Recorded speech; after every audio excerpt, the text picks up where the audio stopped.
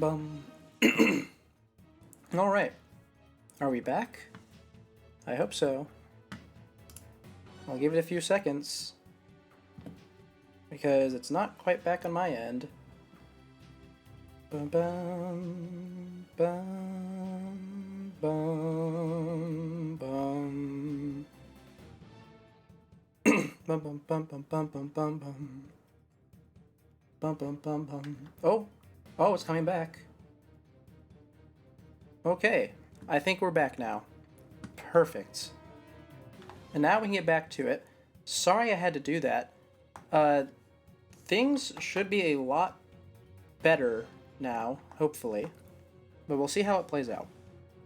Miss Buckler was so upset by Mr. Shipley's death, she couldn't have done it.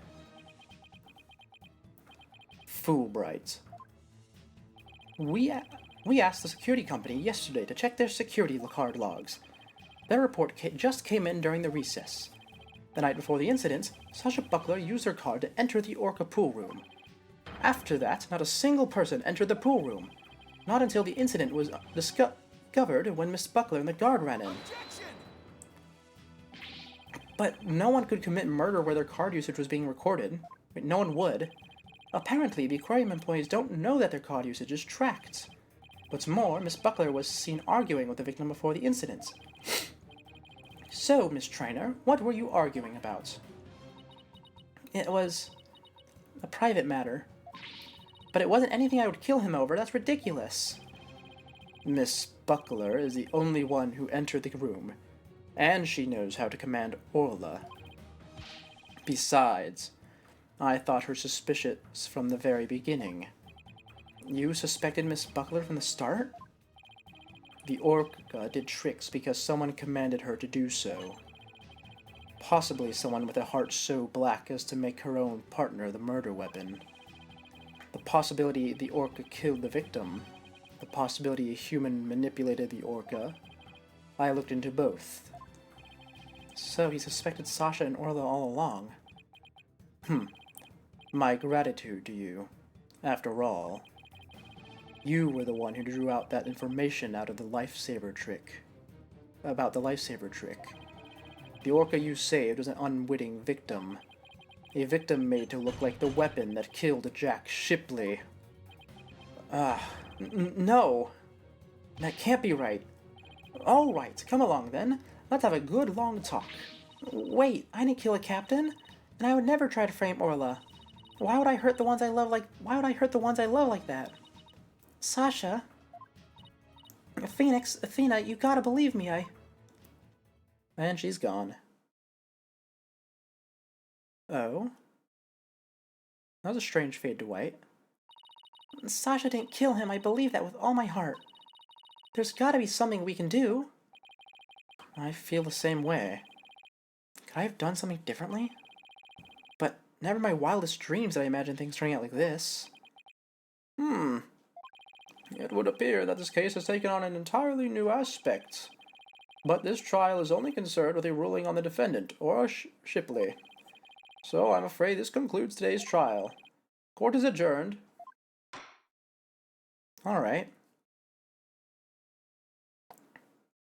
I suppose we could have more trial than I expected remaining. If that's the case. Because we technically have 3 whole days again. And memory isn't an issue. Well, not memory, storage isn't an issue, because this was a DS game.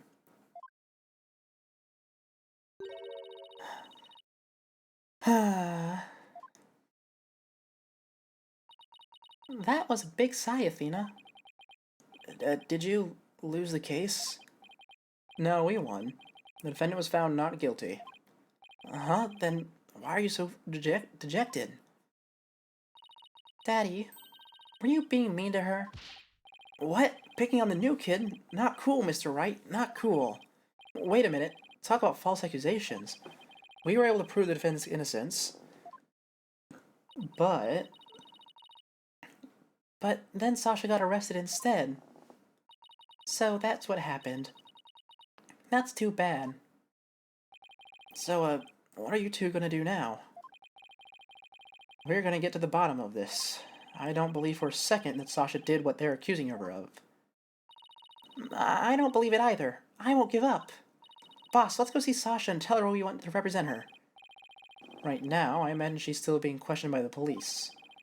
Let's get started on the investigation first, and look for proof of her innocence. Sounds like a plan. Just leave the office to me and Polly, Daddy. If there's anything I can do to help, just say the word. Thanks. If you could organize the evidence and clean the office, that'd be great. I meant anything I could do as a lawyer. Okay, unnecessary evidence given to Apollo. What do we lose? Wait, hold on. Maybe I should wait until the next frame or dialogue box. That takes care of that. Time to head to the scene of the crime. Alright. What did we lose? Oh, we lost a coin. Okay.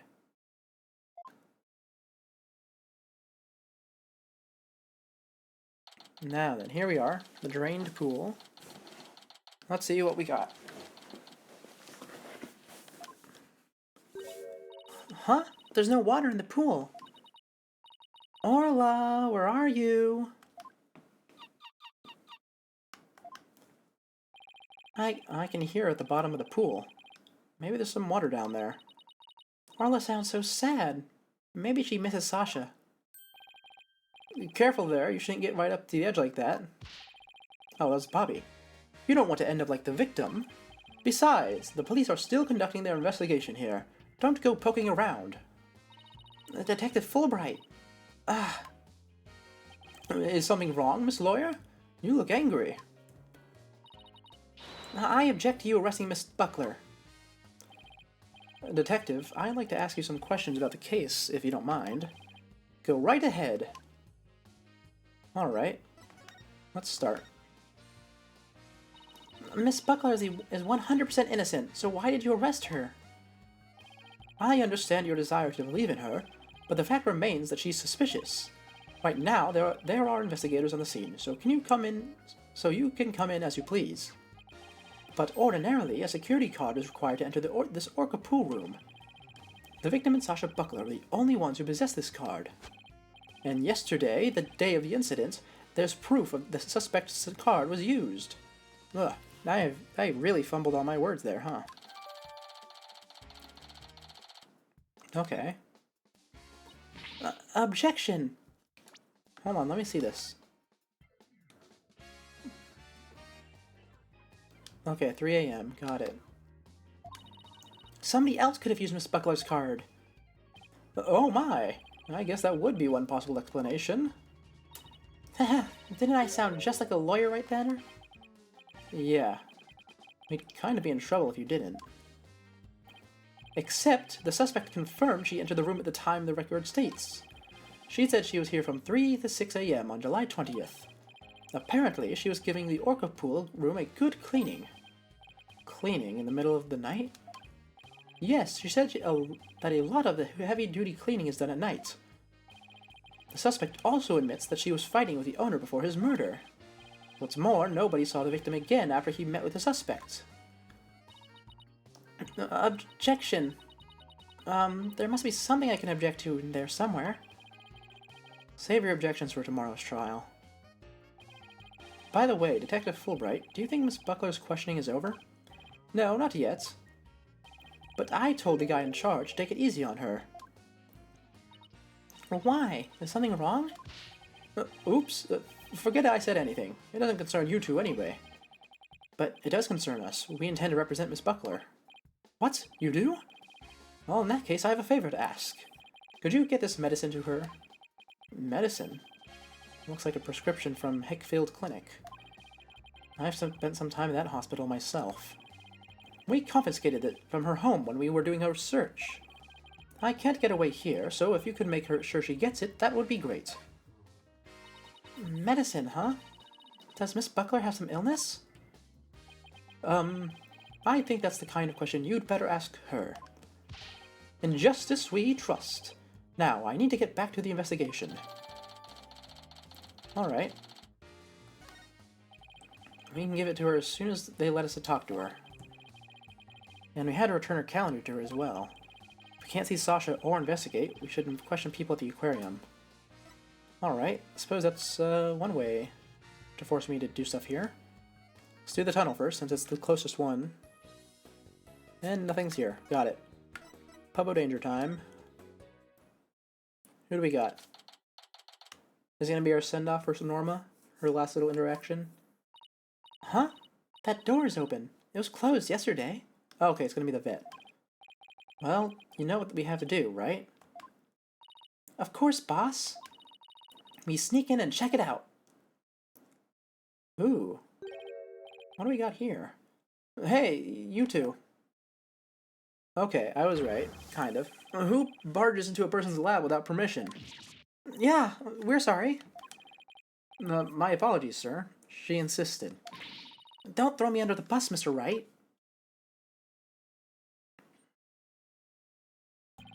The polite thing to do is knock and ask if you can come in. Now, start over. Yes, sir. Come in. Thank you. Sorry to bother you. Now, what can I do for you? Medical problems? Well, yes, I'm not feeling super good at the moment. We're not making any progress on this murder investigation and... Hey, miss, where's the patient? Don't you have your pet with you? Oh, wait a minute. That was my last job. This is the aquarium. I was exhausted from all that questioning. I must have fallen asleep. What's with this guy? My apologies, I just woke up and I was a little groggy. I'm Dr. Herman Crab. I'm Shipshape Aquarium's resident veterinarian. Oh, so you're Dr. Crab. Mr. Rhymes mentioned you yesterday. Rhymes also mentioned he hadn't seen Dr. Crab around. Wonder where he was. Son of a gun. This little thing doesn't let me get any sleep. Beep, beep, beep, beep, beep. Aw, what a cute little thing. Who is it?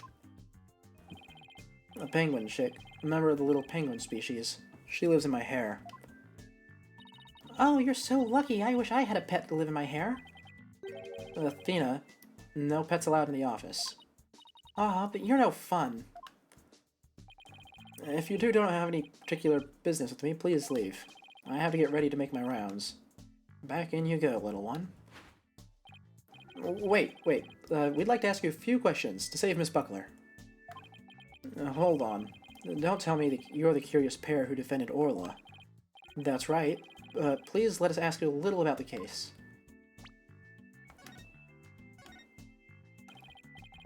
Dr. Crab, were you gone from the aquarium yesterday? That's right. I had some minor business at the Supermarine Aquarium. Supermarine? That's a funny name for an aquarium.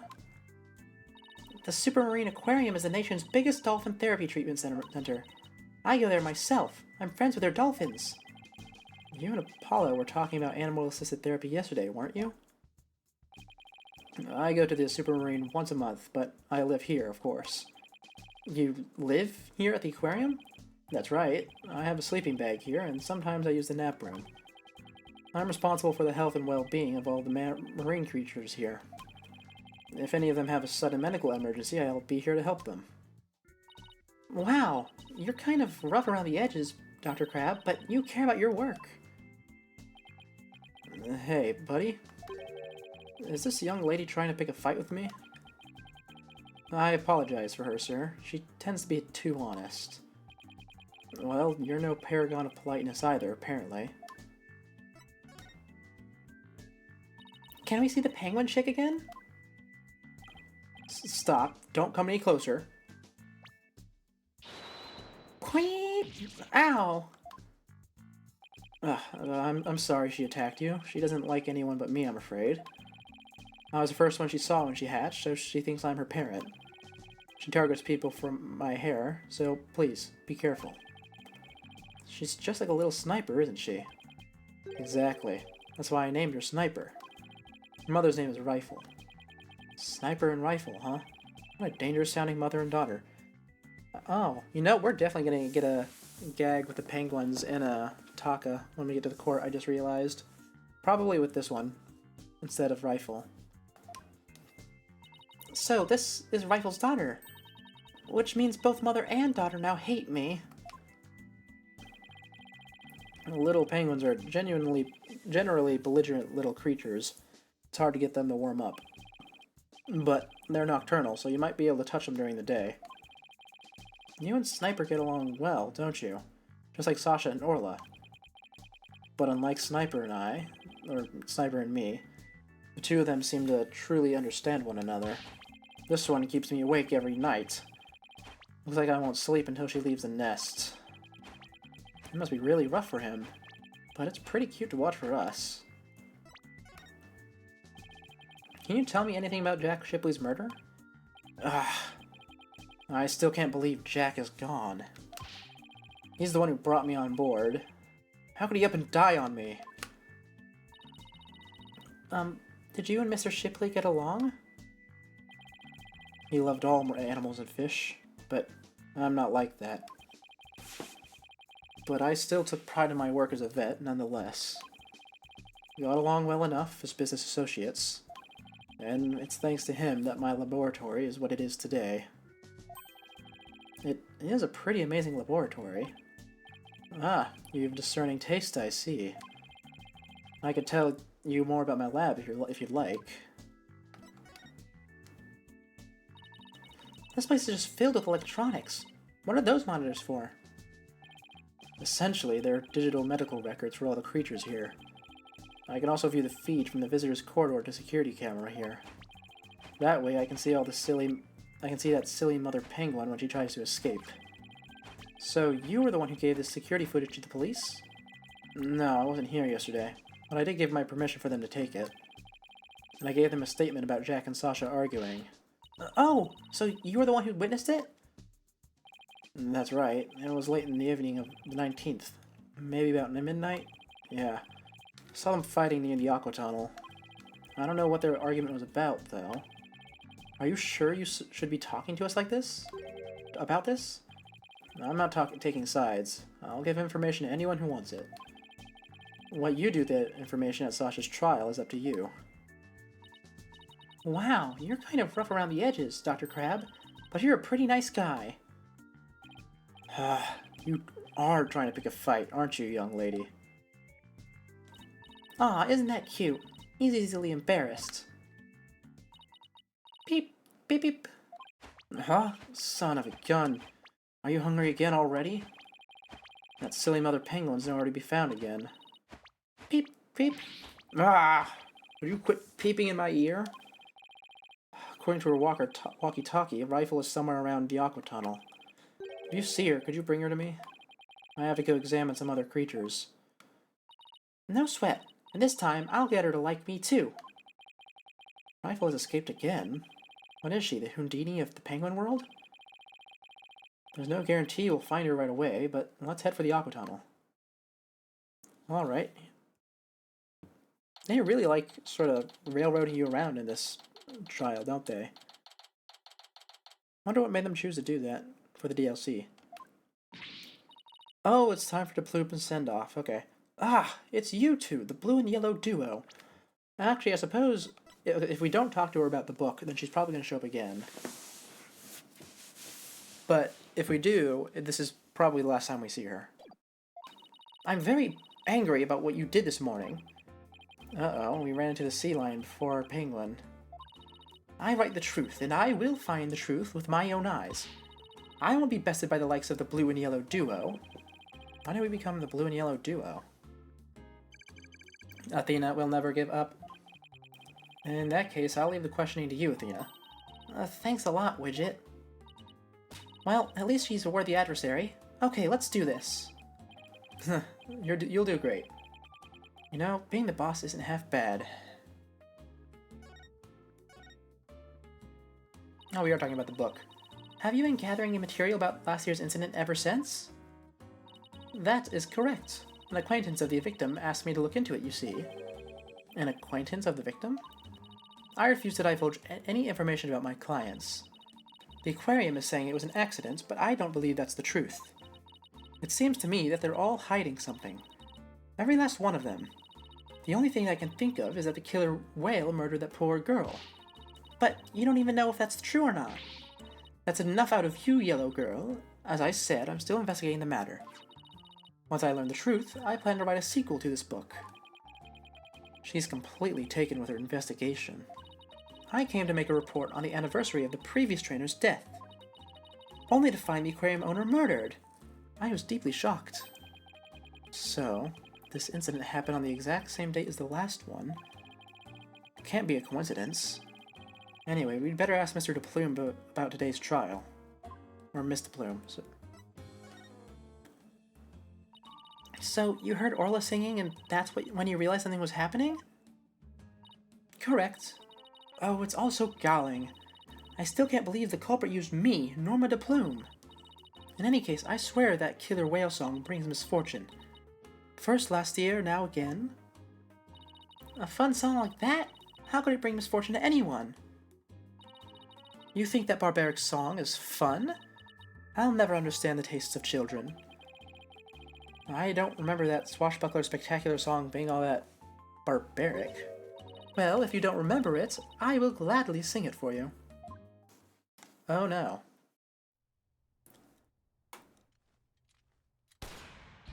Avast, mateys, landlubbers ho, hand o'er all your gold. Oh, this is not the right song. Pillage, plunder, then feast like kings.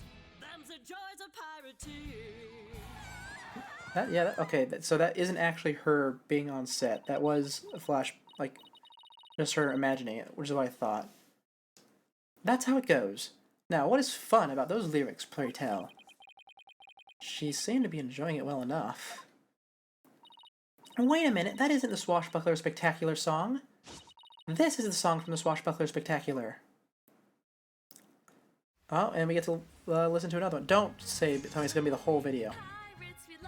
Oh, it's not.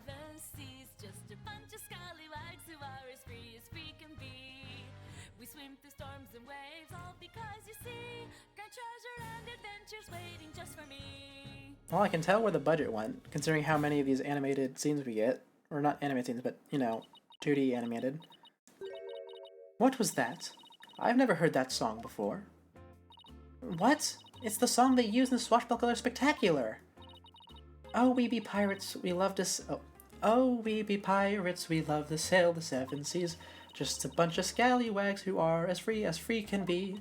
We swim through storms and waves, all because you see grand treasure and adventures wait just for me. But that can't be, it's completely different from the song a year ago. A vast... I don't remember how she sang it, because I've only heard it the one time. Avast, mateys, landlubbers ho, hand o'er all your gold. Pillage, plunder, then feast like kings, them's the joys of pirating. Unless you show me some proof, I won't believe your song is right. Ah, she's so stubborn. Well, if it's proof she wants, it's proof she'll get of the Swashbuckler Spectacular song. Okay, well, that's rather odd. This recording contains the Swashbuckler Spectacular song. In it, you can hear Miss Buckler and Orla singing together. Oh, we get to watch the third one now. Okay, no, we don't get to watch it. We just see it.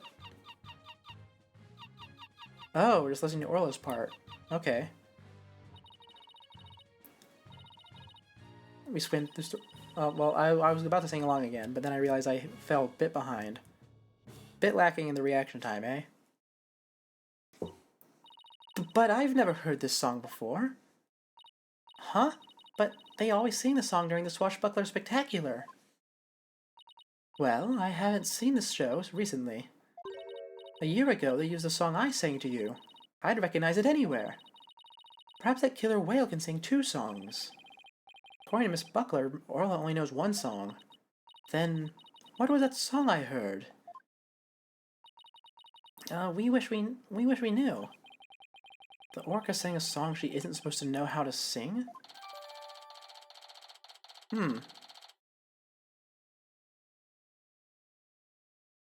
Alright.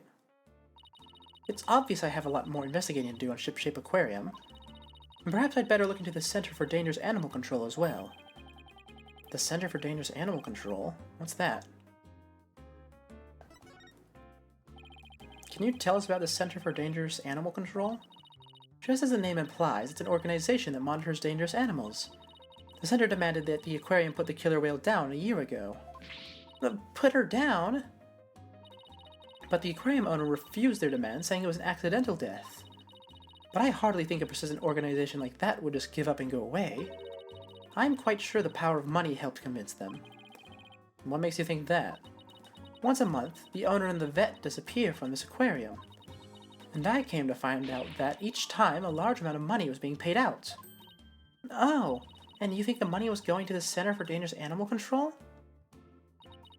I'm looking into it now. You'll have to wait until my book comes out to see. In any case, I can't catch that man on anything. But that veterinarian is not to be trusted. Dr. Herman Crab. There's still so much more we don't know about him. Well, I don't see your rifle here. What do you want to do next? I think we better stop by the office and discuss a plan of action. Well, before that, I would like to know a little theory I've thought up. So we have now some new information.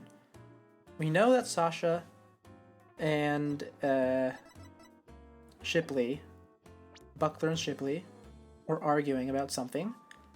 We know that Buckler, is it Buckley or Buckler?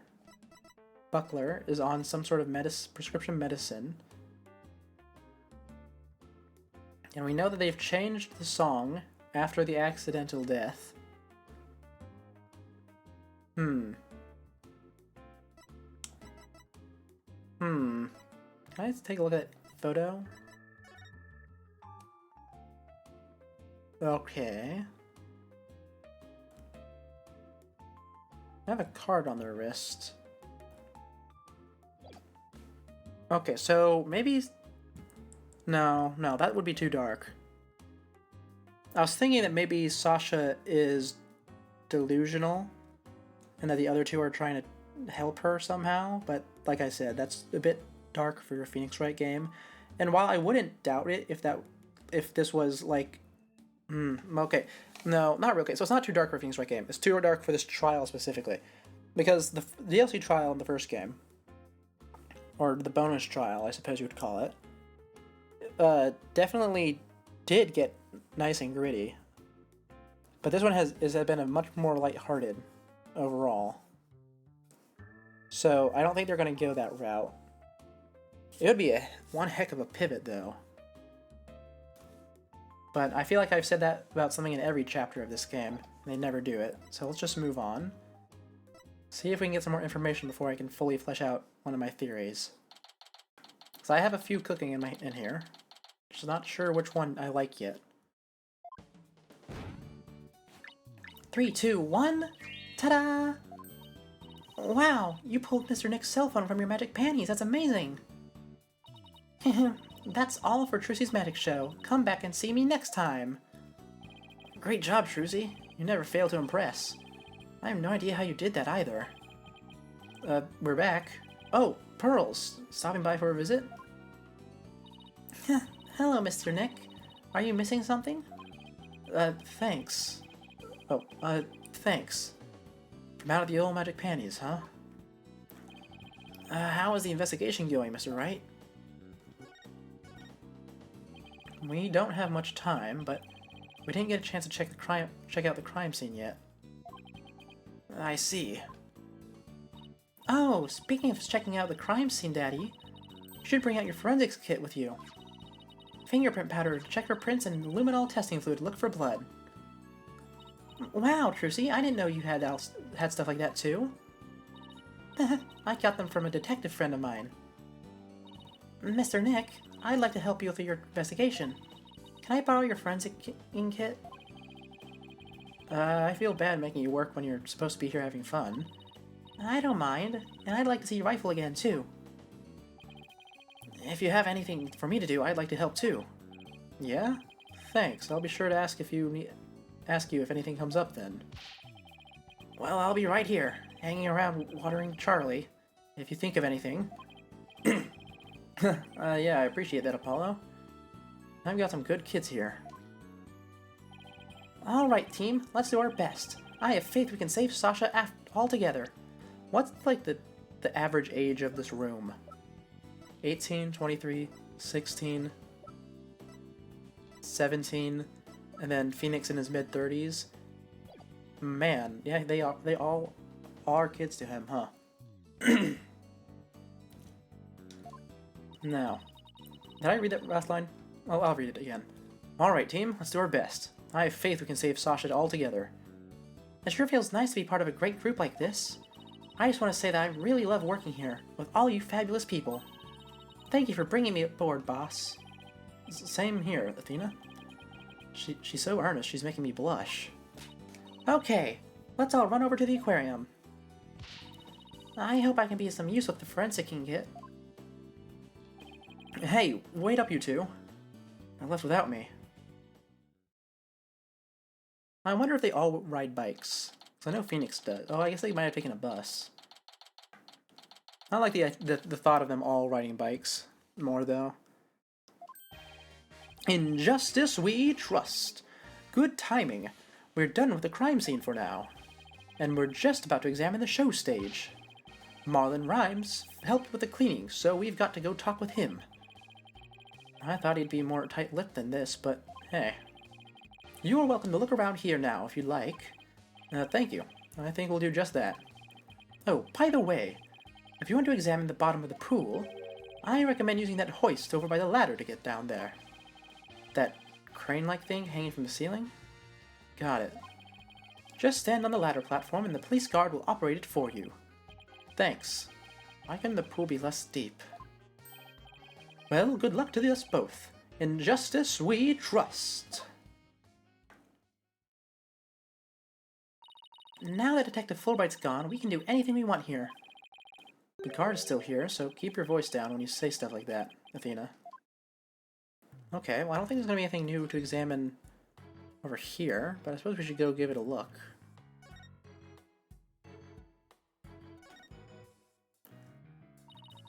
The victim fell to his death and was kept down at the bottom of the pool. But Orla brought him up to the edge of the pool with her lifesaver trick. I wonder if Orla was actually trying to save him. I'm convinced she knocked down the equipment to call for help too. Yeah, I bet that's what really happened. Because she loved him. Okay, nope, can't inspect that at all, so there must be nothing new. Time to go down. Let's use the hoist to go down to the bottom of the pool. Oh, poor Orla. There is not nearly enough room for you in there. Is the veterinarian not permitted to move you somewhere else? This cannot be. I thought this was like a temporary pool and they have a bigger one outside because they have the thing.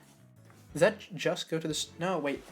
That wouldn't make sense. I mean, they clearly carry her out. Because there's no way for her to swim out. So is this really her tank? That's pretty sad, actually. Oh well, I don't think we need to inspect Orla's side too much, but we can at least check in case there's something we need to see on like the wound. This must be Orla's bedroom. There's even a sofa and everything. Orla, congratulations on your not guilty verdict, but we have bad news. Now Sasha has been arrested instead. Orla seems sad. I'm sure she is. I can sense a sadness filling her heart. Don't worry, Orla, we'll save Sasha. I think Orla's wishing us good luck. Orla really seems to understand what we're saying. She can't understand our words, but I bet she can understand our hearts. Alright, what about over here? This is bolted to the floor. Well, I suppose we should just check Skull Rock, eh? A map, a compass, and a spooky skull-shaped rock. Orla's room is filled with pirate pizzazz. But that Skull Rock seems out of place. It doesn't go with the other things. Yeah, it does seem pretty weird to have a big Skull Rock next to your desk. Well, this is a prop for the new show, isn't it? Maybe Sasha wasn't finished arranging the set? When it comes to Orla, Sasha doesn't seem like the type to leave something half done. Her state of mind when she put it there. That could be the key to this mystery. And I bet it's a mystery I can solve. Never mind that mystery. Let's get back to the investigation. Can I just immediately... Oh, I don't... Okay, the luminol and, the fingerprint test is not a part of my inventory. It's just something that I'm gonna pull out, I guess. Wow, look at all that treasure! Those jewels in that crown are huge! They sure are. I guess everything is size large around here. No, everything is size Orla. I stand corrected. Is this a good time to get started, Mr. Nick? Huh? Started with what? This is the crime scene, right?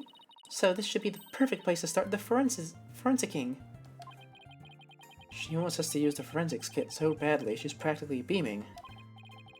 Okay, let's do it. Forensicking it is. Hooray! I get to help! Alright, we'll need these. What's with these glasses, Mr. Wright? It's not like they're a fashion statement. We need them to see if there's any blood. Alright, Pearls, you spray the luminol wherever I need, okay? Got it, Mr. Nick. I won't miss an inch.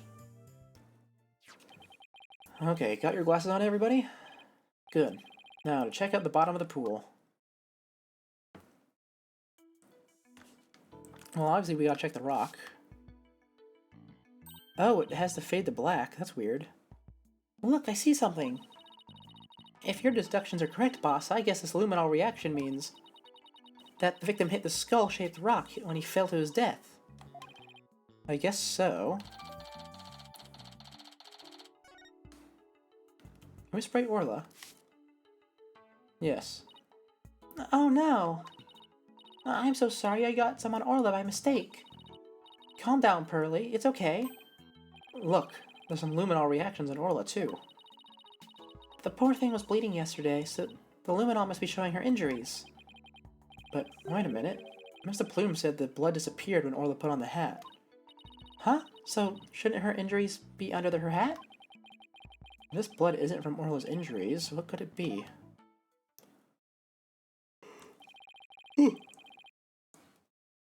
I guess that's about it for the inside of the pool. Then let me just get a quick photo to remember this occasion by. It's not every day we get to see the bottom of the aquarium pool. Yeah, that's a good shot. I'll mark it where the luminol reactions were. Yay, my first collaborative work with Pearly. Okay.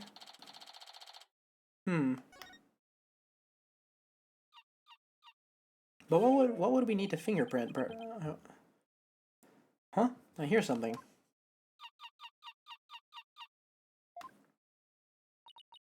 Orla? Boss, something's wrong with Orla. What? You're right, she's listless. And she's sinking. Oh no, maybe it's because of that luminol I got on her. What should we do, Mr. Nick? We can't do anything for her ourselves. Let's go get Dr. Crab. I'll run and get him. Well, I don't think it's the luminol that caused this. What's Orla's condition? She's listless and sinking. Maybe she's unconscious? The pool is drained. Son of a gun, who did this? She'll drown unless we do something. Here, give me a hand. Huh? Us? No, I meant the Steel Samurai. Of course you. Just help me. What? Alright. What do you want us to do? There's no time to fill the pool to get her up to the top. We get the orca stretcher. It's a piece of black cloth with a skull and crossbones on it. Looks like a pirate flag. When the stretcher is ready, press the hoist button. Okay, we're on it. Okay, he wants me to examine, yes. So this pirate flag is a stretcher for the orca, huh? We can't use it with all this stuff on it. Let's clear it off.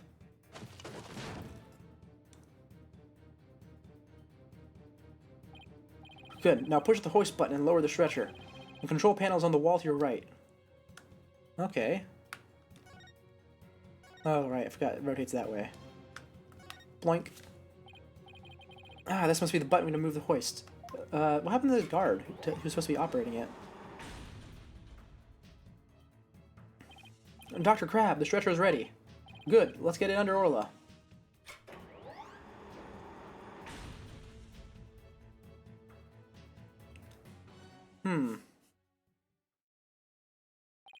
I'll take it from here. Stand back. I have to treat her immediately. There's something in her stomach. Oh, did he cut her open, perhaps? There, I got it all out. Will Orla be alright, Dr. Crab? Yeah, she'll be fine. She's just sleeping now. Orcas are mammals, so they won't die if they're out of the water for a little while.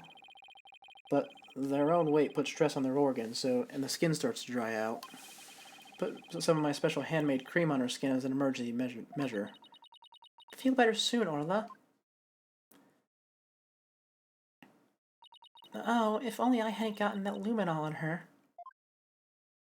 Luminol? Nah, no problem there. That stuff just washes right off. Orla's condition has nothing to do with you, young lady. Really? Then what's wrong with Orla? I don't need to share that information with you people. It's none of your business. I have to get back to my rounds, so I'll leave the rest of the crew. Please keep an eye on Orla while I rouse some crew members. Dr. Crab sure is acting funny. Seems to be hiding something. Maybe we should check on Orla's condition before the staff gets here. Yes, can I look at this? Fish.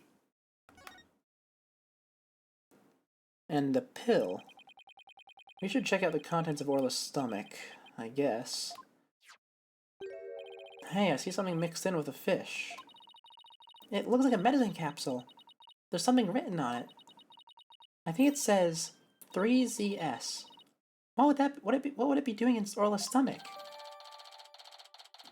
Oh, are they, like, sedating the orca to keep it from being violent?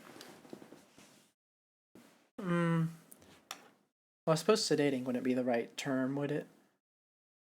But it could be that, or it could just be Buckler's medicine that somehow got into Orla's stomach. That's pretty big, actually. I don't think a human would be able to swallow that. I wonder what kind of medicine it is. Let's ask Let's ask Dr. Crab. It might have something to do with Orla's condition. Maybe we better not ask. He must have noticed it himself, yet he didn't mention it. I think he's hiding something about Orla's condition. If we show him the capsule, he might try to take it away from us. Yeah, I guess he was acting pretty sketchy. Okay, let's look into it ourselves then. Good idea. When we get back to the office, we can ask for Apollo's help. I guess that wraps up our investigation here. Orla still isn't fully awake yet. Oh, here comes some staff. Looks like they're going to put Orla back into the pool.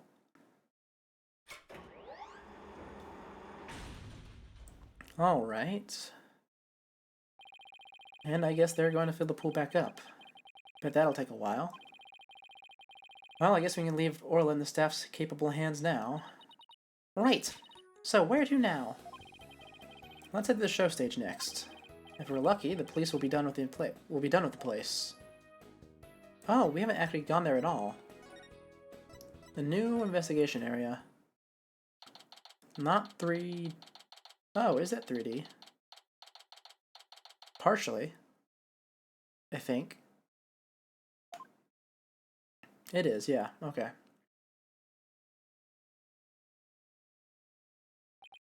So, this is where they hold the Swashbuckler Spectacular, huh? Looks like the police are done with their work here. Hey, it's you lawyers! How could you let Sasha get arrested? Didn't I ask you to take care of her?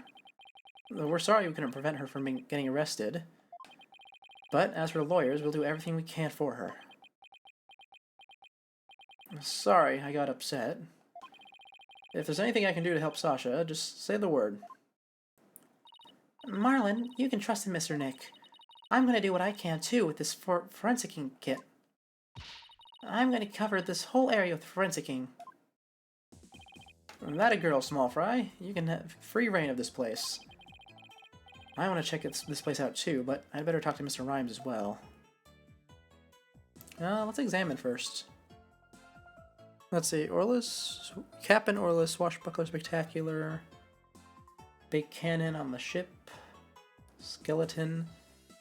What here could possibly... let's try this.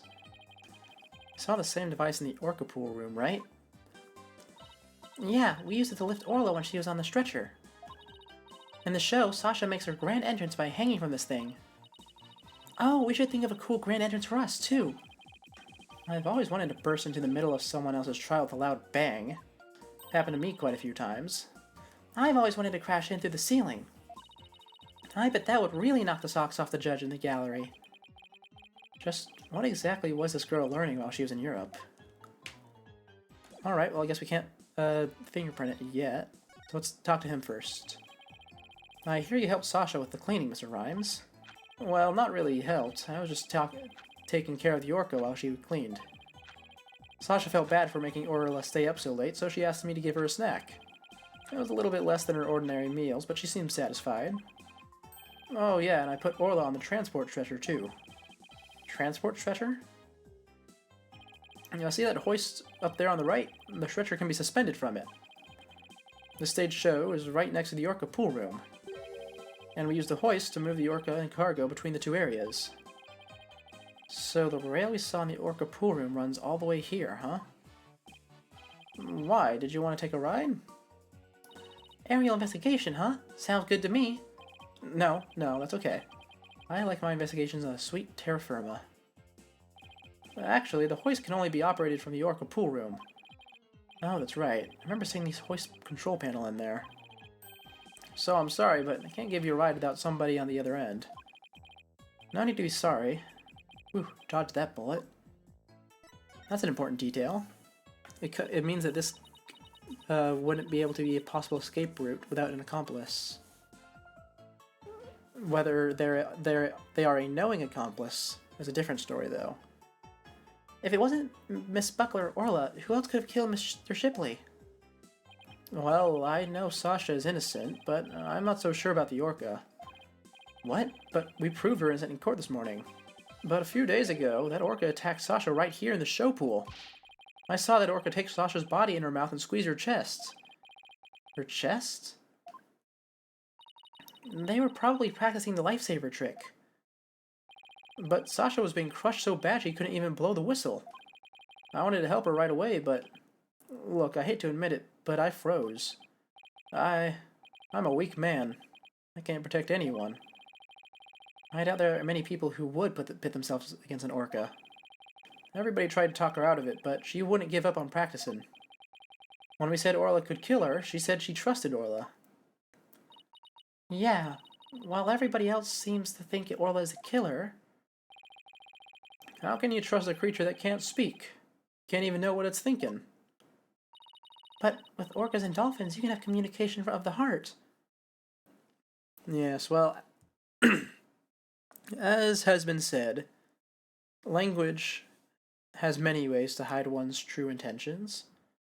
So I don't really think that Rhymes' argument has as much merit as he would like it to have. Of course, with that being said, Athena is not doing great on her counter-argument, but that's fine. Alright, I suppose we do have to examine then. It's not the hooks. What is it going to be? The sign? This colorful sign. Did Miss Buckler make it? Wow, how'd you know? Yeah, that sign is for the new show.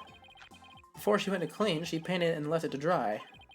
She told me to keep an eye on it while I was taking care of the Orca. Huh? Isn't that Skull Rock there on the right? Can I compare it to this real quick? Okay, this does not have the name of the show on it. Just has some designs. Mr. Rhymes, is this Skull Rock a part of the set for the new show? Yeah, I guess so. If they were going to use it in the show, what's it doing in the Orca pool?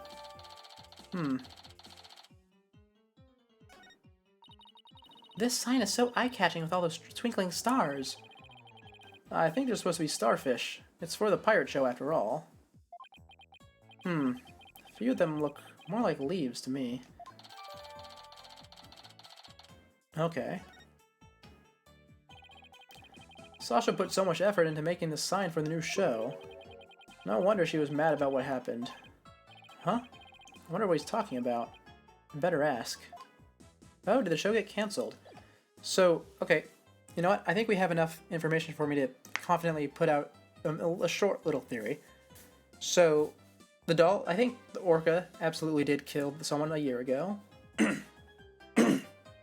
Or at the very least, it was involved in their death. We know that much. And Sasha still trusts it, right? Yeah, but not everyone else does, which is probably related to the medicine. It's either for Sasha or for the Orca.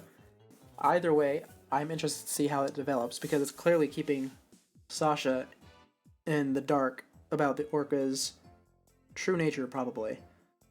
Anyway, she's going to practice the show, and she keeps getting injured, or at least she suffers at least one injury, and everyone tries to talk her out of it. And then the captain probably cancels the show, which is probably what they were fighting about. Yeah. Let's see if this dialogue can substantiate my idea. You say Miss Buckler was mad. Was it because of the new show? Me and my big mouth. Okay, but you never heard it from me. There was a rumor that the captain wasn't going to let Sasha be in the new show. What? But why not? I don't know. It was just a rumor. I don't know if it was true. So Mr. Shipley was going to do the new show all by himself? Alright. I can't even imagine the show without Miss Buckler. It would be like, where's the beef? Is she trying to say it would be like bones without any meat on them? I thought they were trying to reference that old Arby's commercial. Oh, people probably don't know the where's the beef commercial, do they? Oh well, that's fine. Just don't think about it too much. That's for me, not for you guys. Sasha wanted to go back to the old Swashbuckler Spectacular. But now that the captain's gone, who knows what's going to happen with the new show.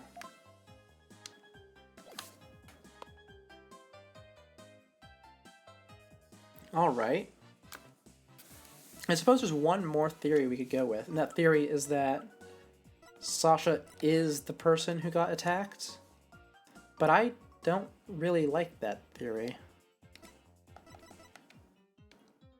Oh. You know, with that being said, these two people are basically... So the two are very obviously completely opposite in terms of design. Red spiky hair with a sort of smug look, and blue curly hair. And obviously we don't have an appearance, like any facial expression here. But it seems the shape of her face is a bit different. What about it is different? Hold on, let me take a look at that. I think it's the eyebrows. No, I don't think that's good enough to go off of. It'd be a crazy twist, though. Don't get me wrong.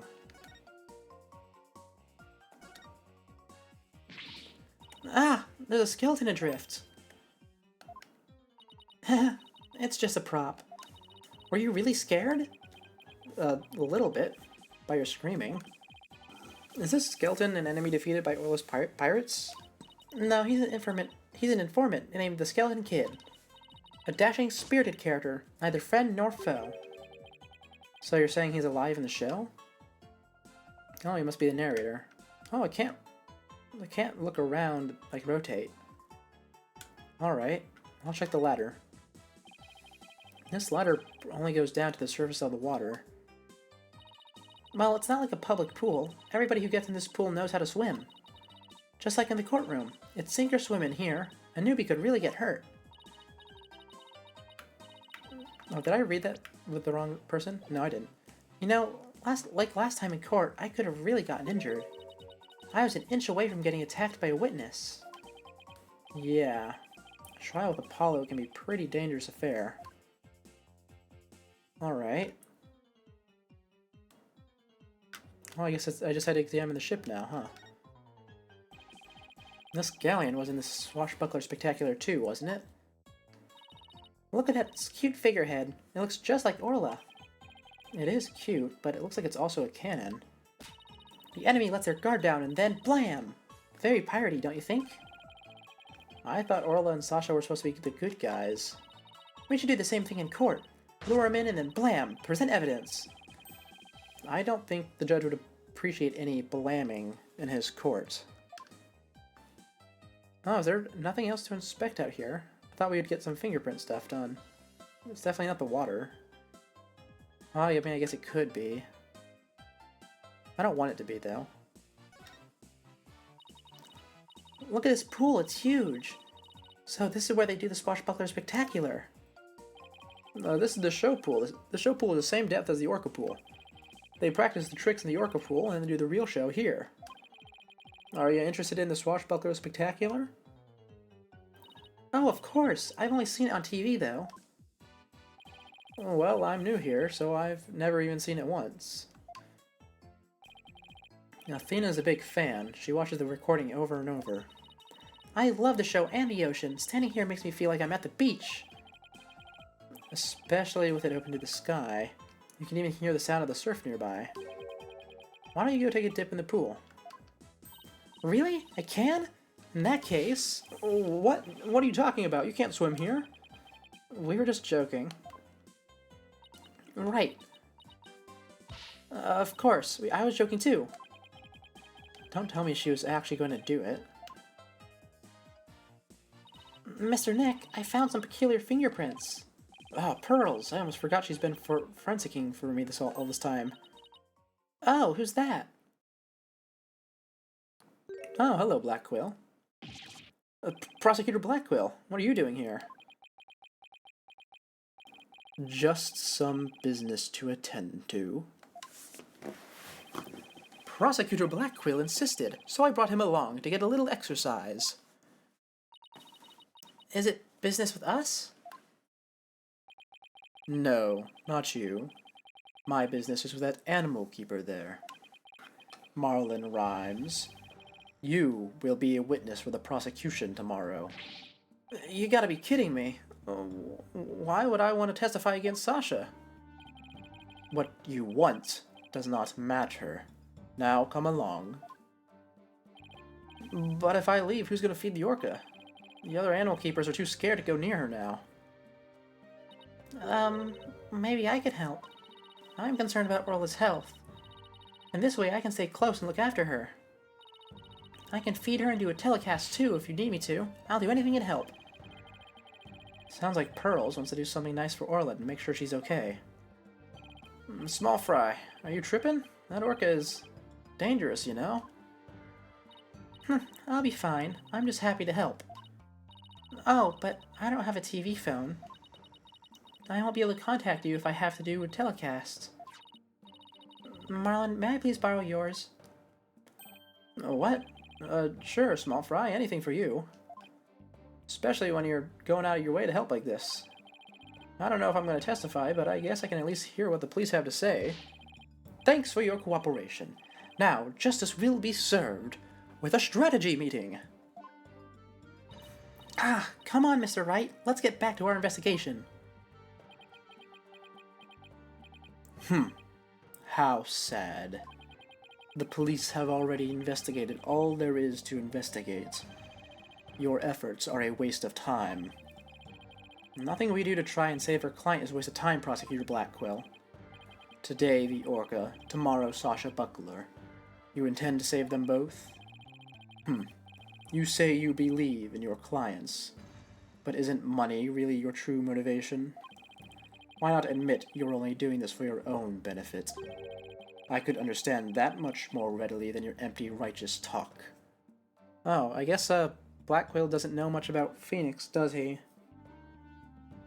Phoenix... I mean, I think a very brief glance at his history would be enough to indicate that he doesn't really care about the money. I mean, he does, right? He complains whenever people get money out of him. But considering how he lived the last, like, 6, 7, maybe 8 years...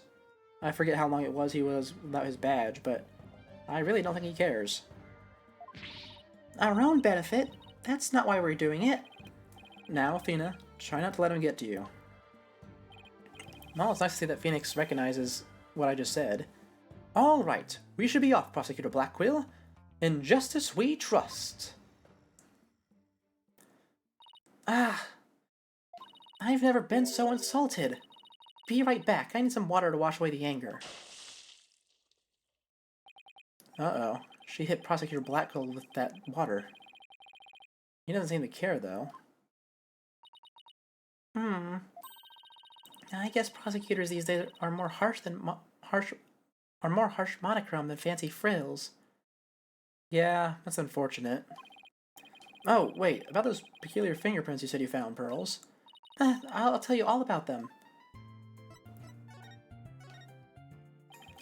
So, tell me about this big discovery you made. Well, I don't know if it's a big discovery, but I found some odd fingerprints on the pool ladder over there. Okay, so what's peculiar about them? Well, they're on the left side of the ladder, but they're right-handed prints. Hold on. Can I take a look at something here? Oh, that's what the bruise is. It's a... Wait, the bruise isn't this, but the bruise is kind of resembles a handprint. Oh, maybe not. Am I just seeing things? I could just be seeing things. Well, they're on the left side of the ladder, but they're right-handed prints. Wouldn't a person usually hold the left side of the ladder with their left hand? Plus, I think they are made from above by grasping the ladder with the right hand. Now you mention it, that is strange. Wonder whose prints they are. I compared them with the prints on file, and they turned out to be Marlin's. How do you manage to leave prints in such an awkward position? So, Mr. Nick, was I helpful? Yes, you were. Thank you very much, Pearls. I don't know if they're related to this case yet, but I'll keep them in mind. Oh, that is a very odd way to have your fingers positioned on a ladder. Huh, I bet Detective Fulbright doesn't know about these prints. I imagine their search wasn't as thorough here as it was at the crime scene. You're probably right. I'm sure they didn't check everything at the actual... I'm sure they checked everything at the actual crime scene, though. But I guess they can't do forensics on every inch of the rest of the aquarium. But we could, thanks to Pearly, and now we have a new piece of evidence, or information. Oh, you're embarrassing me, Athena. Oh, there's Rifle. Found her. Hey, it's Rifle! We've got to catch her! And don't worry, she's been a good girl right here on my lap. Huh, well, I'm glad she's been found. I forgot we were looking for her, actually. Yeah, thanks again to Pearly. I think somebody's jealous. Well, I think I'll go talk to the staff about Orla. Alright, good luck, Pearls, and thanks again. Alright, seems that we're nearing the end of the investigation period. Well, I guess we're done with things here. What are you gonna do next? How about if we have Apollo check out our mystery evidence? Oh, that's right, we haven't done that yet. Good idea, let's stop by the office. Oh, and they have to railroad me so I don't bring the penguin to, Crab. Okay. Oh, you're back! How's the investigation going? It's going pretty well, but there are still things we need to answers to. Let me know if there's anything I can do to help. Do I present to you? I think I present. Here you go. Apollo, there's something I'd like your help with. You have work for me? What is it? Could you have this capsule checked out? I think it's some kind of medicine. Sure thing, Mr. Wright. I'll go to a hospital or something and have somebody take a look. Let's see. I'm pretty sure the closest one is Hickfield Clinic. Good luck, Apollo. And thanks. I certainly didn't want to go there myself. I wonder if they'll let us see Sasha now. It has been quite a while. Let's stop by the detention center and see. I have something to deliver to her, too. Don't forget. Man, they really are just railroading us so that we don't go to the vet. I guess he's probably our last stop, then.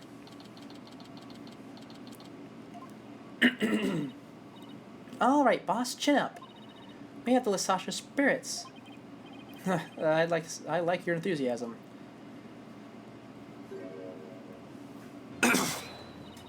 Ahoy there, me hearties. Thank ye for coming. Arr. I be in good spirits. Worry not about me. She's trying to cheer us up. Well, that went over like a lead balloon. I was trying to make up for all your trouble. Maybe the two of you need to take it easy. I guess they both had the same idea. We came to let you know that we can take on your defense if you'll have us. What?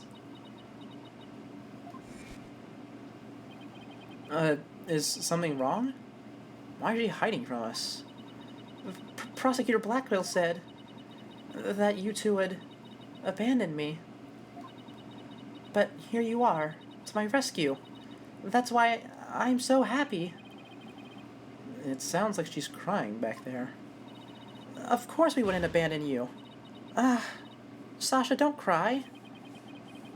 Maybe the two of you need to take it easy. Great, now I've got crying in stereo. Okay, I'm alright now. Thank you for taking on my case. We're glad to do it. Well, now that you're smiling again, we have a few questions to ask you. On the night before the murder, did you enter the Orca pool room alone? That's right. On July 20th from 3 to 6 a.m. I was there cleaning and organizing. The captain and I were actually supposed to clean it together starting at 4 a.m., but we got into a fight. I couldn't face him, so I went an hour early and started cleaning. What does the Orca pool room cleaning involve? Well, first we had to move Orla into the show stage pool before we get started. Mr. Rhymes mentioned he took care of Orla in the show stage pool. After Orla was moved, I drained the pool and rearranged the equipment and props. And did the captain ever show up? 4 a.m. came and went, but he never showed. I bet he was mad at me. I wish I'd apologized to him instead of being all prickly and angry like a scorpion fish. Oh, should we be suspecting Rhymes? It was said that Orla was hungry in the morning. But no, he gave her a snack. But what about the medicine? He doesn't know about the medicine. Okay, I guess we shouldn't... No reason to suspect him for now. Right now, the only person we really have any suspicion on is Crab. Yeah. Oh, wow, he really is the only one we have suspicion on, huh?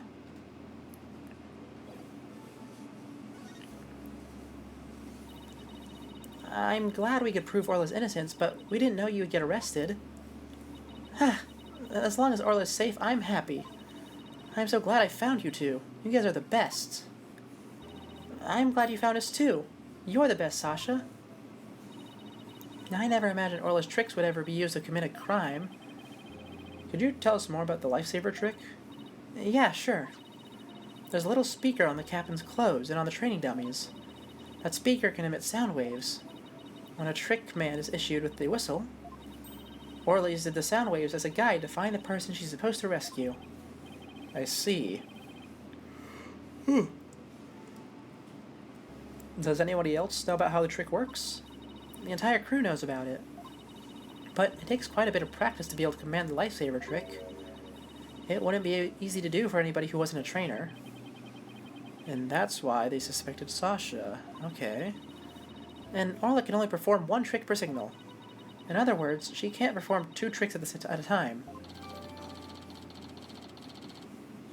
Okay. Oh, okay, well that's for the singing. Well, we already knew that the singing was a recording. And I think I, called that out as soon as it was first mentioned. But, in this case, it's gonna be... We have 2 things that contradict... That prove that the singing is a recording. We have the song being different, and we have this thing right here where she can't do 2 things at the same time. So no lifesaver and singing. Wait, so she can't do the singing trick and the lifesaver trick at the same time? Oh, that's what I was talking about. So what was that song Mr. Plume heard? Oh, Mr. Wright, I just remembered. We have something in return to Sasha. Oh, yeah, you're right. I have it right here in my evidence. And we have to give Sasha the item that item Detective Fulbright gave us, too. Oh, right, I forgot I had to give her the calendar as well. There it is. This is your calendar, isn't it, Sasha? Huh? No, mine's at the aquarium. Yeah? Mr. Rhyme said he found this one in the nap room. Huh, I didn't think anybody else at the aquarium used a calendar like that. The owner of this calendar had a meeting scheduled with the victim. This mystery person might be the killer. We'd better find the calendar's owner. Alright. And what of the medicine? Detective Fulbright asked us to give you this medicine. Arr, that bilge-sucking blackguard had spine to send me a gift. Dread pirate no-stash, don't stand there gaping like a weak little minnow. Have at ye. Oh, a real swashbuckling pirate battle. Arr, if it be a fight ye want, a fight ye shall have. Could you two please not drop in the show mode out of the blue? Okay, sorry about that. Yeah, I'll take that medicine. She's acting kind of funny. What is this medicine for, by the way? Well, I guess I can't keep it a secret from you two. I suffer from a heart condition. A heart condition? Then you'd better get to the hospital right away. Take it easy, Athena. She's in detention, remember? And she has prescription. Medication, that is. And don't worry, it's not as serious as it sounds. They can fix it with surgery. Not serious? A heart condition is a heart condition. Don't tell us not to worry. Yeah, I'm sorry. The captain was just as mad at me the day before yesterday. We both got so worked up at one point. It was like a shark-eat-shark situation. Oh, that sounds scary. Do you mind if I ask more about that fight? Why were you arguing with Mr. Shipley? The captain knew about my heart condition and he was worried about me. So he said he wouldn't put me in the new show. See, I'm not in the new flyer. Oh, you're right. It's just Orla and the new adversary, Red Stash. I was so upset and frustrated. I was still crying when I went to do the cleaning. And I cried for quite a while before I drained the pool, too. But then, you know what? Orla did a trick to try and cheer me up. She acted out the scene where she defeats the giant octopus by spiking the ball at it. She spiked the ball so hard she even ended up breaking off one of the octopus's legs.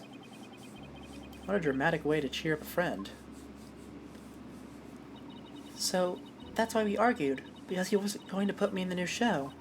But I was determined to be in the show yesterday. It was July 20th, you see, the anniversary of the death of the trainer before me. Azura Summers, the person Norma de Plume wrote about in her book. I wanted to explain to the audience that it was an accident, not murder. That's why I needed to be in that show so bad. So during the cleaning, I moved the skull rock to the orca pool.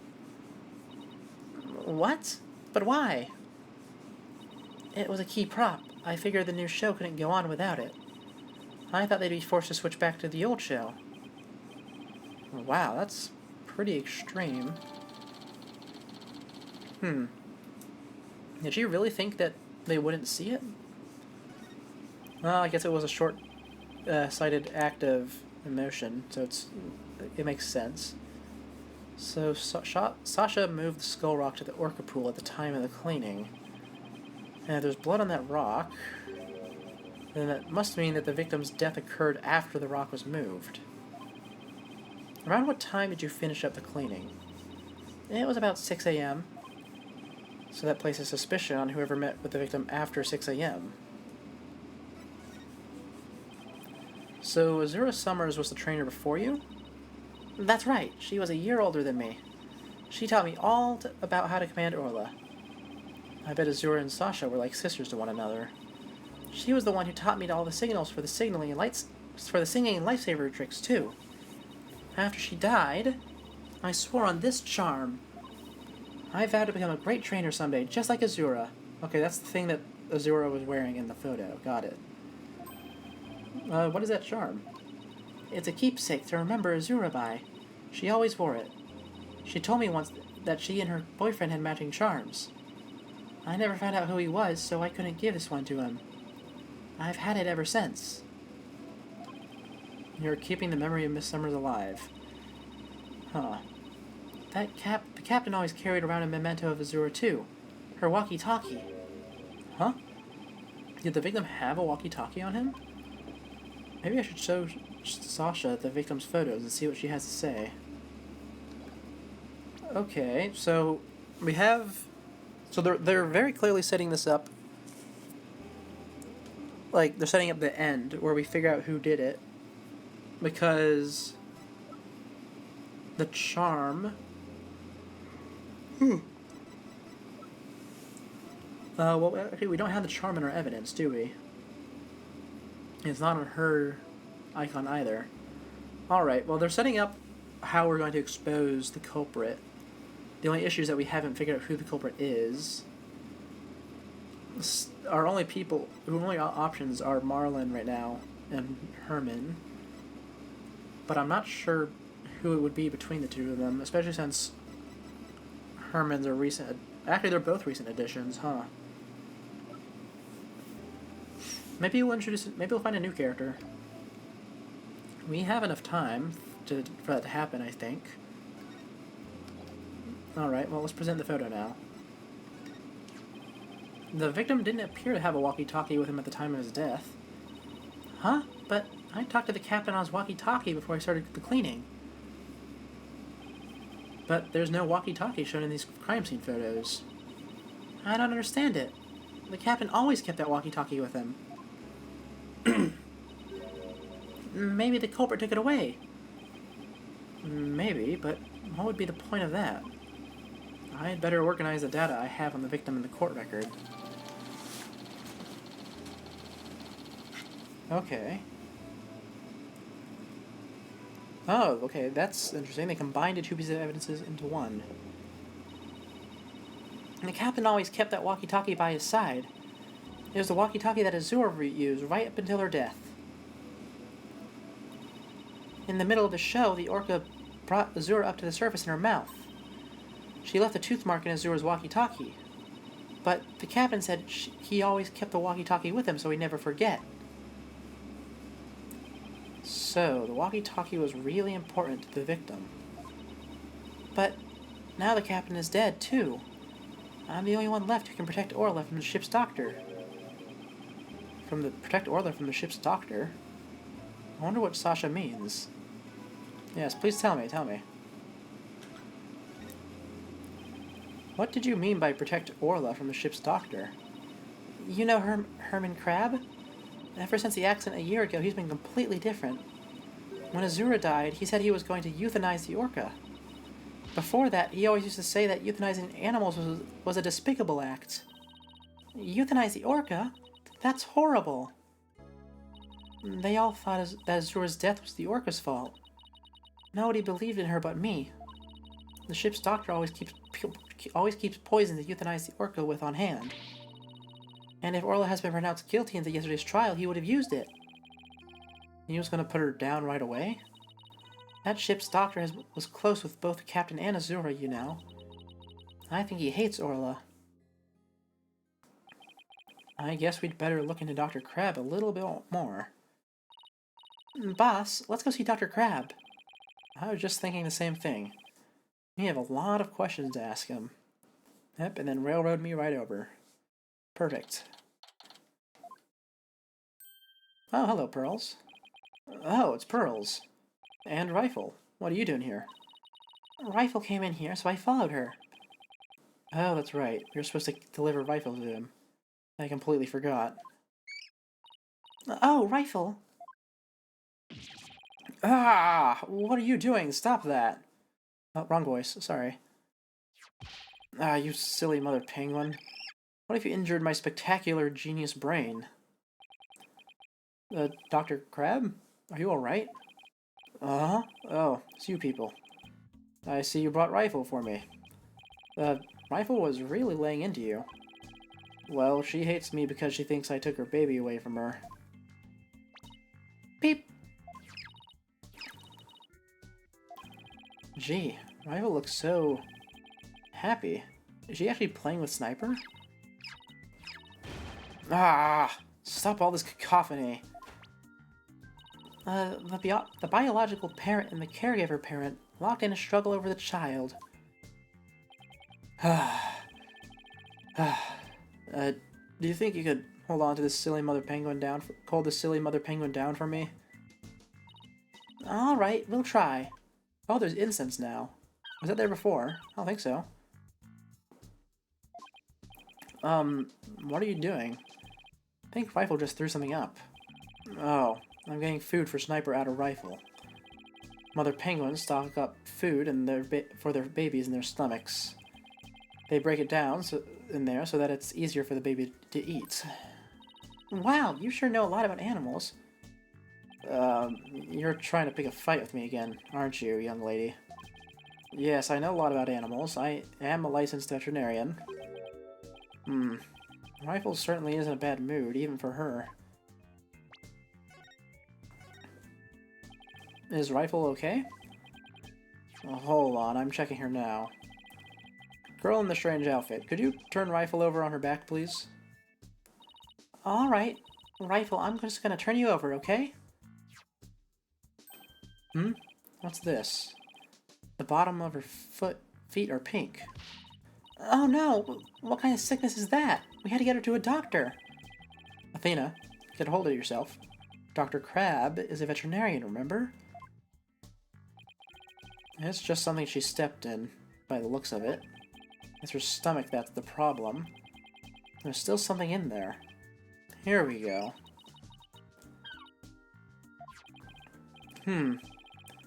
Looks like she swallowed something odd. I know this penguin will eat anything, but why did she pick up something like this? Son of a gun. I'll have to ask Marlin I'll have to talk to Marlin about her care. Dr. Crab, may we see what was in Rifle's stomach? Huh? Oh, please be quiet. I'm busy right now. Busy? But you're just staring at that weird machine. I'm checking to see when Rifle ingested the foreign objects. He just keeps looking at that machine. You don't even glance her away. Now I'm really curious to know more about his monitoring system. Alright. Well, tell me about the charm first, because they really, they really are setting this up to be pretty easy to figure out once this final piece falls into place. Huh? This looks like the charm Sasha had. Dr. Crab, do you know anything about this charm? Charm?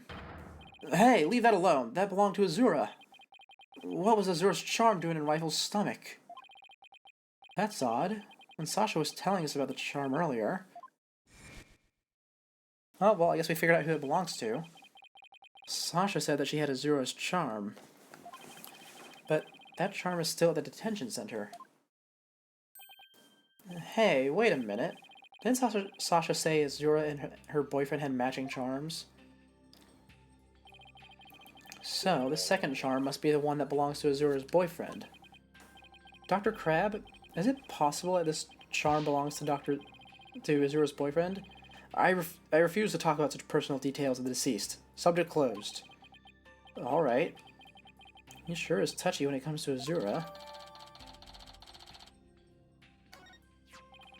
Azura Summers. Yesterday was the anniversary of her death, wasn't it? That's right. She was killed by the Orca. Do you really think Orla killed her? I don't believe it. You can say if the Orca did it on purpose, but the fact remains that she killed Azura. I was right there the day of her death a year ago. I saw the Orca bite Azura with my own eyes. But, is that really the whole truth of what happened? I guess only Orla knows what really happened, both a year ago and this time. Alright. How about this monitoring system? Could you tell us about the monitoring system you have here? It's a collection of electronic medical records for all the creatures here. With this system and the camera footage, I can monitor the creatures 24/7. I won't tell you any more than that. It's private company business.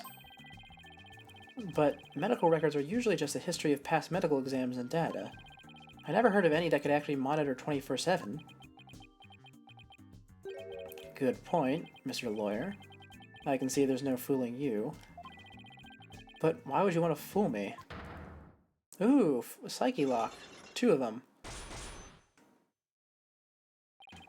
This guy's going to be a tough nut to crack. I have my reasons. Well, let's go ahead and do this.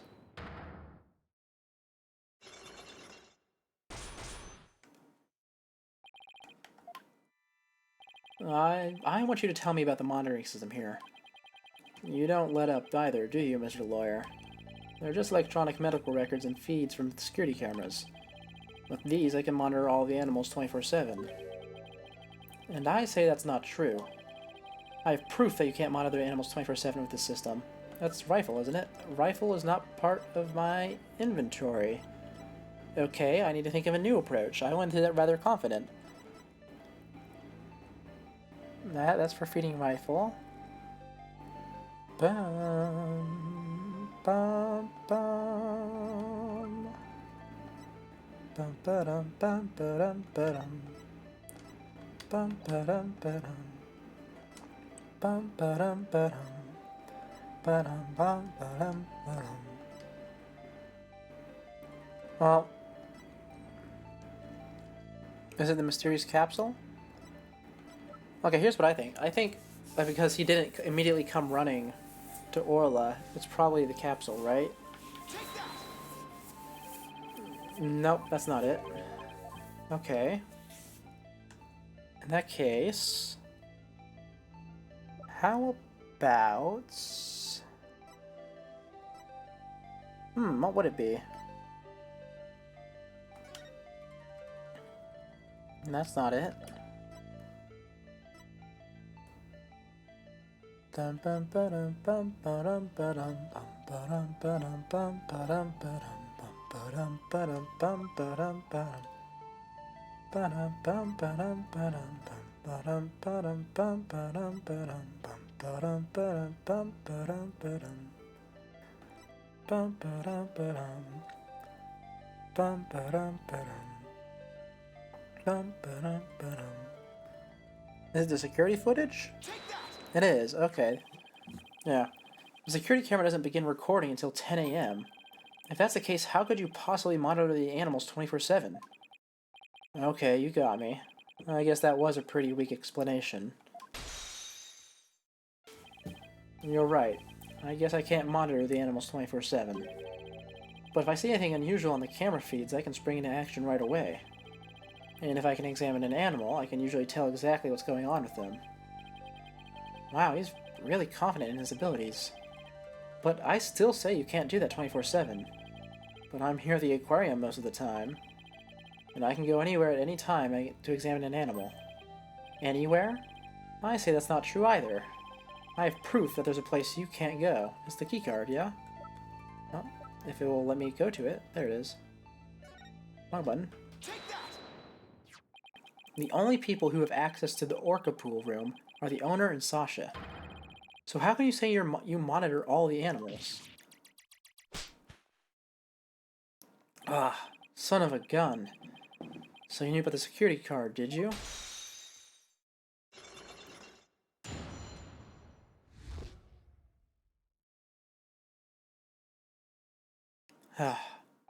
Yeah, tighter security was imposed on the Orca a year ago as a precaution. Due to Sasha's objections, I wasn't allowed to have a card. I guess she was trying to protect Orla from him. So you're monitoring the animals with a system that's private company business. But I have to insist you tell me about the monitoring system. Now you're trying to pick a fight with me, huh? Very well. I suppose it's only fitting that the spoils go to the victor. I'll tell you about the Ship-Shape Aquarium's ecological data organization system. Yes, please tell. So, what does that machine you were using do? It's a system of ecological data organization developed in Europe. I call it the Torpedo. What do you think? Pretty impressive name, isn't it? Torpedo? As in, man the battle stations and all that? No, it's the name I gave to this data organization system. Torpedo stands for Teleobservation Real-Time Pertinent, a Pertinent Data Organizer. Okay, but is it super admin restricted, desktops access password protected? So, that's... Oh, wait.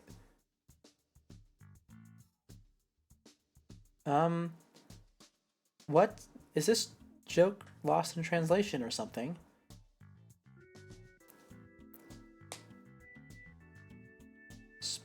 Yeah, what is Sparta supposed to mean? Sparda. Huh, maybe it is lost in translation. And the torpedo collects data through sensors placed on or near the subjects. Temperature, heartbeat, vocalizations, etc. It gathers this information 24 hours a day. All of this data is then sent to my terminal and these monitors. Wow, this torpedo sounds amazing.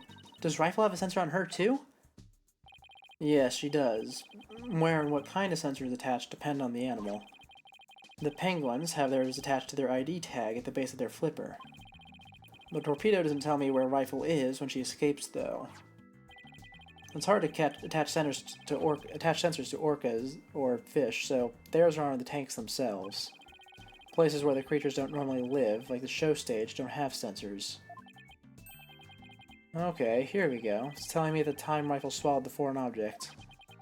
Approximately 4 a.m. on July 20th. What an odd time. And that was when Sasha was... Oh, wrong voice. That was when Sasha was doing her cleaning. Maybe that's why she wouldn't take my fish, because she was full from the night before. But at least Orla ate it, so that's okay. Orla ate another animal's food? That's odd, she's never done that before. And then she had that episode, too. I better take a look at her data. Huh? She didn't eat anything from the evening of the 19th to yesterday afternoon. So, Rifle had a late-night snack, but Orla went hungry? Huh? It appears so, but let's see. She's been eating normally since yesterday afternoon. Come to think of it, Jack was supposed to feed Orla yesterday morning. Maybe he died before he had the chance. I'm worried about Orla's condition. Better remember this torpedo data. Interesting. I still wonder why he wouldn't tell me about the torpedo. So far, we're just getting more and more suspicion on Rhymes here. And unless another character is introduced, I think it's just going to have to be him by default, basically. Dr. Crab, why did you want to hide the existence of the torpedo system? Well, it's a safe system that has been approved for use in other countries. But it hasn't been legally approved in this country yet. That's why I always carry this terminal around with me. It's not something I want the police poking their nose into. You mean you're breaking the law? Which is why I was keeping it a secret. It would create a problem for the aquarium. I had Jack's permission. He felt the animal's care was more important than the legality. But we wanted to shield the rest of the staff, so we kept it a secret. But breaking the law is breaking the law! But, in some cases, lives can be saved by breaking the law. Do we simply allow the lives of our animals to be lost while we wait for the laws to change? Now you're twisting things around.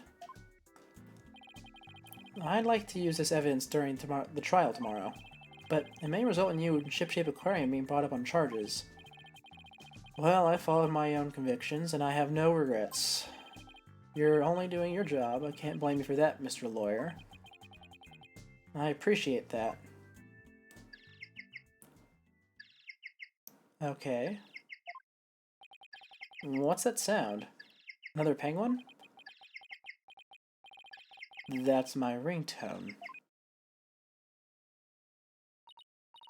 Gee, Dr. Crab sure likes cute things. Maybe he wanted to sound like Sniper. Hello? Crab speaking. A son of a gun, you people again? Stop harassing this aquarium. Orla was found not guilty. Why on earth would she be put down? Huh? Come there on the 26th and explain. Fine, let me write down my... Son of a gun! Where did my calendar go? This calendar? Could he be talking about that calendar? I realize that if it comes to that, I'll use that drug to euthanize her. Mr. Wright, he said euthanize her. We better ask him more about this. I should be presenting that calendar to him, too. Well, let's talk about this first. Anyway, since this is putting more suspicion on Crab here, I think it's pretty safe to say that it's not him. It seems that he has been fighting for the Orca this whole time, and this is just a big misunderstanding. So, who's that phone call from? Son of a gun. You heard that? Who didn't hear that? It was the Center for Dangerous Animal Control calling with a demand. They said that the Orca may have been found not guilty this time, but that if she ever attacked a human again, we would have to put her down.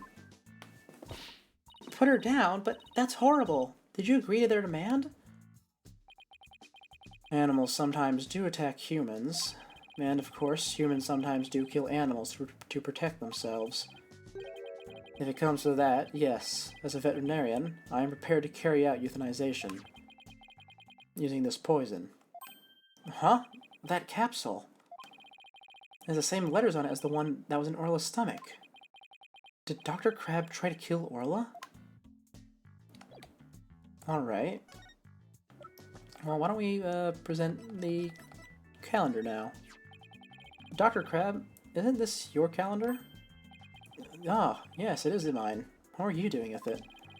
Mr. Rhymes found it in the nap room. Oh, must have forgotten it there when I tried to get some rest. It sure is a cute calendar. I guess you're crazy about penguins. Somebody gave it to me, okay? Now, please, don't tell anybody about it. It's embarrassing. Why is he embarrassed about that? You're wearing a penguin, eye mask, man. Zura designed this calendar. This one here is a prototype. She designed a calendar for this year, and then she died before it went on sale. Were you and Miss Summers romantically involved? What? What gave you that idea? It's just that I sensed sadness in your heart when you talked about the calendar. Of course we weren't romantically involved. I don't believe in romantic feelings. He looks shaken, though. By the way, did you meet Mr. Shipley at 7 a.m. on July 20th as scheduled? No. We were supposed to meet, but Jack didn't show up. Is that really true? Sasha finished cleaning the Orca pool room at 6 a.m. Dr. Crab managed to get in the pool room somehow and meet with the victim. Then he would have had the opportunity to kill Mr. Shipley. Okay.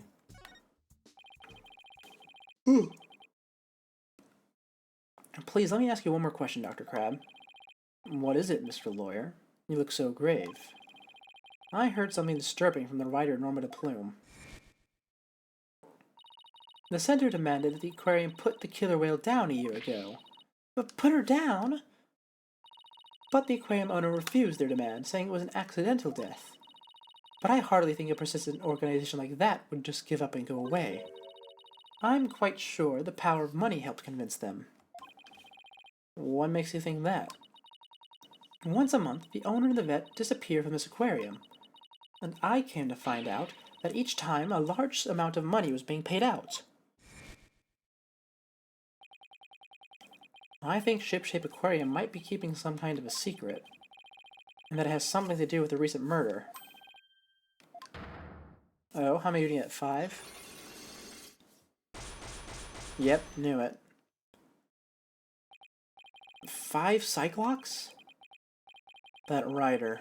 She just has to stick her nose in everyone's business. Son of a gun, I should have dealt with it more carefully. How am I ever going to remove all those locks? Huh? Sorry to interrupt, but Prosecutor Blackquill wants Dr. Crabbe. Detective Fulbright? You again? You can possibly have any more questions for me. Well, you see, we were having a little problem. We were going to call the animal keeper as a witness for the prosecution, but he's been very stubborn and refusing to testify. And so, we thought we'd ask you to be a witness in tomorrow's trial. Did you really know? Well, I'm not taking sides. I'll tell what I know. No more, no less. That would be fine. Now, if you would please come along with me. Well, it looks like we'll have to continue our talk at the trial tomorrow. I don't know what secret you and this aquarium are hiding, but I'll uncover it if it'll help save Miss Buckler. Give it your best shot, then. I'll see you tomorrow. Well, it looks like we'll be going up against Dr. Crabbe in tomorrow's trial. I bet he'll be one tough customer. Okay, we'd better get our evidence organized for tomorrow. I'll have Athena hold on to the evidence I don't think I'll need in court. Okay, what are we gonna lose? Let's see. We should lose quite a bit, like the fish. Yeah. Let's see. Oh, the fish is still there for some reason. Okay. Lost a lot of other stuff, though.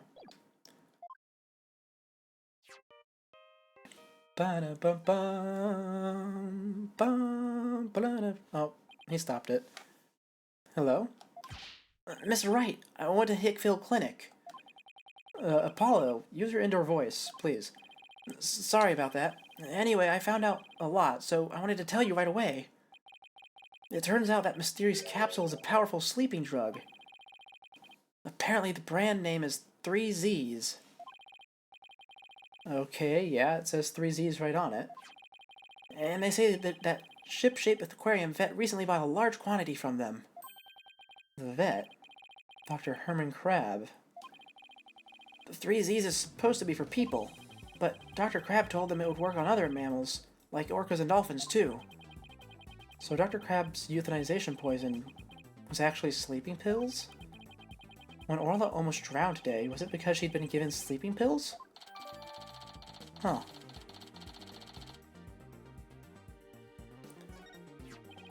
And I found out more than just about the capsule. Dr. Hickfield himself gave me some information. Ship-Shape Aquarium had someone on their staff named Azura Summers, right? Yeah, the one who died a year ago. Well, Azura Summers was getting a certain medication from Hickfield Clinic last year. The same heart medication as Sasha Buckler. Really? Azura Summers had the same heart condition as Sasha? Nice work, Apollo. Thank you. We'll be coming back to the office soon. Okay, Trucy and I will be here.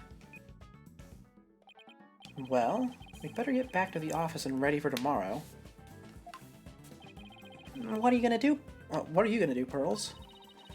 I thought I'd stay overnight here and be with Orlin Rifle. I'll be ready for the telecast during the trial tomorrow. Good luck to both of you. Thanks, Pearly. That way, when we prove Sasha innocent, she can see Orla right away. Alright. I'd love to see Sasha and Orla back together again, but both free and clear. But before that can happen, I have to prove Sasha's innocence.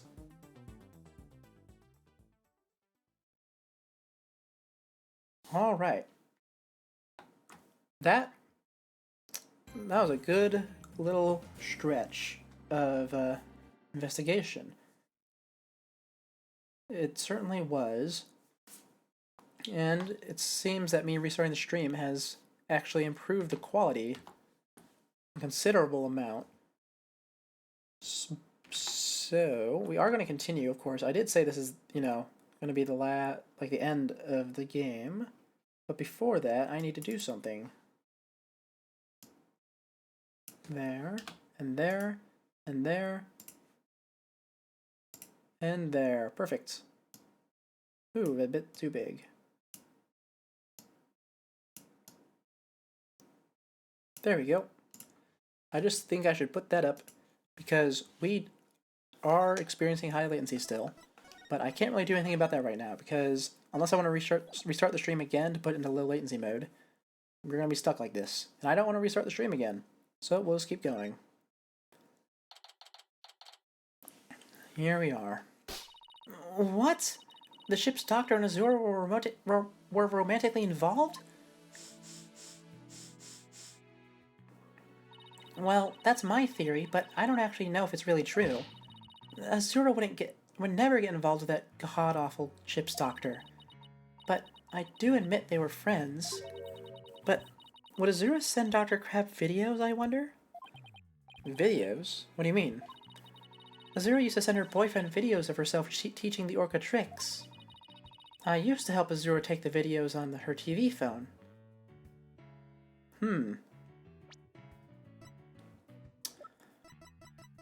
Is it possible that I don't think I guess it could. I am still thinking it's Rhymes, but his age is putting me off a bit because there'd be a considerable age gap. Because it's been a year, so this happened when. So Marlon was 20 when Azura died. And Azura was older than Sasha, who was 21. I suppose it could still work out, but how long would it... okay, well, I don't know. It does support the theory, though, that it is Marlon, because Marlon has not seen the new show, therefore he would use the old music. So, in spite of my little ramblings just now, I'm about 90% sure it's Marlon Rhymes. I used to help Azura take the videos on her TV phone. This is an interesting bit of information. Okay. So TV phones can shoot videos too, huh? My dumb phone sure can't. These TV phones are amazing. They can even record sounds you and I can't hear. All the equipment we use at Shipshape Aquarium is high-tech. The ship's doctor sends away for all kinds of electronics. So, all the high-tech stuff is Dr. Crab's doing, huh? Anyway, I still highly doubt Azura's boyfriend was the ship's doctor. But Dr. Crab found a charm yesterday, and he was really shaken by it. A charm? Hey, leave that alone. That belonged to Azura. What was Azura's charm doing in Rifle's stomach?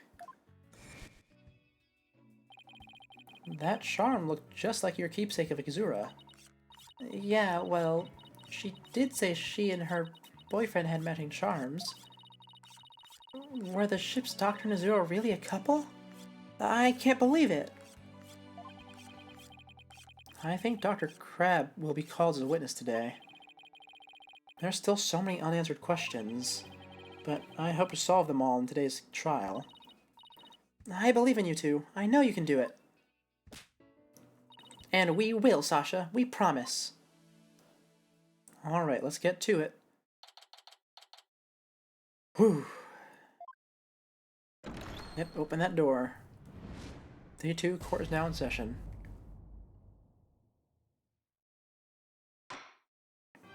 Court is now in session for the trial of Sasha Buckler. The defense is ready. Ah!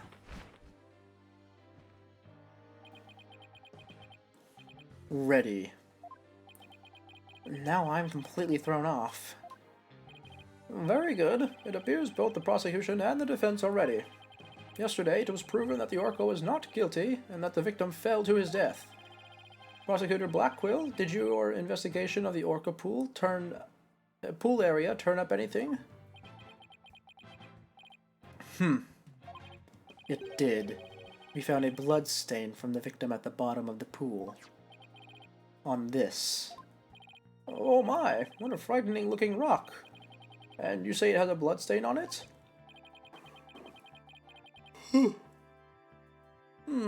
Just looking at it gives me the willies. So, can we assume that there was no water in the pool at the time of the incident? Very good. What a clever little deduction. Oh, well, it's nice to get a compliment from the prosecution for a change. Prosecutor Blackwell has completely tamed the judge with his carrot and stick approach. I guess I should have brought a few carrots of my own. Right. Moving along, I have also prepared a witness. Buckler was the only one who entered that room when there was no water in the pool. The witness will prove that. Come to the stand, witness.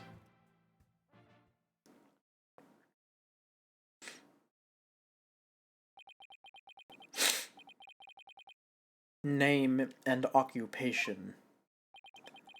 Dr. Herman. Beep! Sniper, stay in there. And who is that cute little creature? Such a restless bird. Quite unlike Taka. Beep! Wow. Shock 1 up for Taka. You should Sniper up with a single sound. Son of a gun. Dr. Herman Crab, Shipshape Aquarium's veterinarian. And could you tell us the name of your cute little friend there as well? Your Honor, please focus on the case. But it's important to learn all we can about the witness. This is Sniper. Peep, peep, peep. I'm not gonna keep peeping. She's the offspring of a penguin named Rifle. Sniper lives in my hair. She might cause a commotion now and then, but please, try to ignore her. I was originally going to call the animal keeper to the stand, but he refused to testify, so I settled on the veterinarian. Now, tell us, why was the defendant in the Orca pool room when the water was drained?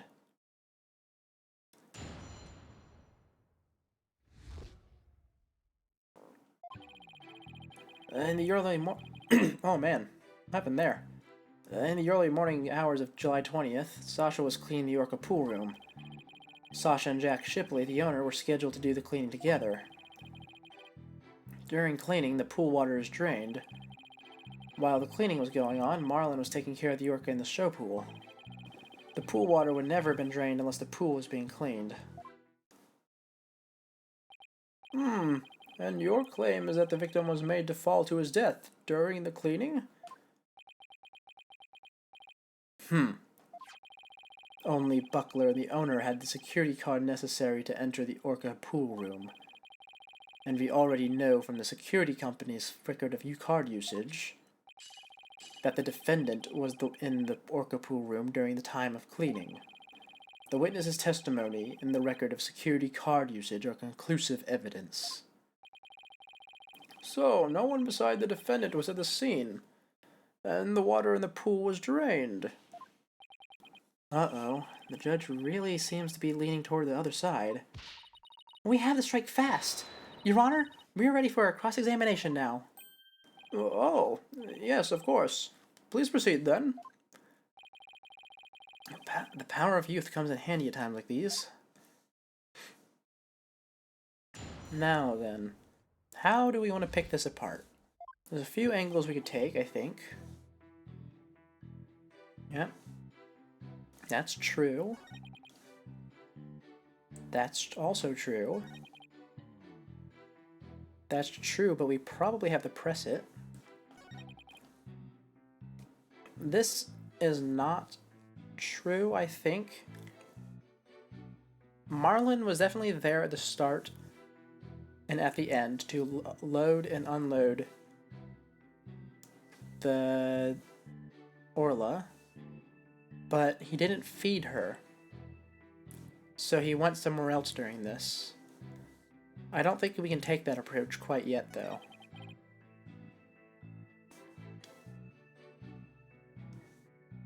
And the pool water would never be drained unless the pool was being cleaned. Okay, well, we'll start by pressing this.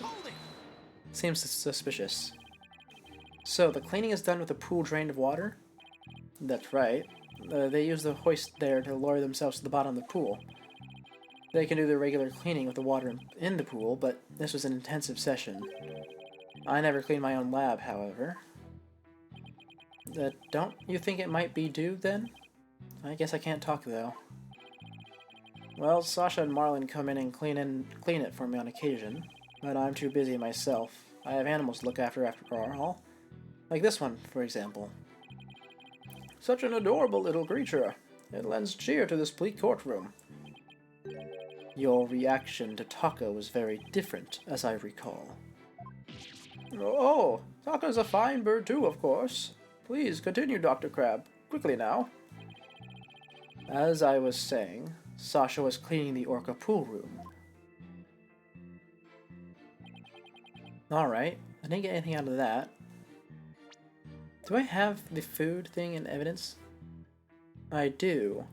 I think I had to press this first to specify that Marlon was supposed to be feeding her. So, Orla was moved all the way over to the show pool? Why is that? Well, it wouldn't do to get her covered in cleanser, would it? Of course she was moved. You don't take a bath while you're cleaning the tub, do you? Excellent point. I usually clean the tub after I take a bath myself. I was assigned to clean the shower stalls yesterday. They were cleaner than an Edo bathhouse by the time I was done. I guess Prosecutor Blackwell is the fastidious type. I polished it so well, I bet the inmates are slipping and sliding all over right about now. Maybe he's not so much as the fastidious type as the prankster type.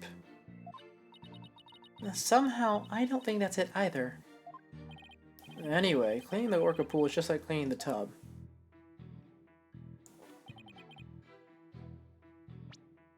Pool water would never be drained unless the pool was being cleaned, huh? Let me look through these really quickly.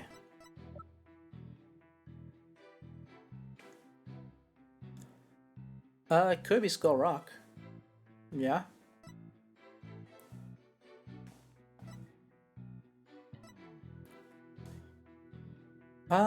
Yeah, okay. We'll press this to see if it expands the dialogue, and then we present it. But I think we're just gonna present Skull Rock if not. There's no possibility it would be drained at any other time other than during cleaning? None. Shut down with a single word. Why are you so certain? Think about it. If the pool water were drained, what would happen to the orca? The poor thing?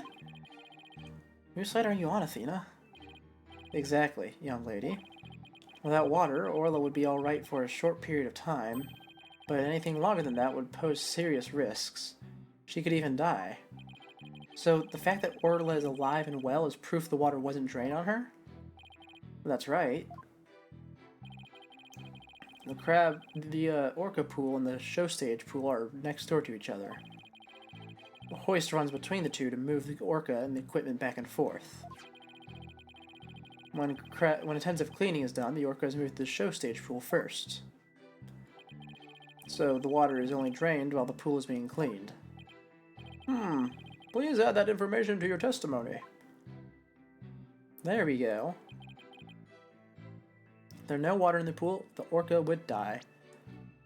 Not necessarily. We have seen that it is not quite the case. So which one do we use?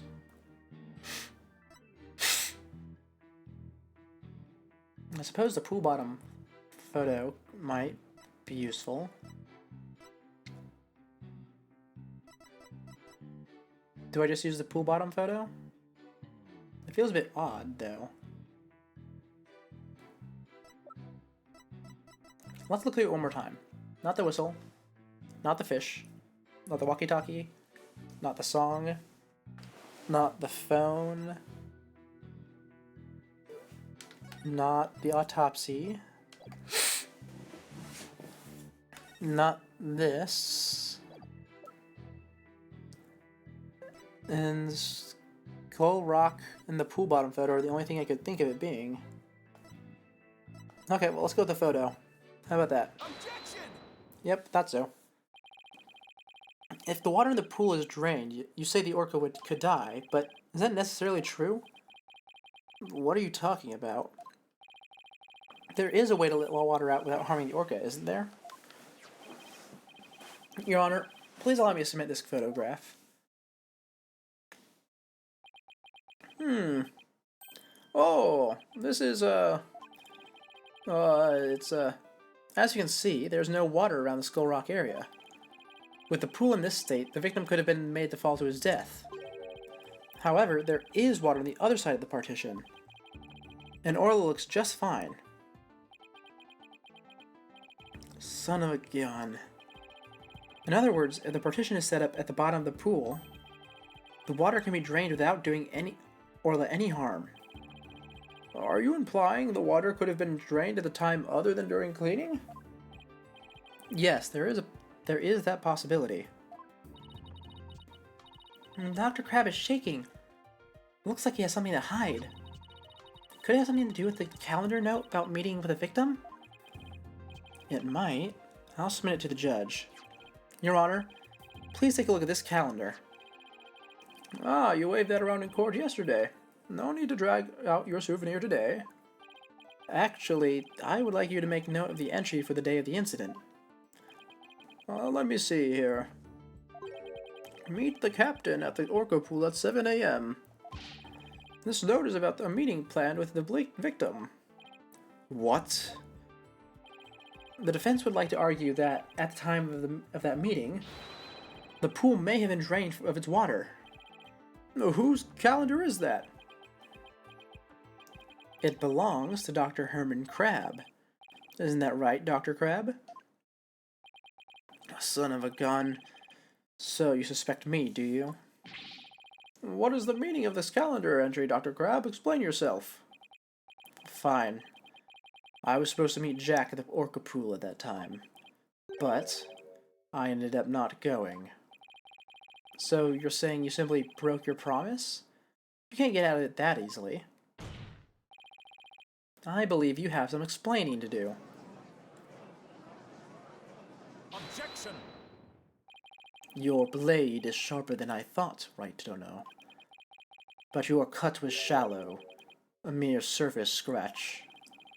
There's a saying amongst prisoners: do not see, hear, nor speak to smooth-talking lawyers.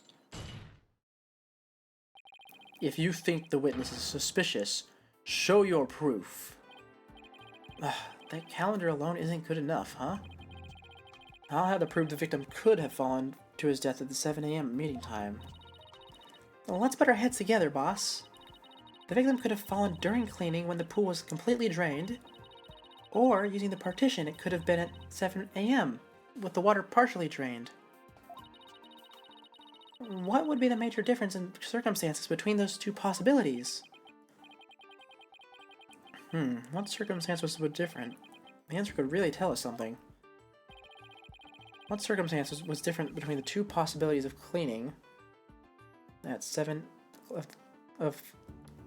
different between the two possibilities of cleaning at 7 a.m. I need to reread what they said real quickly.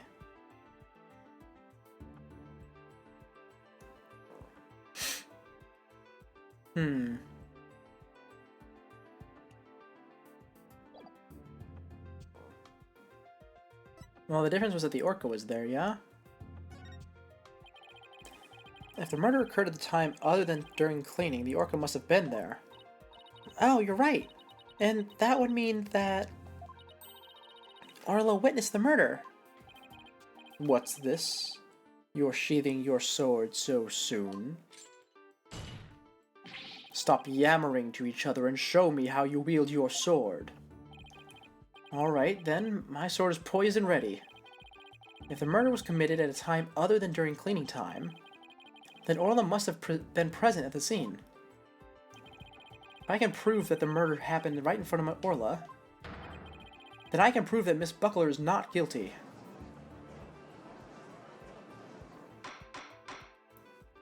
Order in the court. Mr. Wright, are you implying that the orca was a witness to the crime? That is exactly what I'm implying. And How do you intend to prove the Orca witnessed the murder? Ooh, I need to check something really quickly. Oh,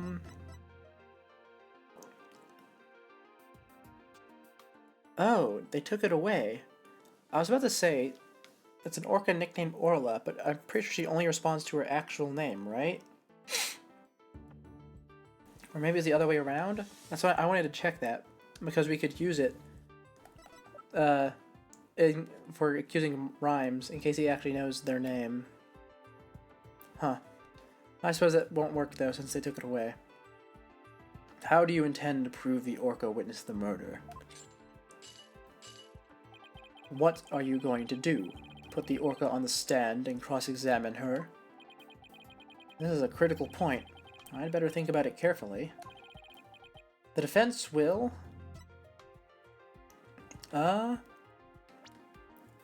maybe present evidence, yeah? The defense will present evidence. Evidence that will prove Orla witnessed the murder. You're going to present evidence? Knowing the defense, I thought surely you'd try to cross-examine the Orca. I must say I'm a little disappointed. Geez, sorry to get your hopes up, Your Honor. Very well, let's see this evidence then. What evidence shows that the murder took place right in front of the Orca? It's the luminol. Oh, it took me over here. Plink. This photo indicates where we discovered luminol reactions yesterday. By accident, we got some of the luminol testing fluid on Orla. We were then very surprised to see luminol reactions on Orla's body. Objection! So, what of it? There's nothing odd about that. As was discussed in yesterday's trial, the Orca was bleeding. Traces of the Orca's blood were also found on the skull rock. The Orca must have injured herself when she rammed the rock. So, that cloud of blood Mr. Plume saw was from Orla headbutting the skull rock, was it? Okay. Those luminol reactions you saw on the Orca are most likely from her headbutting. Objection! But what's odd is the position of those bloodstains. Please take a good look at the photograph. Yesterday, Mr. Plume said the blood disappeared when Orla put on the hat. That testimony indicated that Orla's injuries were under the hat area. However, these luminol reactions are in two entirely separate areas from her injuries.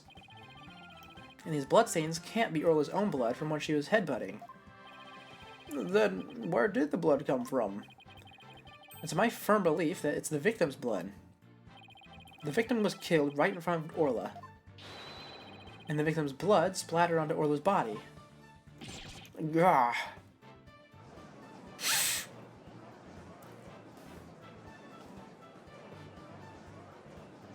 Okay. Now it's all finally making sense. Orla was a witness to the murder, so that's why. Orla? Boss! Something's wrong with Orla! What? You're right, she's listless. And she's sinking. There's one more fact that indicates Orla was a witness to the murder. There's more?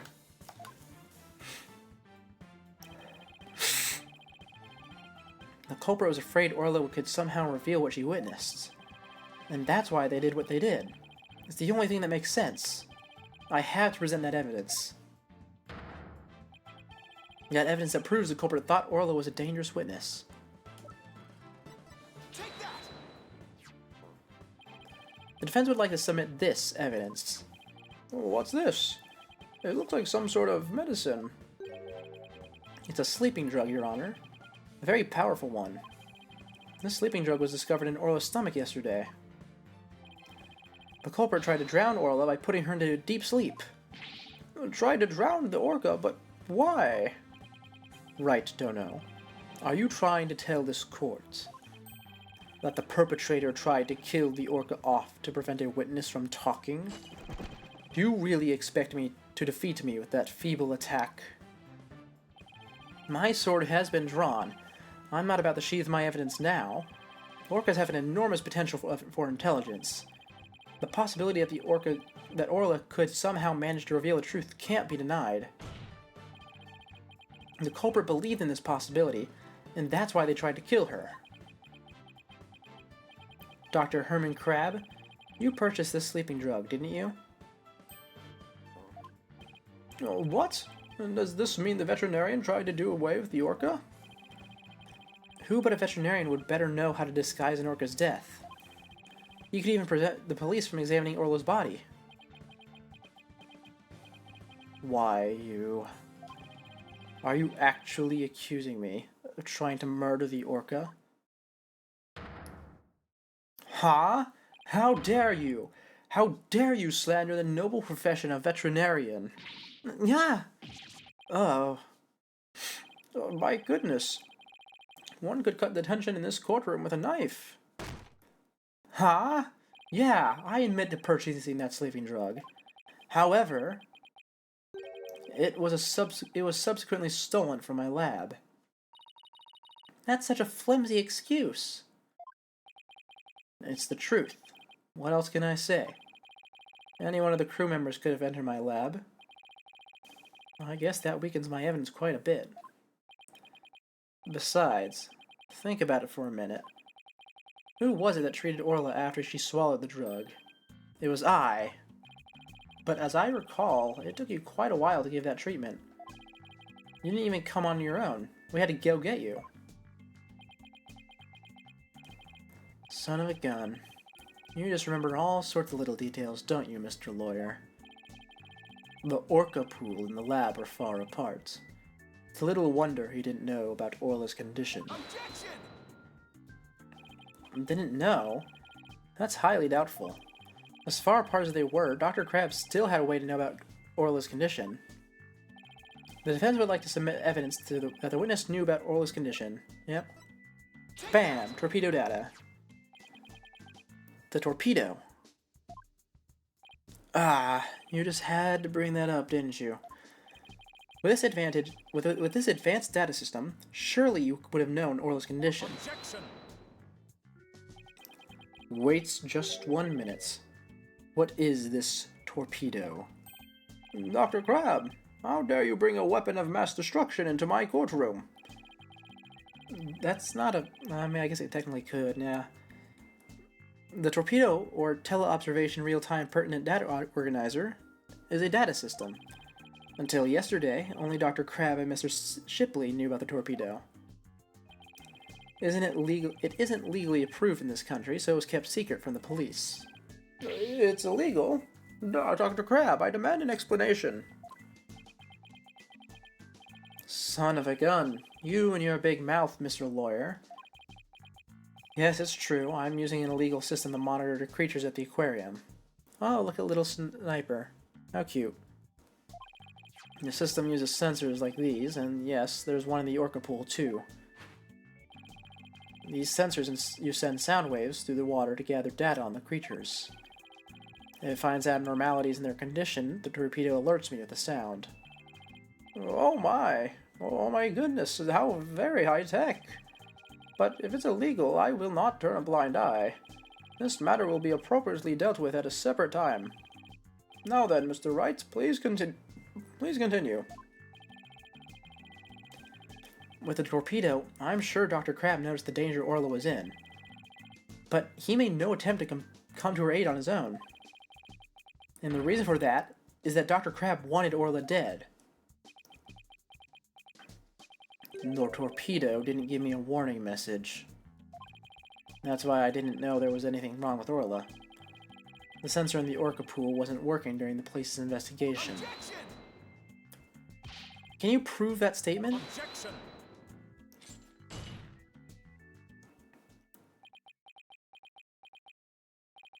Heh.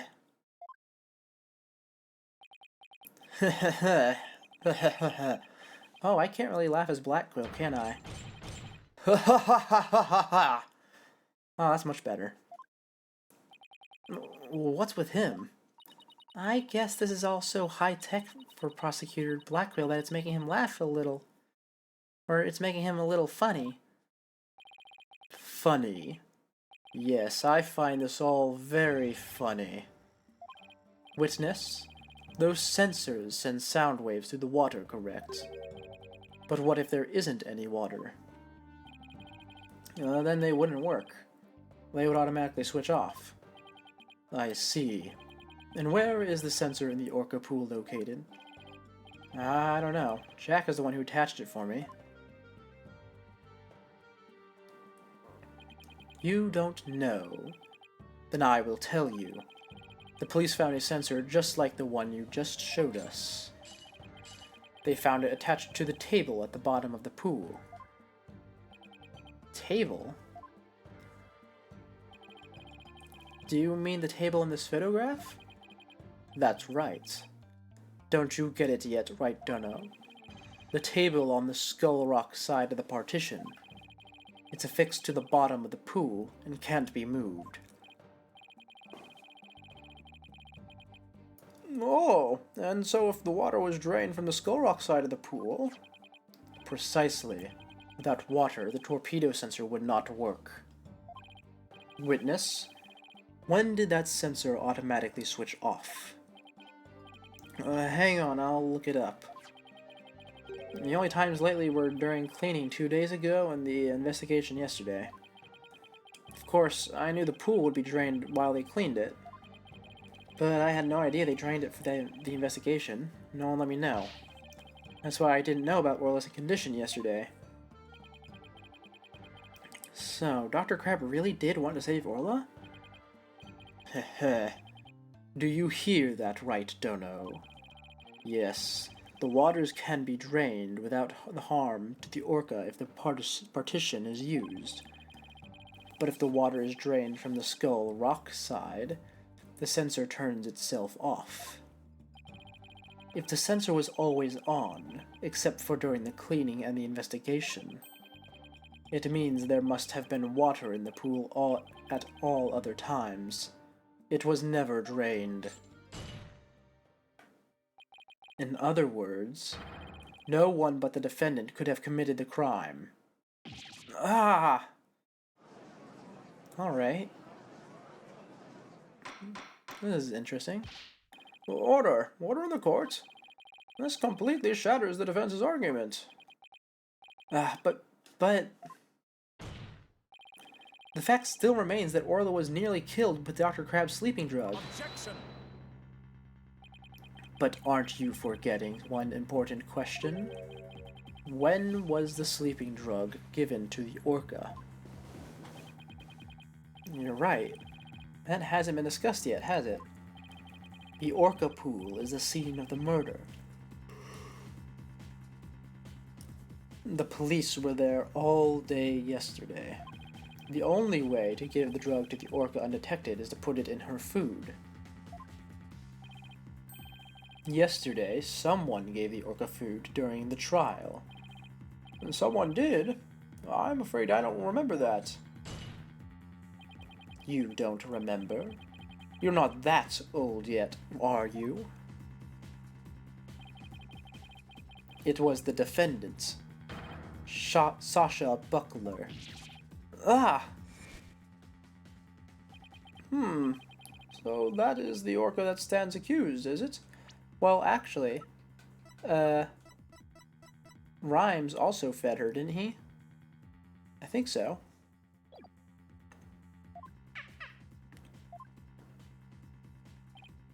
Aw, she's waving her flipper at us. Maybe she's cheering us on. Orla, wish Phoenix and Athena luck. Yeah, Rhymes definitely fed her. I remember the animation.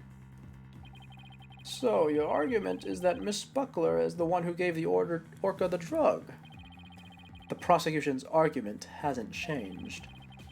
Buckler made the victim fall to his death, and then manipulated the Orca to pin it on her. Still not satisfied, she further planned to kill the Orca with a sleeping drug. I didn't hear any reports of Dr. Crab feeding Orla. Maybe he didn't have a hand in Orla's attempted murder after all.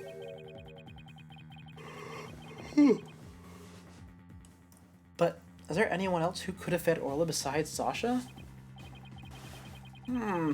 If it's true the defendant is the one who fed the sleeping drug to the orca, then that places even more suspicion on her than ever. Objection! The defense objects to the prosecution's claims.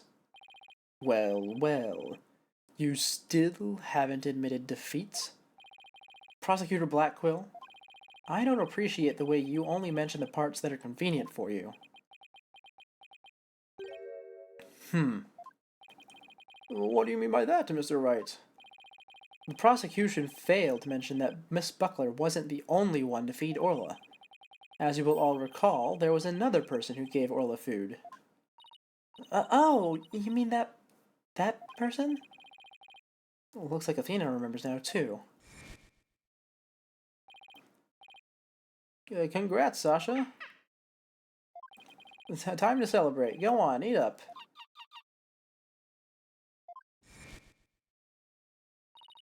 Oh, Mr. Wright. No. No. I don't want to believe it either, but we can't ignore the truth. The other person who fed Orla during the trial was Rhymes. Please recall, when Orla was found not guilty yesterday, Marlon Rhymes gave the orca a large quantity of food. If the sleeping drug was mixed in with that food, it could be given to the orca without arousing police suspicion. Now that you mention it, I do remember that flip-flopper feeding the orca. Objection! So you remembered, did you? I see the time for a true sword fight has come. I call Marlon Rhymes to the stand. Mr. Lawyer, both Miss Orca Lover and Marlon Rhymes are important members of our crew. I don't want to suspect either one of them, but I'm ready to accept whatever truth you find. Here, take this. That charm. It's the charm that matches the one Azura Summers had, isn't it? So, you and Miss Summers were romantically involved, weren't you, Dr. Crab? What? No, of course not. Sorry to disappoint you, but this doesn't belong to me. At the time, I thought it was Azura's, so I grabbed it. But it wasn't hers. Now, it's up to you, Mr. Lawyer, to figure out whose charm that is. I will. Thank you, Dr. Crab. After all, I'm interested in the outcome of this trial, too. Now then, please summon Marlon Rhymes to the witness stand.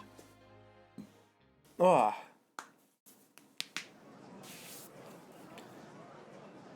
Ooh, a fast stretch. Ah, okay. Here we go. Next stretch of testimony. Oh, what's going on? What's everyone making that face for? I haven't been watching the trial, and nobody's told me anything. Marlon Rhymes, you are under suspicion for the attempted murder of the orca. I see. Well, if it's already out... Mr. Rhymes? Is he really gonna admit it? Fine, I'll tell the truth.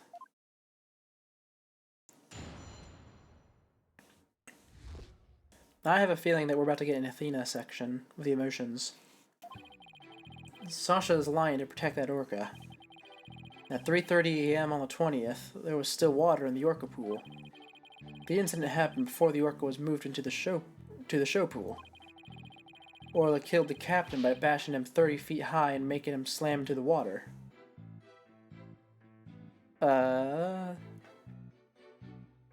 That's the wrong trick.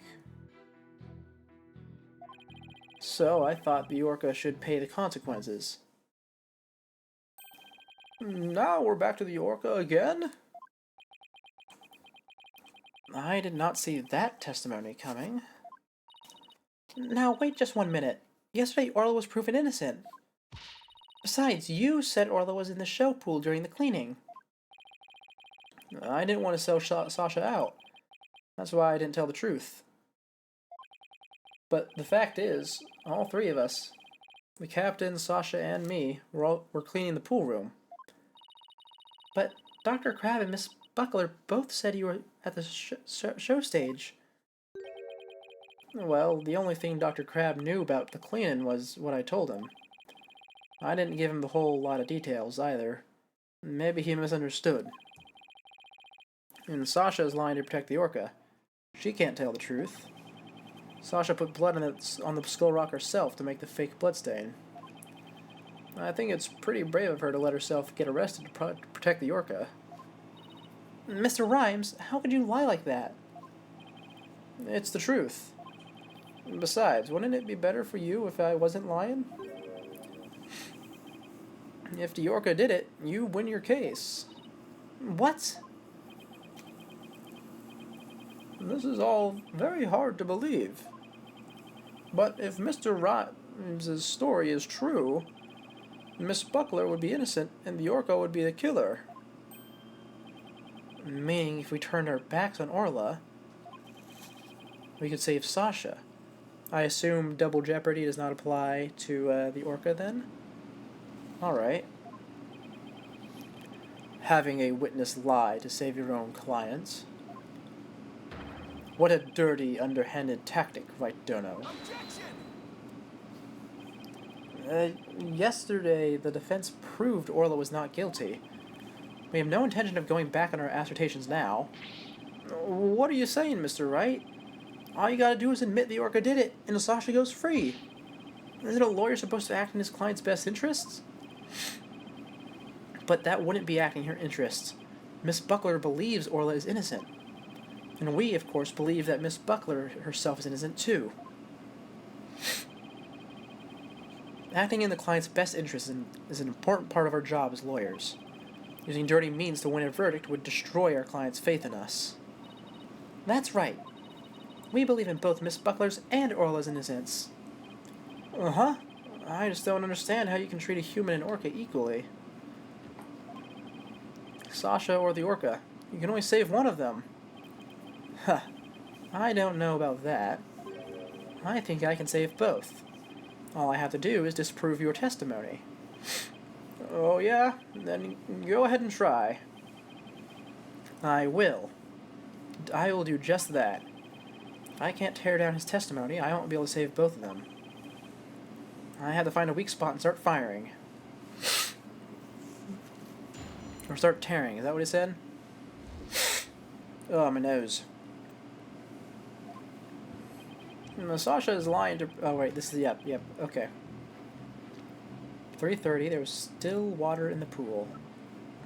Is that what it said?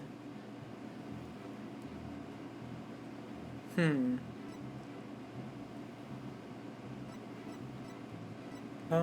bum, bum, bum.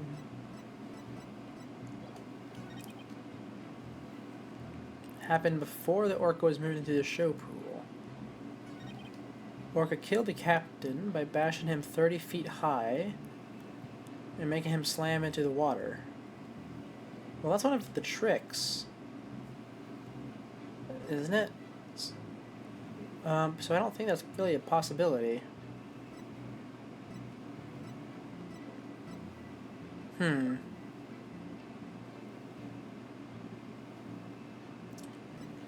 Okay.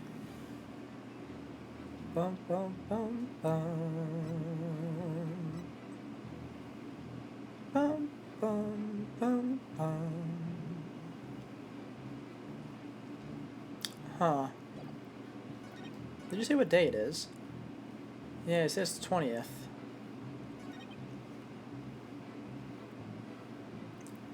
This happened before the orca was moved to the show pool. Orla killed the captain, yep. Okay, well, we'll start by pressing on this. Can an orca even do that? Send a person flying up into the air like that? Yep, of course. I've seen orcas bash and seals 60 feet into the air. So naturally, Orla could do that to the captain, too. What a frightening thought! And you mention it so casually, Mr. Rhymes. Well, what else can I say? It's the truth. Mr. Rhymes is claiming that Orla killed the victim by sending him flying into the air. But would something like that even be possible in the orca room? There's something about that statement that bothers me. And so, you witnessed the moment the victim was killed by the orca, is that right? Exactly. Hold on. Oh, I hit the looping dialogue. That's not what I meant. I want to check something. Let me see. What did you say? 30 feet high? Didn't we have a measurement in here? Yeah, I suppose it fits. Hmm.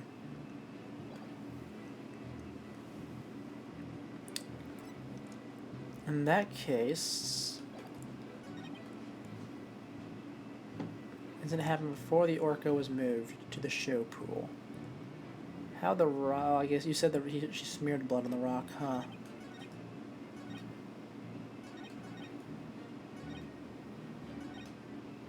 Alright. Let's start... Well, not start, but let's keep going with this. So you're saying the incident took place before the cleaning began? Yeah, I guess so. The captain, Sasha, and I were going to do the cleaning together. It's much more efficient than trying to have just one person do it alone. In the defense's case, however, more lawyers means simply more lawyering. Nothing more. What? You don't want to talk? All you have on your side is a cantankerous bird. What about me? I'm up here all alone. Are you people done? You need the witness to keep you focused. For shame, right, Dono? Hey, I was the only one who kept my mouth shut. Anyway, the incident happened in the Orca pool before the cleaning got started. Okay. How about this one? What do we have here? When the victim was killed, how much water was in the pool? It was before the pool was drained for cleaning, so it was full. You went into the Orca pool room and saw this yourself? Dr. Crabbe said that you were at the show stage. Objection! But it's possible that Dr. Crabbe is misinformed, or that he misunderstood. The witness already explained this. Why are you taking this meaningless tack? If you want to play games, Taka here would be more than happy to play with you. We better be careful how we press the witness. Taka is watching us like a hawk. Witness, continue. Okay. 3:30 on the 20th, huh? And that's around the same time as the sign.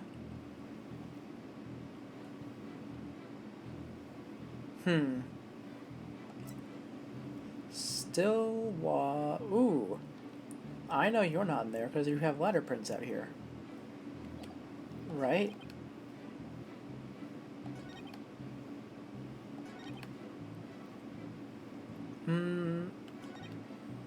No, maybe not.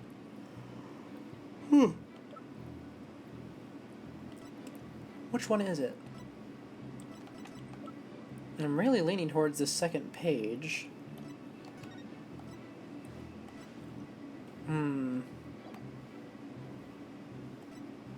Yeah. Okay, which one do we think it is?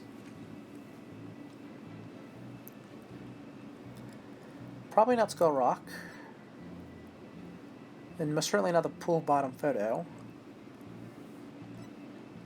3Z's sleeping pill. Not right now. Well, let's press this statement. Can an orca even do that? Send a person flying up in the air like that? Oh, I already pressed that. Yep. Okay. It's because I pressed the wrong one. That's why. And that's why you put the sleeping drug in Orla's food. Ahoy! Yo! Yo! Yo ho ho! Sasha could be found guilty if we let her be. But if the orca died, Sasha could go free. I thought if the orca was already dead, Sasha might tell the truth and free herself. It might seem cruel, but a man kill an animal has to be put down. The culprit must have tried to do away with the culprit must have tried to do away with Orla because she was a witness to the crime. But if Mr. Rhymes is the culprit, why would he try to protect Sasha? I'm sensing some very complex emotions from you, Mr. Rhymes. I need more information before I can do proper analysis. If I'm gonna tear down his testimony, then I guess I had to present evidence. Of course, we don't believe Mr. Rhymes' testimony, but he's suggesting the murder took place in the Orca pool. Unless we can disprove that, we won't be able to save both Orla and Sasha. Yeah. Okay, let me think about this for a moment. What are we operating with?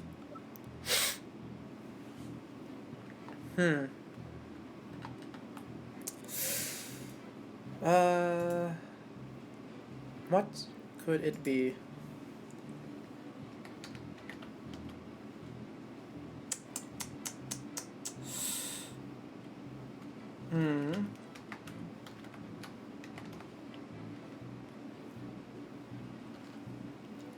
You know, I'm not entirely certain. Ooh, my controller. No. Okay, I got it.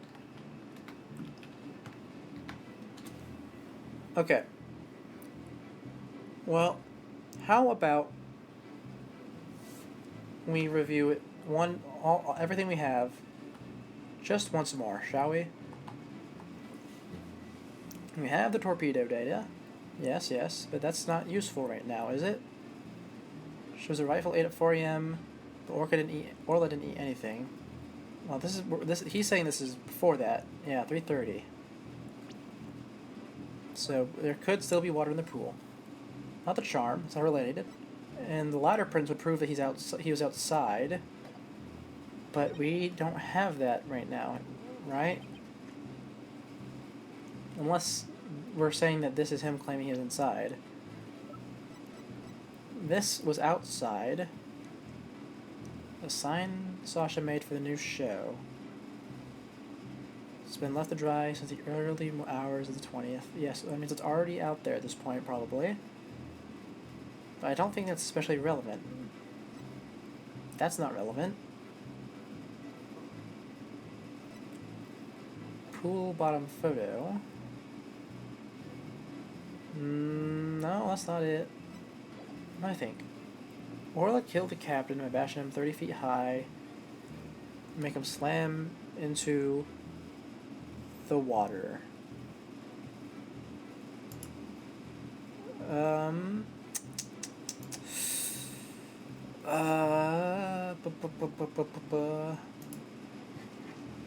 What could it be?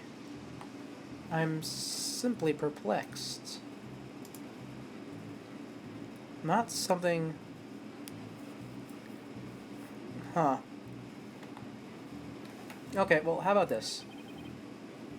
Let's try a new angle, shall we? Why don't we press this, since that's the last statement? And, I mean, it could just be that. What exactly do you claim Miss Buckler is lying about? Sasha put that bloodstain on the skull rock and stuff herself as false evidence. She left fake traces to try and save the Orca. Okay, yeah, that's about what you said earlier. Objection!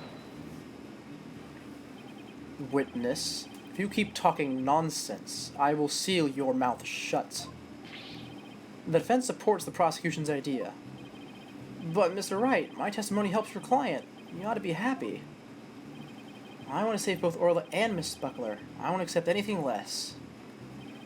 Now that that's understood, please continue with your testimony. Fine. Oh, that's what I just got to. Okay. That's the case.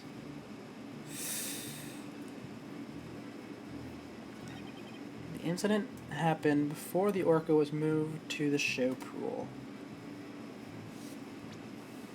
There has to be something that I'm missing, right?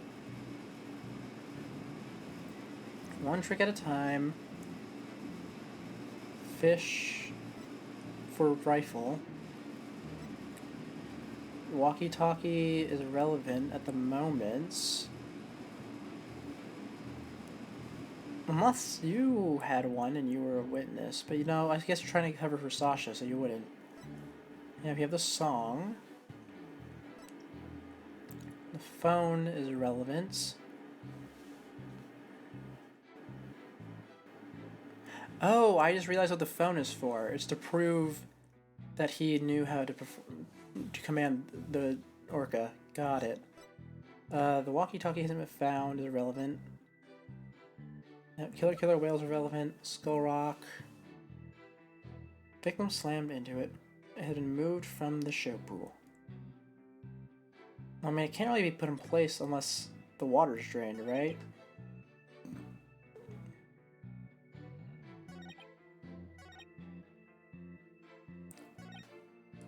Man, I really don't know what this is. Captain killed him by bashing him 30 feet high, making him slam into the water. Not really be it. Suppose it could. Doesn't really explain the walkie-talkie, though. Objection! Really? That was it this whole time? Okay. Well, I'm upset with myself, but we'll have to move on and pretend I didn't just spend, like, 10 minutes grueling over that. When lies are piled on top of each other, contradictions start to emerge. This time is no different. Are you saying there's some kind of inconsistency in my testimony? That's exactly what I'm saying. You claim that the victim was sent flying about 30 feet into the air, but the autopsy report shows the apparent cause of death to be from a 65-foot fall. Oh, that's what it was? Yeah, okay, well, I guess that makes sense. That's not how I arrived at this reasoning, but that's not the reasoning I usually arrive at this conclusion, but it also works. What? Additionally, in your testimony a moment ago, you said at 3:30 a.m. on the 20th there was still water in the orca pool. With the pool being 65 feet deep, there's only 30 feet between the water and the ceiling.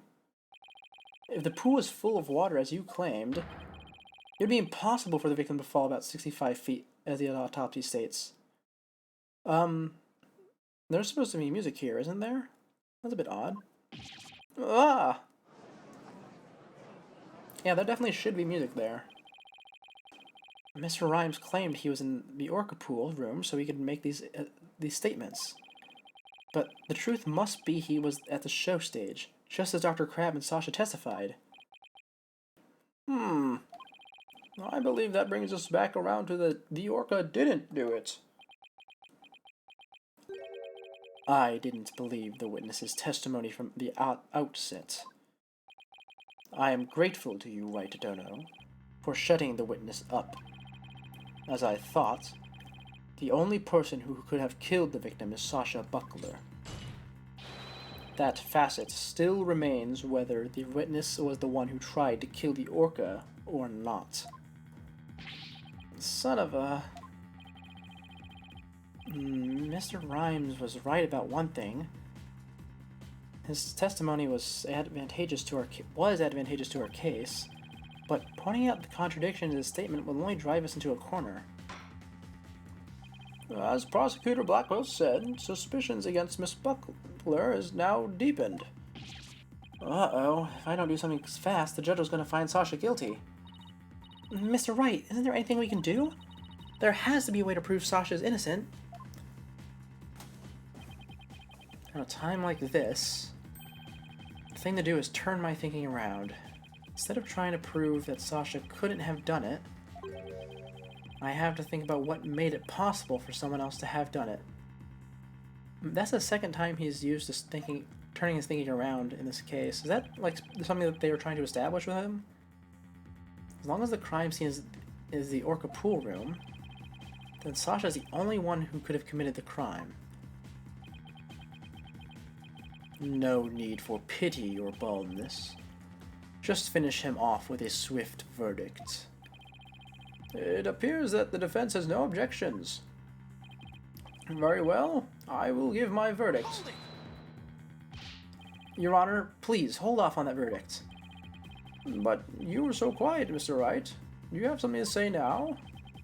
The defense has a counter-argument. You do? Pitiful.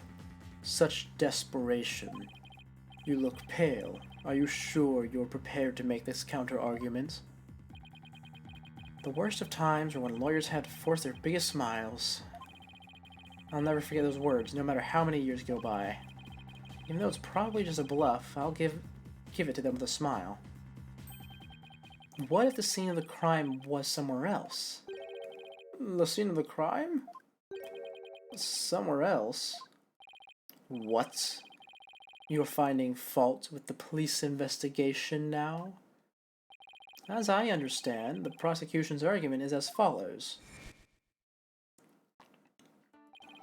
The scene of the crime was the orca pool room. Only, the defendant and the victim entered that room when there was no water in the pool. Therefore, only the defendant could have committed the crime. Did I read that wrong?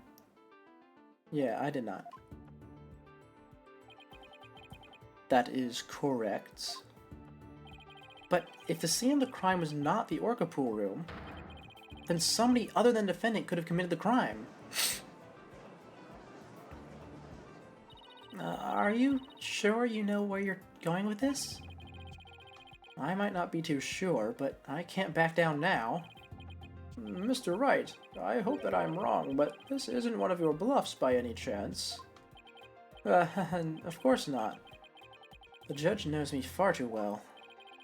And do you have a theory on where the actual scene of the crime was? Yes, of course. Think, Phoenix, think. Think of a place, other than the orca pool room, where one could fall to one's death. Then, by all means, please share your theory with the court. Where was the real scene of the murder?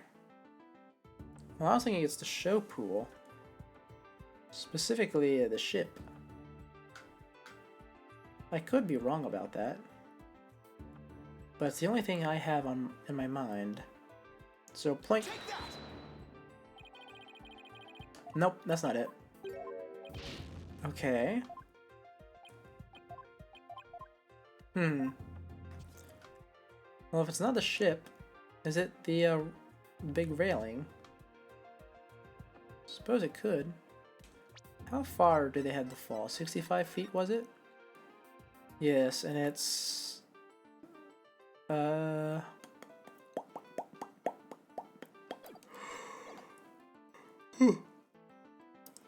it had to be a show pool then.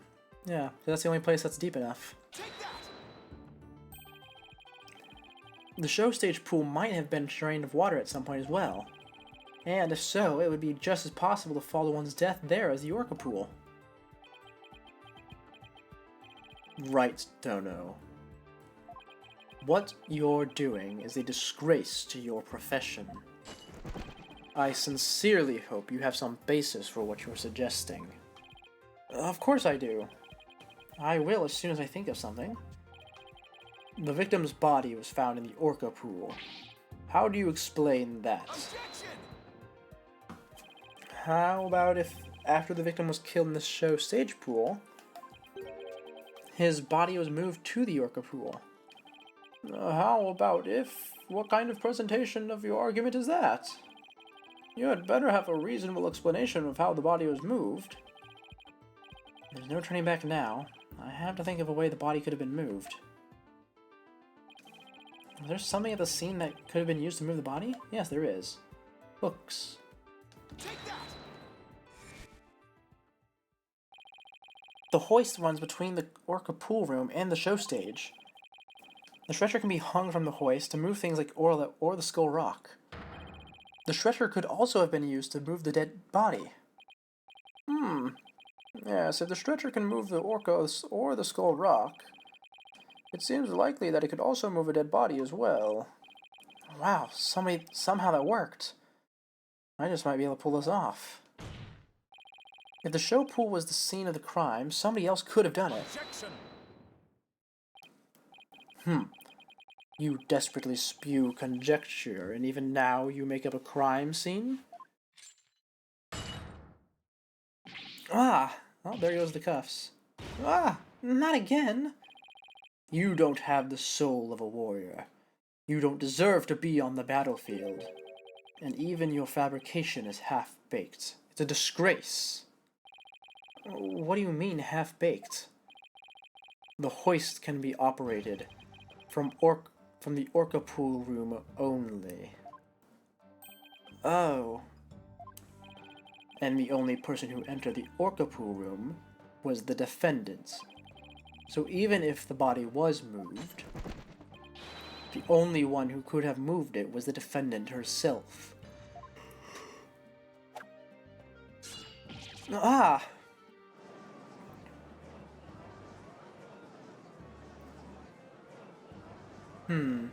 I see. Order? So it comes back to the defendant, no matter which pool it was? Meaning, I can't clear Sasha either way? Sasha said she moved Orla in the Skull Rock. And I believe her. So could it be possible that she moved the body herself without being aware of it? Mr. Wright, do you have an objection to Prosecutor Blackwell's claim? Do I have an objection to the claim that the defendant moved the body? You bet I have one. The defense has an objection. Wait, did I hit the wrong button? Do I have an objection to the claim that the defendant moved the body? No, I didn't mean to say this. I do think she moved it. I think she, like, it was put under the Orca or something. And that's why it would be covered in bruises. Oh, was I skipping over? Okay, I was skipping over important stuff, right? Sorry about that. I admit it. I don't see any problems with Prosecutor Blackwell's claim per se. Miss Buckler must have been the one who moved the body. What? Mr. Wright, are you admitting the defendant committed the murder? No, I'm simply conceding that she was the only one who could have moved the body. However, I contend Miss Buckler was not aware that it is what she was doing. The culprit made her move it, unbeknownst to her. Ooh, poor delivery. The defendant moved a dead body without recognizing that it was a dead body? Oh, how could that be possible? The body was found in the Orca pool. It must have been moved there somehow. I might find some kind of hint in the things she moved with the stretcher. The culprit made Miss Buckler move the body along with this piece of evidence. Oh, is Skull Rock hollow? You know, it could be.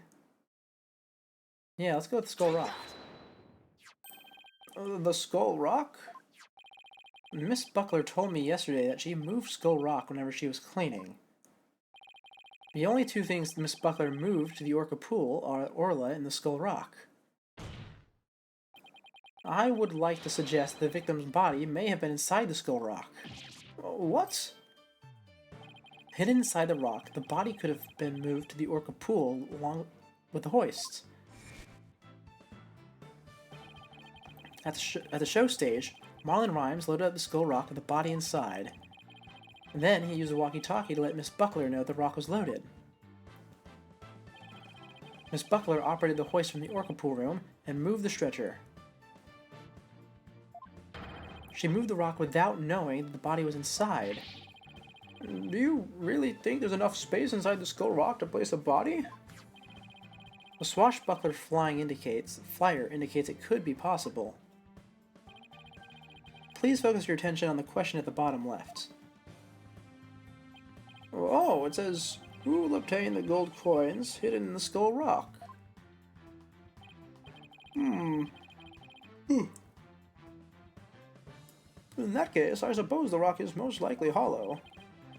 What's more, if the body was inside the Skull Rock, it explains the remaining unanswered questions. Such as...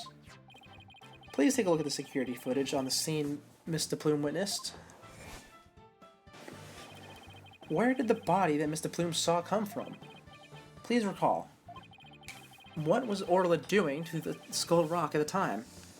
She was headbutting it. Oh! That's right. Orla's ramming released the body from the Skull Rock. The body had been placed inside the Skull Rock and moved there from the show stage. I assert the real murder scene was in fact the show stage pool. Silence.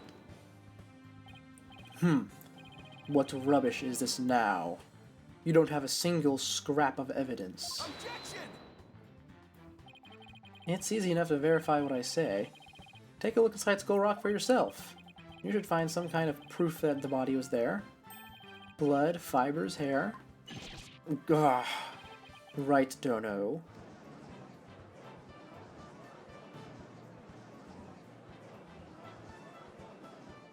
Ah, Mr. Wright, that was incredible!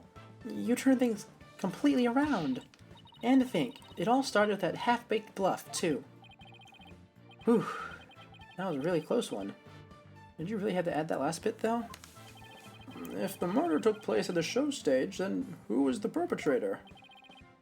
It is, naturally, the person who was at the show stage. Mr. Rhymes? Weren't you the one who loaded the skull onto the skull rock onto the stretcher at the show stage?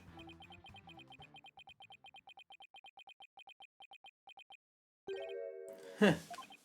Wow, Mr. Wright, that was some pretty smart brain work you did there. To be honest, I never thought you could figure it out.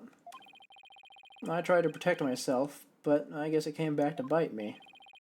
Are you confessing you gave false testimony before, Mr. Rhymes? That's perjury. Not that we usually care. Yeah, what Mr. Wright says is true. The body was inside Skull Rock. And it's true that the captain was killed in the show pool, too. What? He's admitting it that easily? This time, I'm going to tell you the whole truth about what happened that day. Alright, what do we got? In the show pool, the orca shot the captain up into the air. Then the captain came down and slammed into the water. I can still remember the spectators scream clearly.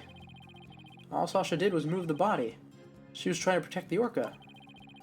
When Miss De Plume witnessed the orca finding the body, I freaked. What was even happening in that testimony? So now we're back to the orca again, I see. If you were going to give testimony like that, why did I bother putting you on the stand? All I'm doing is telling the truth. That day, Sasha wanted to do the old version of the Swashbuckler Spectacular. So I suggested she hide the body in the Skull Rock and move it to the orca pool. I was going to figure out what to do with the body after the show was over. The orca is the one that killed this captain. It wasn't me, and it wasn't Sasha. So, it was Mr. Rhymes' idea to hide the body in the Skull Rock? But if Mr. Rhymes is the culprit, why would he protect Sasha? False crimes against Sasha would mean he himself would escape suspicion, so why?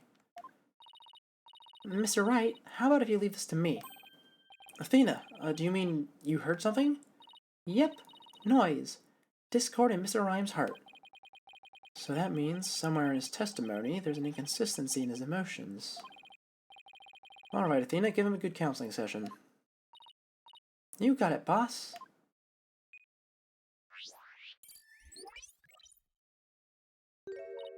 Huh? What's this? What are you getting, Athena? This testimony is pretty complex. Feelings of deep sadness and intense anger are being called up. Those two emotions appear to be running out of control. Out of control emotions? We'll have to probe their cause if we want to get his true emotions in testimony. There might even be odd or unusual spots in his testimony he isn't even aware of. Alright, let's probe for the cause of his out-of-control emotions, then. I'll explain to you how to probe. Let's find the root cause together. Oh, is there going to be a tutorial here? Oh, it's a tutorial, of course. Okay, yep, skip. I do not want to read tutorials. This is the final chapter in the game. Technically. Now, let's see.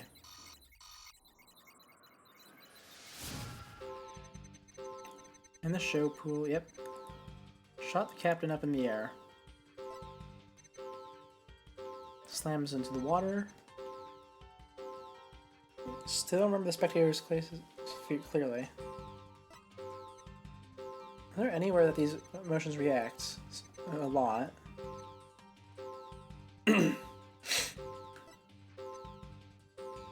Okay, now they're constantly reacting.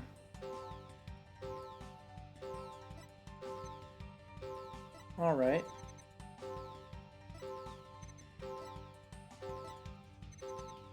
Let's see.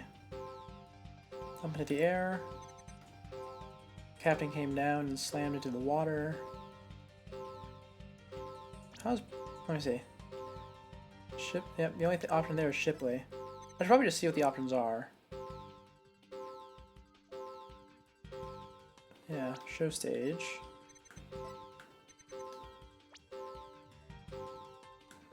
Shipley and spectators. Well, is it Sasha? That doesn't appear to be the cause of the out-of-control emotions. Okay. Let's see. Yes, don't give me the tutorial again. There's a reason I skipped you.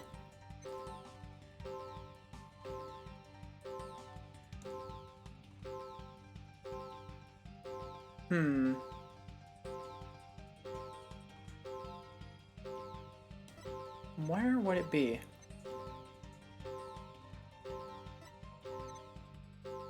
It's sadness for the captain.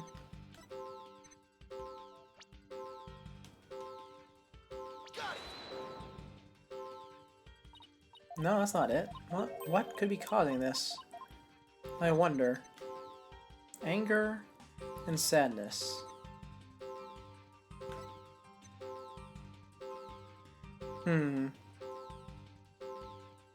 It's not gonna be anger for Sasha, is it?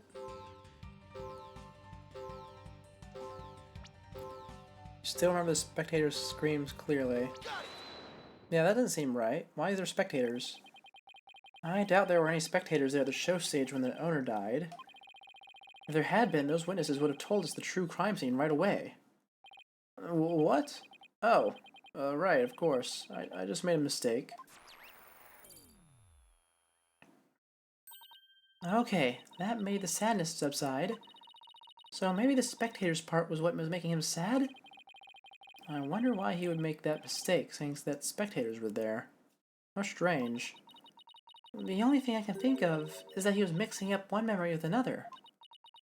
Like, he was in a similar situation before, and it was deeply imprinted on his heart. A situation where an orca killed somebody, and there was spectators there. Hey, I think I know why he's mixing up his memories. The reason why Mr. Rhymes mixed up his memories is... the book. There. Mr. Rhymes, I think I know what happened.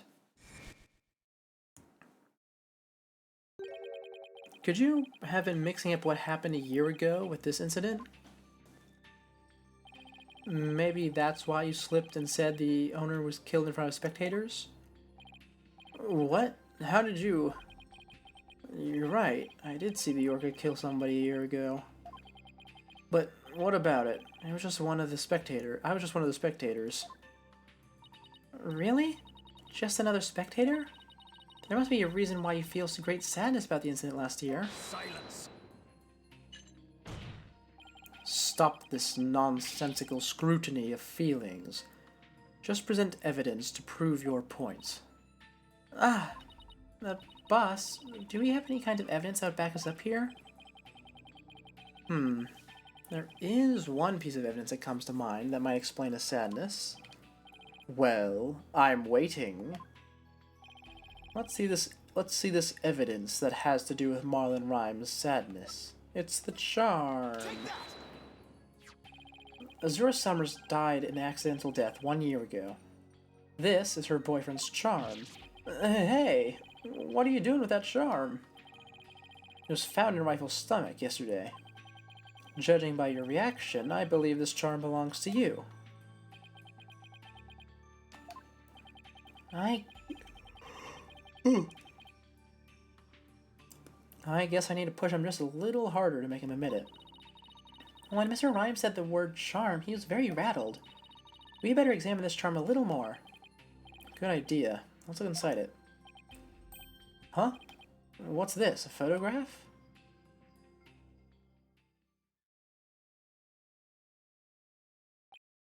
Hey, this is Azura Summers and Marlon Rhymes. Mr. Rhymes, you and Azura Summers were a couple, weren't you? Ugh, so what if we were a couple? It doesn't have anything to do with the captain's case. You believe you saw the Orca kill your girlfriend. That's the cause of your sadness. Isn't that emotion of yours connected to the current case? Silence. The only thing you revealed was the witness's connection to the victim of last year's incidents. What does the witness's past have to do with the case at hand? I don't know yet. But we managed to pinpoint the source of his sadness. Now let's delve into who Mr. Rhymes is angry at. Well, I already know the answer to that. Can I just do it on any page?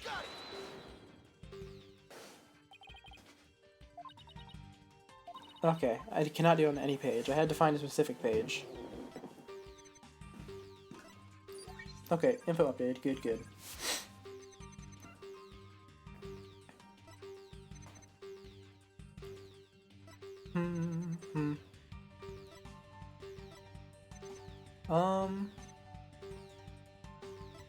I think it is supposed to be the captain, right? Oh wait, no. Why would it be the captain? It's the Orca.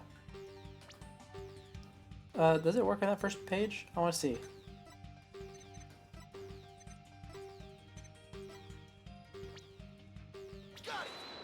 Okay, it does work on the first page. Alright. Mr. Rhymes, you're angry with Orla, aren't you? Angry at an Orca? Why would I be? If you think I have some reason to be mad, then show me some proof. Do I have proof that Mr. Rhymes has reason to be mad? Yeah? I bet that evidence we just took a look at would come in handy here. This charm indicates that you were Azuma Summer's boyfriend. I'm sure you believe Orla killed your girlfriend a year ago. You lost your girlfriend, and so you've been angry at Orla. Ugh. Alright, I'll admit it. I'll never forgive that Orca. Azura is dead and that Orca is still swimming around happy as clam. I became an animal keeper just so I could prove that Orca is a killer. You're right. I want to make that Orca pay. There, do you feel good dragging up a person's past? But it still doesn't change anything. Still not done. Ah, he's right. I disagree. It does change things. His out-of-control emotions quieted down. Now we should be able to figure out the truth behind that emotion. Okay, let's see. Yep.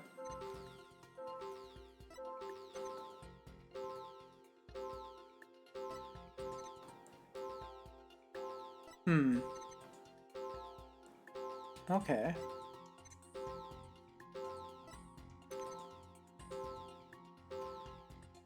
Is it just me, or is it... Huh. Yeah, the emotions calm down here. I suppose it doesn't make sense. I suppose it makes sense for him to calm down. Yeah, but angry because she was trying to protect the Orca. Why'd you freak out when that happened? Doesn't make much sense. Wait, no, that does make sense. Why'd you freak out, though? Is that it? No? Okay, I thought that was it, because he said he's freaking out when the Orcas revealed the body, but why would he...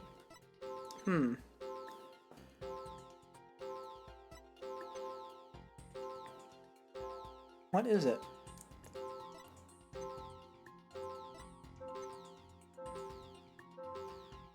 And you're angry at the Orca. And you're a little sad. Is it because you're not surprised? No, it's not because he's not surprised. Huh.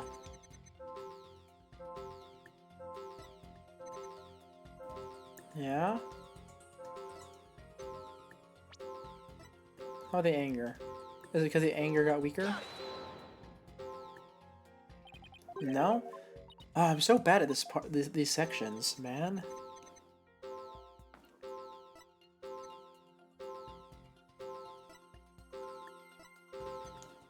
Yeah, sadness decreases. Sadness stays decreased. Yeah, anger and sadness are both at a normal point there.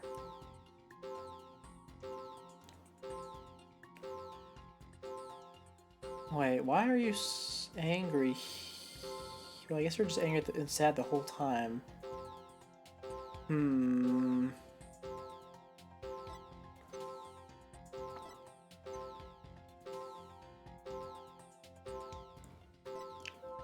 In the show, the orca shot the captain up into the air.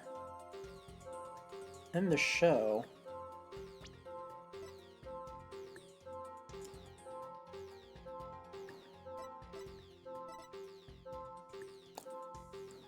I'm gonna press this just because it's different than all the other ones. I don't think this is it, but I'm just going to. In fact, I think I might just brute force this, because I genuinely have not a clue. That's not it. What is it? What emotion is weird? None of them seem weird to me. It all seems rather in line. No happiness. The lack of shock apparently is not it. So it must be a fluctuation in sadness or anger. Right?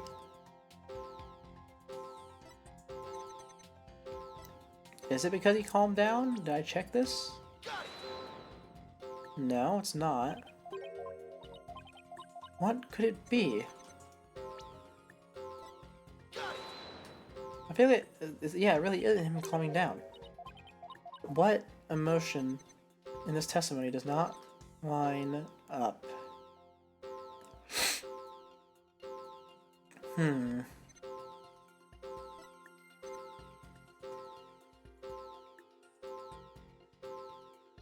Well, did I already try the lack of surprise on that? I think I did. Just in case I didn't, though, I'll try again. Oh, there it is. Okay. When Mr. Plume witnessed the orca finding the body, you freaked. Really? What are you getting at? With Mr. Plume as a witness, Orla was guaranteed to be accused of the murder. Didn't it work out exactly as you'd hoped? In order to have Orla put down, you made sure Mr. Plume witnessed that scene.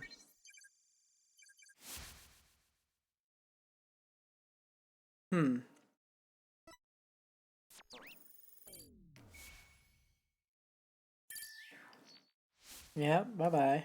Probably for the last time. So, you figured all that out, did ya?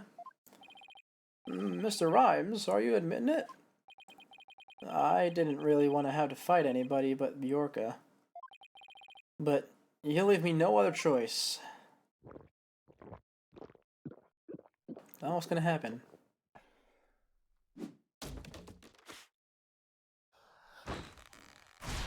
Ah! Oh, he got buff. Now it's time to get serious. Ahoy! Yo, what? Yo, ho, ho! Ahoy, me meat brothers! Brother, represent. Avasta, ye grass eaters, stay free. Okay, I can't quite keep up with this. But, he's a lot more confident now, is the point of what has happened. I'm a bit shocked, actually. I did not expect this in the slightest. Huh. What is going on? Where did this pirate fellow come from? He looks like a completely different person. And where did he get the swordfish from?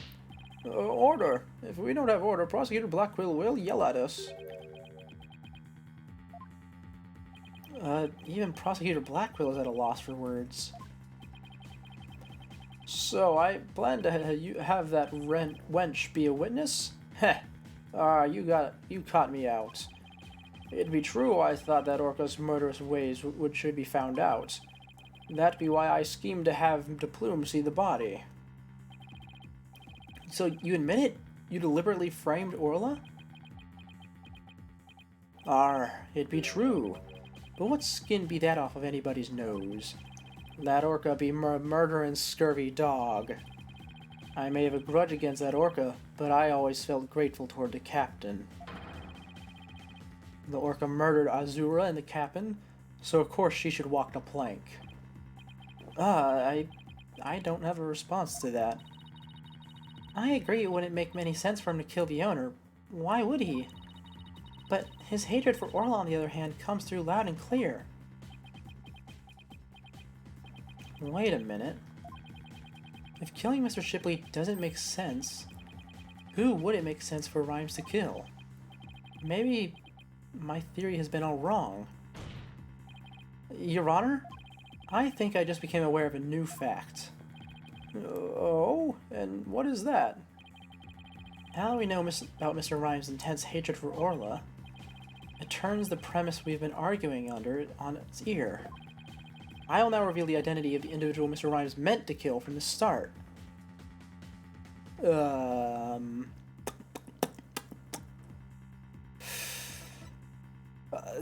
Was it Sasha? No way it was Sasha. Who did he want to kill? I mean, the only options are Crab or Sasha. But I don't see any reason why he would want to kill Sasha. So is it Crab? I mean, they're both protecting the orca. I'll say Sasha for now. This is the one the witness meant to kill from the start. Oh, really? But why? Well, because... one can only wonder. Mr. Wright, how dare you roll the dice when you accuse someone of intent to murder? I apologize, Your Honor. I'll do better next time. Okay, well, in that case, there is only one answer now. Herman Crab. Wait, really? That's not either? Huh. Wait. Did I, like... Does he actually bear a grudge against the captain? But why? Why does he bear a grudge against the captain? No, that's also not it. Okay, so it really is the orca. Wait, then why did they have me do this? I said their grudge was against the... Like, I thought their grudge being against the orca was common sense. Have I just been, like, seeing past everyone's words this whole time? Because I was thinking ahead? Maybe. What? So the witness's intent was to kill the orca? Exactly. The witness's intended victim was not Jack Shipley. From the start, it was all a scheme to kill Orla. The orca was his true target, but Jack Shipley is the one who died. The orca is alive and quite well.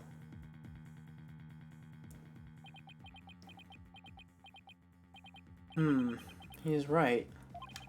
He wanted to kill the orca, and yet it was Jack Shipley who fell to his death. How'd that happen? Wait a minute. What if Mr. Rhymes wanting to kill Orla was somehow connected to Mr. Shipley's death? At a loss for words, are you?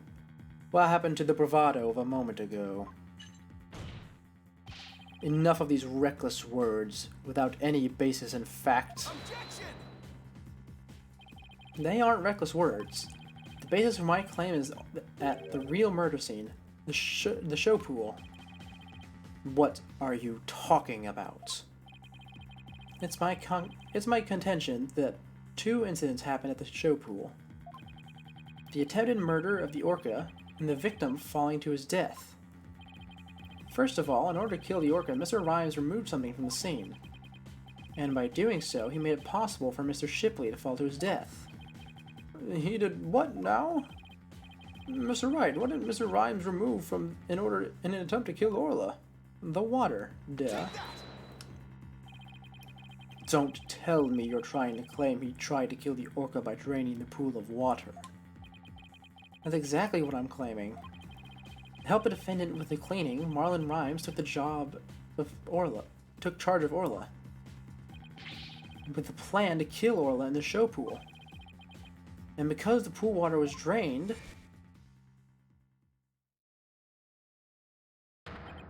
it made it possible for Jack Shipley to fall to his death in the show pool. Okay. How is this trial going to be much longer than this? I tried to kill the orca, you say? Can he even prove there was nary a drop of water in the pool? I thought the game crashed or froze because of how suddenly he stopped moving, but that's pretty weird. That day I was simply looking after the orca. Why would I have the monstrous thought of killing it? Objection! You claim you were looking after Orla in the early morning hours of July 20th. But I don't think you were doing a very good job of it.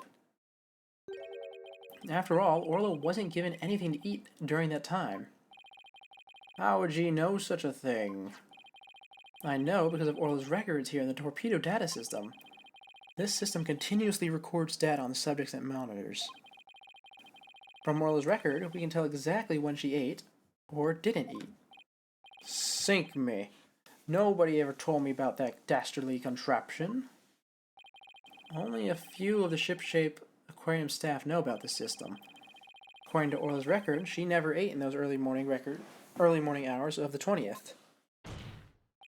You planned to kill Orla, and that's why you didn't feed her. Silence! You're wasting time. What proof do you have of that? Perhaps the orca simply wasn't hungry. He's right. I don't have any proof. Yes, we do. If Orla simply didn't eat, then that would create an inconsistency. Where did her fish go? Her fish? Good question. Where did it disappear to? Fish? What does it matter? What relevance does it have to this case? Cease this stalling with inconsequential questions. Stop delving into the depths of the orca's stomach and delve into the case instead. Objection! But wait, it may seem like a small inconsistency, but it's an issue of great importance, I think. What are you driving at, Mr. Wright? How could this fish disappear? How could the fish disappear? Somebody must have eaten it.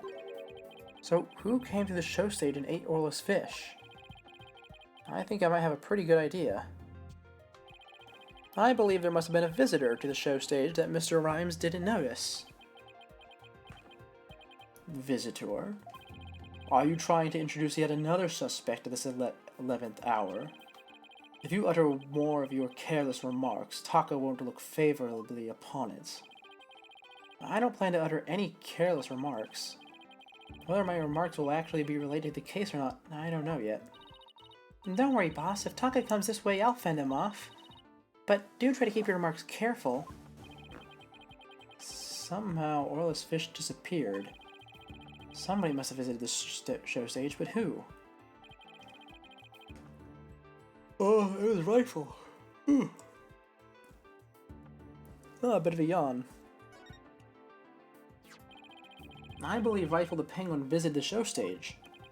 First an orca, now a penguin? Why would ye be saying such a thing, Mr. Lawyer? I didn't see Rifle during the wee early morning hours.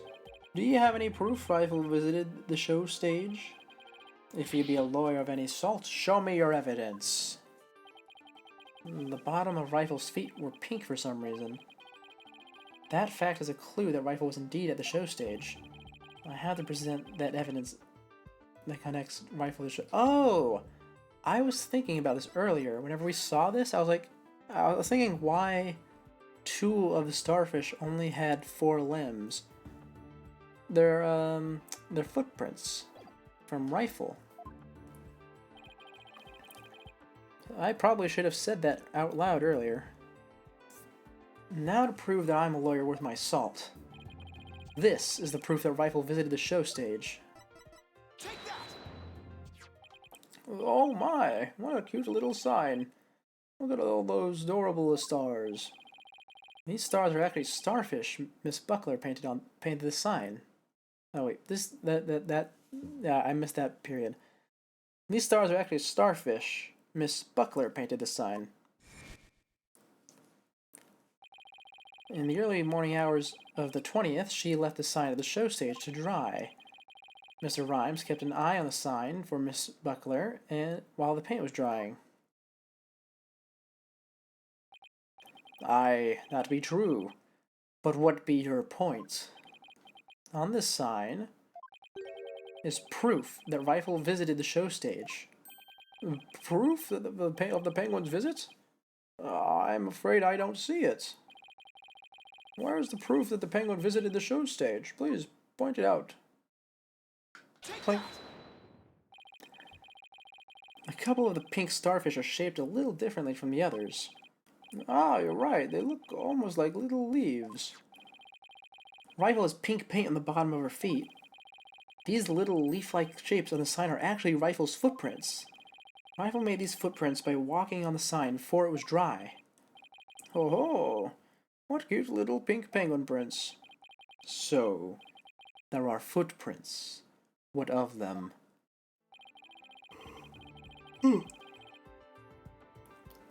Marlon Rhymes was watching over this sign at the show stage while the paint dried. And during that time, the penguin paid a visit. According to the torpedo data system, we know that Rifle ate something that morning of the 20th. Most likely, Rifle ate the fish meant for Orla that was at the show stage. Orla's snacks was a small quantity of fish. Even a penguin could have eaten it all. For God, Rifle ate Orla's fish. Who be ye to say Rifle ate Orla's fish? She could have picked up food anywhere.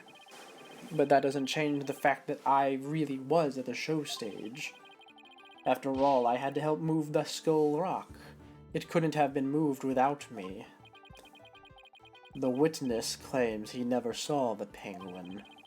How do you explain this contradiction? Both Mr. Rhymes and Rifle were at the show stage, but Mr. Rhymes didn't see her. So where could Mr. Rhymes could have been at the time? Right, Dono. If you aren't up to the task,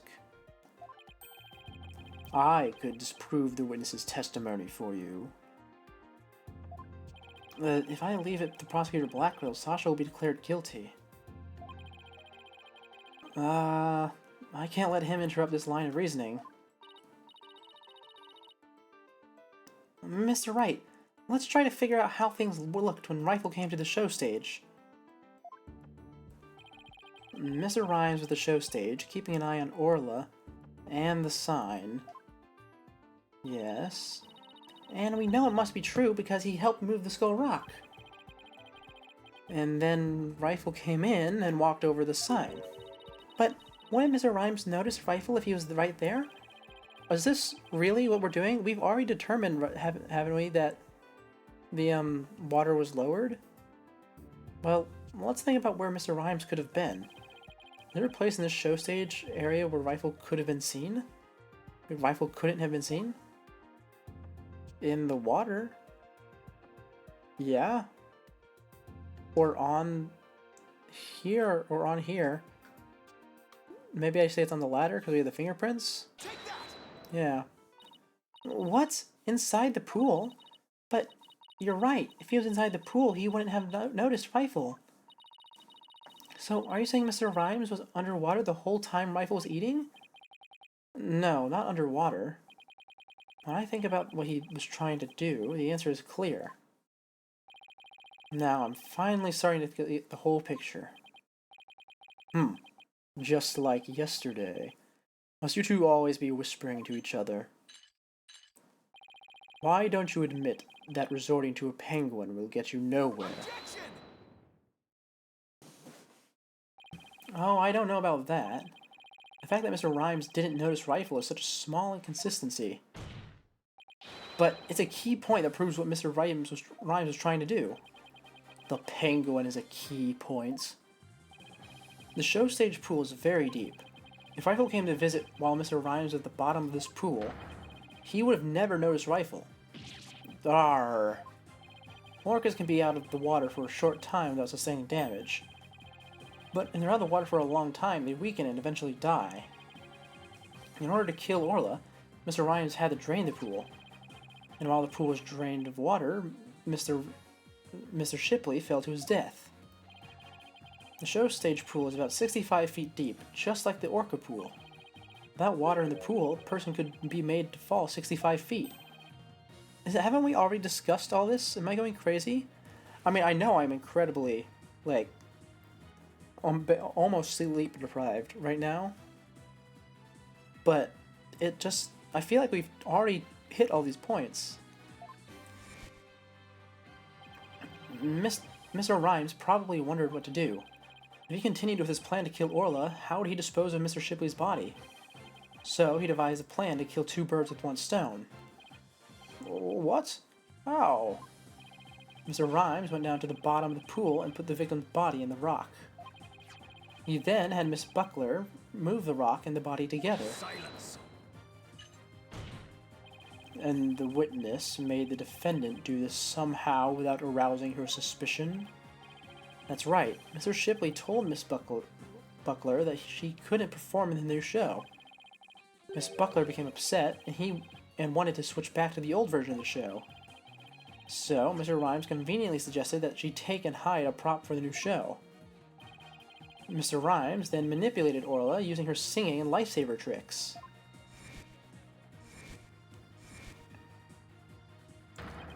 He schemed to have Orla find the body while the Plume would be the standing witness.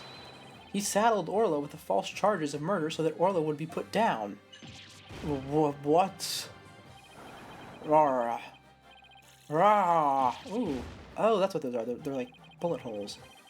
So the fact that the witness didn't see the penguin shows that when Rifle visited the show stage, Rhymes was putting the body in the rock.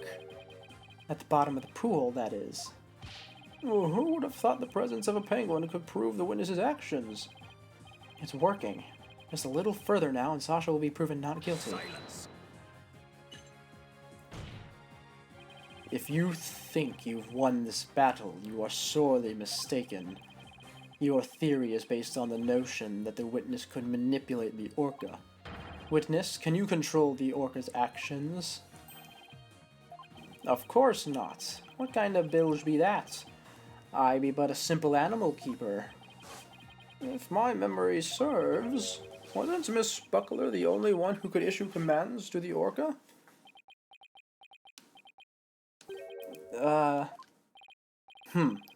The judge's blade is sharper than the lawyer's.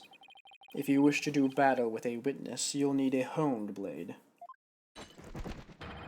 Where is your sword of evidence that Marlon Rhymes could manipulate the orca? Ah! Well, we already know this. We have the phone and the whistle. Yeah? That should be enough? Probably our last two pieces of evidence. Rhymes had to have manipulated Orla in order for his plan to work. But how can I prove it? Well, it appears this line of reasoning has become unsustainable. Objection! Thank you, Athena. Well, it appears that I was mistaken. Athena, I have analyzed the hearts of all kinds of people. I have enough experience to see when I look into your heart. I have enough experience to see when I look into your heart that you haven't given up. So that objection was my way of speaking up for your heart.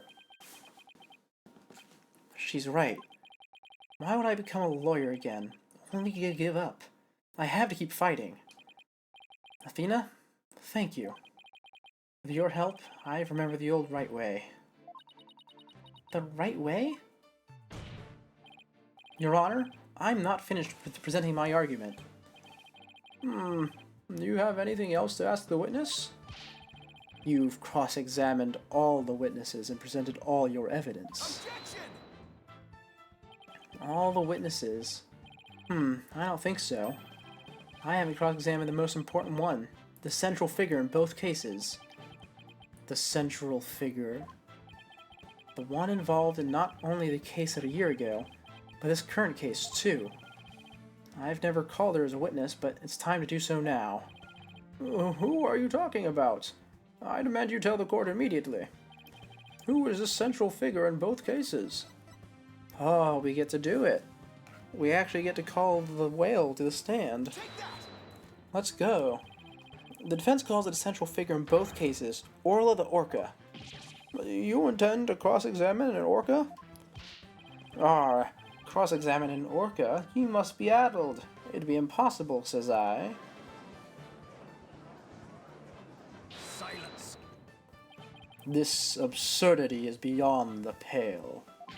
How do you expect to question an orca, a creature incapable of speech? Objection! Orla is intricately involved in this case. I have every right to cross-examine her. Besides, even if she can't speak, I think cross-examining her will be invaluable. Very well. Do what you will, then. But if you fail to garner anything from this little exercise with the orca, I hope you realize the reward for your efforts will be the defendant's guilty verdict. I'm ready and confident. So, cross-examining Orla, huh? That was a bold move, boss. Now, all we have to do is figure out how Mr. Rhymes manipulated Orla. That's right. Now it's Orla's turn to help us out, save Sasha. An orca defendant yesterday, an orca witness today. This is truly unprecedented. But even though this is highly unusual, I'm prepared to allow it. Bailiff, ready the witness telecast. We'll have a 10-minute recess while the telecast is being set up. Alright. We've almost made it to the end, it seems. Surprised that the bonus chapter is only 2 days long. Oh, they're giving us a full to be continued. Oh, how much time does that, can we estimate that then? I would put it at minimum 45 minutes. Yeah, probably. I mean, we don't have too much evidence to go through. Let me see. The whistle, of course. The walkie-talkies, yes. The video, the phone, the walkie-talkie being missing, and the ladder prints, maybe? Yeah, I think that's the only other thing that we could have. So we have like half the evidence left, basically. Oh, that's going to take at least an hour then. Well, I said we're finishing it today, so we're going to finish it today. Here we go. I'll leave it to you to think of something like calling Orla, Mr. Wright. Actually, no. I need to go to the washroom, because it's been quite a while, and I need to go. So, we're going to take a short break, and then I will be back, and then we will finish this. Pow!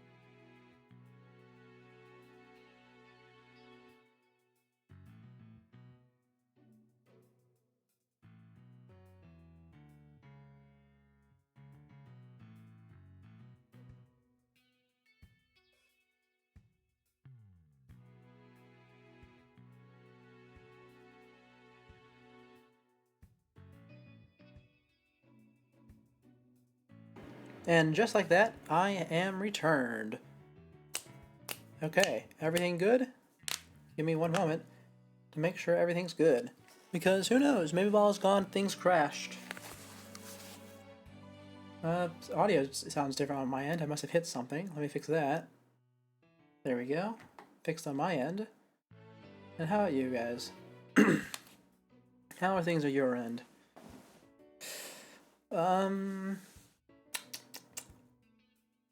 Bit of latency yeah. Is it what? Or maybe not latency. Maybe it's frozen. Let me see. Oh yeah, it was just frozen on my end. Okay, I should refresh then, and then we'll hop into it for real. Bum ba-dum bum.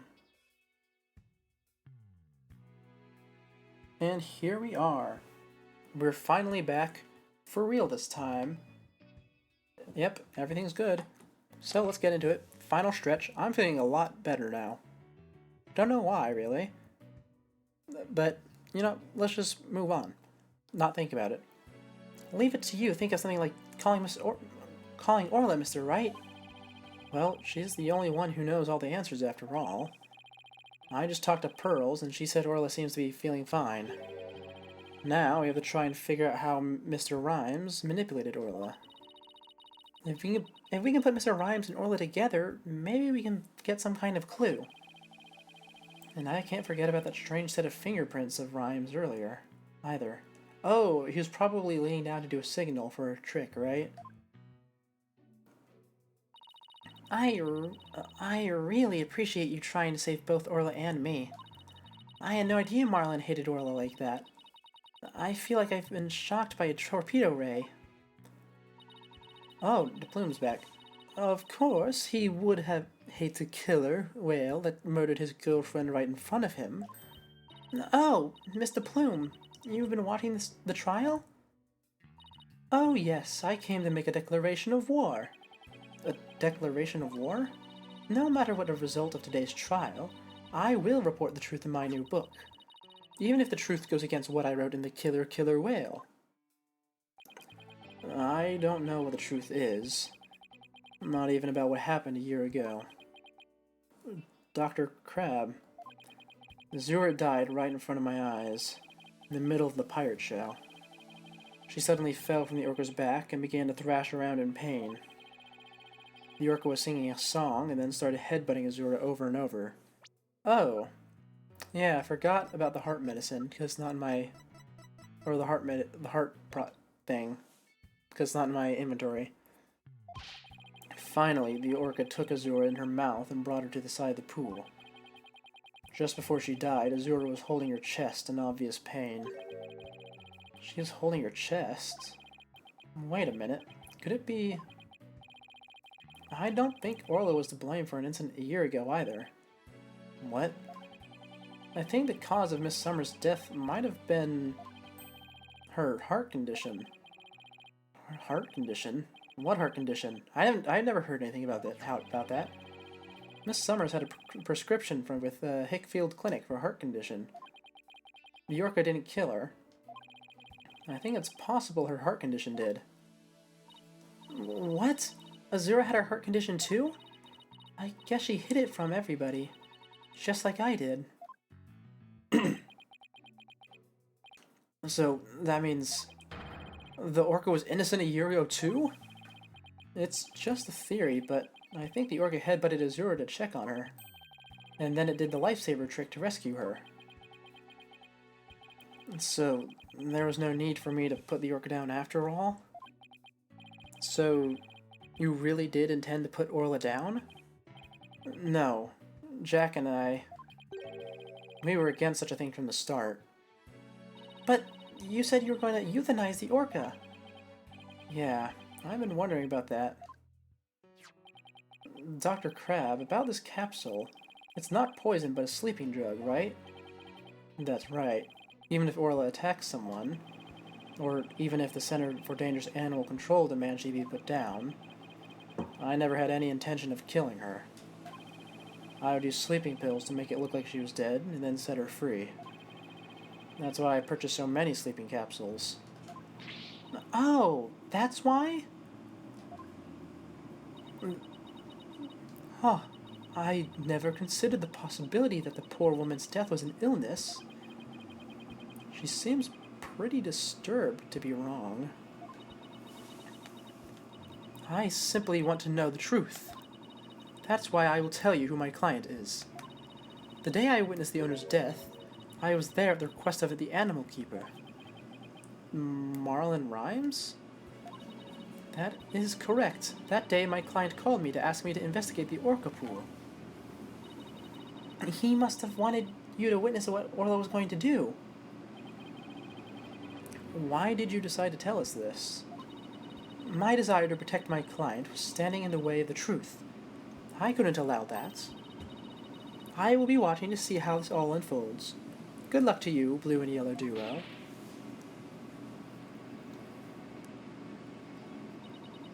Well, that was quite the bombshell she dropped. And so casually, too. That woman really is a free spirit. Do you, remember what you said yesterday, Mr. Lawyer? That you'd expose any secret if it would help save Sasha? I remember. It's my duty as a lawyer. I just wanted you to know that I don't blame you for exposing the aquarium secret. It may put me in hot water, but if it helps save the orca, let me clue you in on another secret. Focus on the orca's song. The orca's song, huh? What could he be hinting at?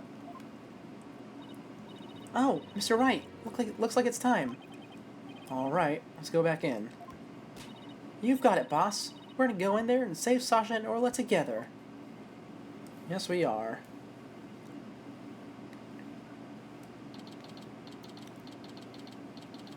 July 22nd, 11:30 a.m. District Court, courtroom number 4. Oh, hold on. Finger. Ow. Ow. Ow. Ow. Ooh. Ow. Jeez, what did I do to my finger? Oh, that sucks. Okay, I'm good for now. The court will now reconvene. Is the witness Aura Shipley, commonly known as Orla, ready? No, Aura Shipley, sorry. Well, the orca is present, but I highly doubt she will understand what's going on. Oh, just as adorable as yesterday. I distinctly remember you being afraid of her on several occasions. Now then, Mr. Wright, how do you propose to cross-examine the witness? I intend to have the young lady there with Orla help me. Hello, everyone. That young lady, didn't I meet her once before? A long, long time ago? Yes, that's Pearl Fay, my old friend. Well, didn't she grow up to be a lovely young lady? I have no interest in this chit-chat. On with the cross-examination. Mr. Wright, this is all your fault. Why are you dawdling? How is this my fault? The court will now hear the testimony of Aura Shipley.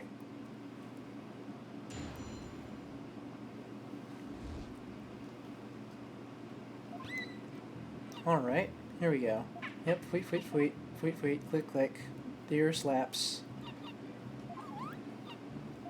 I think I'm just gonna have to present something and see how she reacts. Mr. Wright? Yes, Your Honor? Do you seriously intend to cross-examine this orca? Well, she is a key witness for the defense after all, sir. Every time you come to my courtroom, you open my eyes to a new way of thinking. It appears this will be another one of those times. Yes, he's given me the go-ahead. I'd now like to put the witness and Mr. Rhymes together to see how he manipulated the orca. Hopefully, Orla will have some kind of reaction.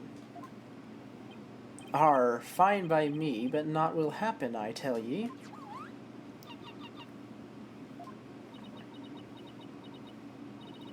Mr. Rhymes was right. Nothing happened. I guess I shouldn't have expected it to be so easy. How did he manipulate her? Right, Dono. I hope you realize that if you can't prove this cross-examination how Rhymes controlled the Orca, your defendant will be declared guilty immediately. Yes, I realize that. This is my last chance. I have to figure out how Rhymes commanded Orla to do her tricks. Please begin your cross-examination, Mr. Wright. Alright. Is this actually just, It is, okay. In that case, I should probably just present immediately the phone or the whistle. Which one? Dun, dun, dun, dun, dun. Well, hold on. Let me see. Figure out how Rhymes commanded Orla to do her tricks. Well, we know it's just the whistle, right? The whistle or the phone? So we just present the whistle? Objection! No, we do not present the whistle. So I'm going to present the phone now, and if that's not it, we're going to be in hot water. Objection! There we go, it's the phone. Got it. Sasha told me an interesting story about Miss Summers. Azura used to send her boyfriend videos of herself teaching the Orca tricks. I used to help Azura take the videos on her TV phone. Most likely, Mr. Rhymes still has these videos of Miss Summers. Miss Faye, can I ask for your help? Of course, Mr. Nick. What is it? You're using Mr. Rhymes' TV phone, correct? I'd like you to examine it for me. Please take a look for videos of Azura Summers issuing whistle commands to Orla. Videos? I'm not too sure how to do that, but I'll give it a try. My apologies to Marlin. Right, Dono. What are you up to? You'll see in a moment. If Pearls can find those videos for me. Mr. Nick, I found them. I found some videos like you described. You did? Thank you, Miss Faye. Just as I suspected. Now, how did Marlin Rhymes get Orla to do those tricks? I will now show you. With Mr. Rhymes' cell phone. His cell phone? Are you implying he used an app? Miss Faye, can you see if you can issue Orla a command? Me? Can I do such a thing? You might be able to if you play a video with the whistle signal in it. If there's a video of the lifesaver trick, please play that. Before you do, though, please put the practice dummy in the pool. The practice dummy? Alright. And it goes. There, it sank to the bottom. Now I'll play the video. And there it goes. Orla is diving down, heading straight for the dummy.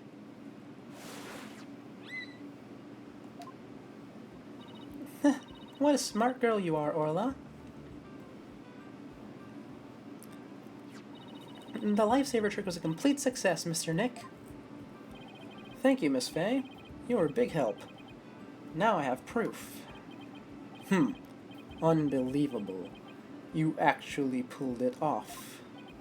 That was the lifesaver trick we saw yesterday. Is Miss Faye an Orca trainer now? No, Your Honor. I'll explain after we try one more trick. Now, let's see if we can command Orla to do the singing trick. Miss Faye, if there's a video of the singing trick, please play that. Certainly. Let's see. Is it this video?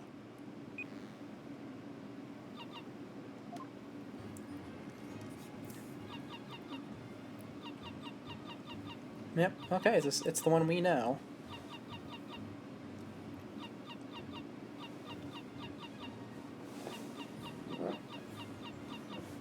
Yep, there we go. Oh my, isn't she wonderful? That was the Swashbuckler Spectacular song. Oh, what a lovely singing voice. It wasn't bad. By the way, how did Miss Fay give the orca those commands? Marlon Rhymes has something on his phone that his girlfriend, Azura Summers, sent him. They're videos of Miss Summers issuing commands to the Orla with a whistle. If they have Orla listen to the sounds of the signals, anyone at all could command Orla. Oh my, anyone at all? Yes, I believe so, Your Honor. All they would have to do is play those videos. Mr. Wright, please submit those videos as evidence. I'm getting the sneaking suspicion the judge just wants to try it out for himself. Miss Fay, could you send those videos to the TV phone here? Alright, certainly. Got them. Alright, I'll try playing one.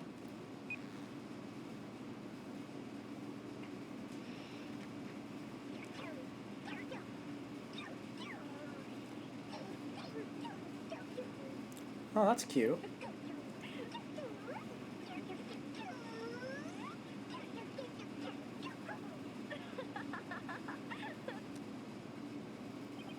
So, this was the training session a year ago, huh?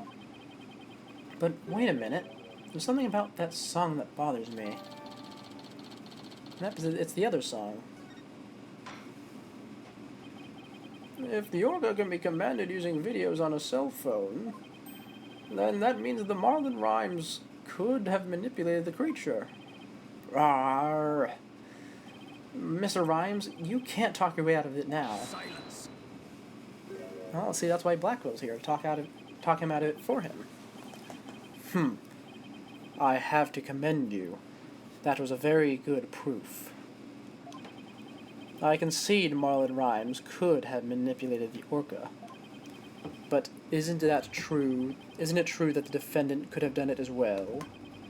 All she would have to do is use the whistle. The whistle she knows how to use so well. And she wouldn't have had to use those videos. Surely you admit it's a possibility. She could have easily had Norma de Plume witness the singing and the lifesaver trick. So he's trying to argue it was equally possible for Sasha as it was for Rhymes, huh? But is that true? Let me think about that for a minute. That's right. Those weren't just simple cries, it was singing. As I approached the pool, the killer whale suddenly started singing. It kept headbutting while it sang the Swashbuckler Spectacular song. The culprit made sure Miss de Plume heard the song and saw the life-saver trick. Could Sasha have shown these two tricks to the witness? Nope, because it can't be at the same time. No, I don't think Miss Buckler could have created the same conditions as the culprit. You challenge me to a battle. I hope your sword is sharpened. Let me see those sword skills of yours. Don't you worry, my sword is drawn and ready. My sword is evidence that the two tricks couldn't have been shown at the same time. Take that! Miss de Plume said in her testimony that she witnessed these two tricks at the same time. However, this fact is inconsistent with how Orla performs tricks. How Orla performs tricks? What are you talking about? Orla can't perform two tricks at once. She performs only one trick per whistle signal. That's how she's been trained. In other words, it would be just like with a dog. If you tell him to both sit and shake, he won't do them at the same time. Am I understanding it correctly? Yes, that's the idea, Your Honor. I wonder if this judge has a dog. I feel like we've had this exact exchange already. What a farce. So are you saying that the witness somehow managed to produce an impossible scenario? If the creature's own trainer couldn't do it, how could I? Yes, it's a mystery, isn't it? Boss, you don't have to agree so cheerfully. The defense is claiming that Marlon Rhymes manipulated the orca. But if you cannot explain fully how it was done, your argument doesn't hold water. if you can't straighten out your own theory, would you like me to straighten you out? No, thank you. So Orla can't do 2 tricks at a time, but Mr. Plume saw her do it. This logical inconsistency means there's a flaw somewhere. Was Mr. Plume lying? Or is it not true that Orla can't do 2 tricks at a time? But Mr. Plume had no reason to lie about such a thing. If it really is impossible for Orla to perform 2 tricks at once, then maybe either the lifesaver trick or the singing trick was faked? Faked? Yes, maybe Orla only performed one of the tricks, but it was made to look like she performed 2. Silence. Maybe. How do you expect to conduct a sword battle with conjecture? Sounds like I'd better present some evidence here, and fast. Although I am concerned about your profuse sweating, Mr. Wright, allow me to ask you, which of the 2 was faked? The lifesaver trick or the singing trick? It was the song. We know this already. This is a very simple thing to reason out. Yes. Very exceedingly simple. Why is it something that we are trying to deal with then?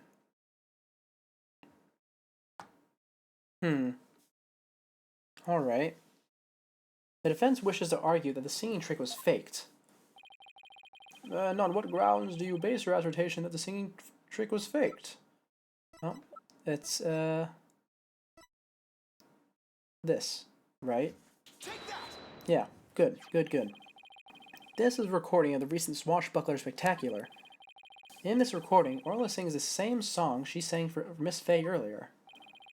But Mr. Plume said this song is a different one from the one that was sung a year ago. The song is different. Please listen to the song in the video from a year ago sent to this cell phone.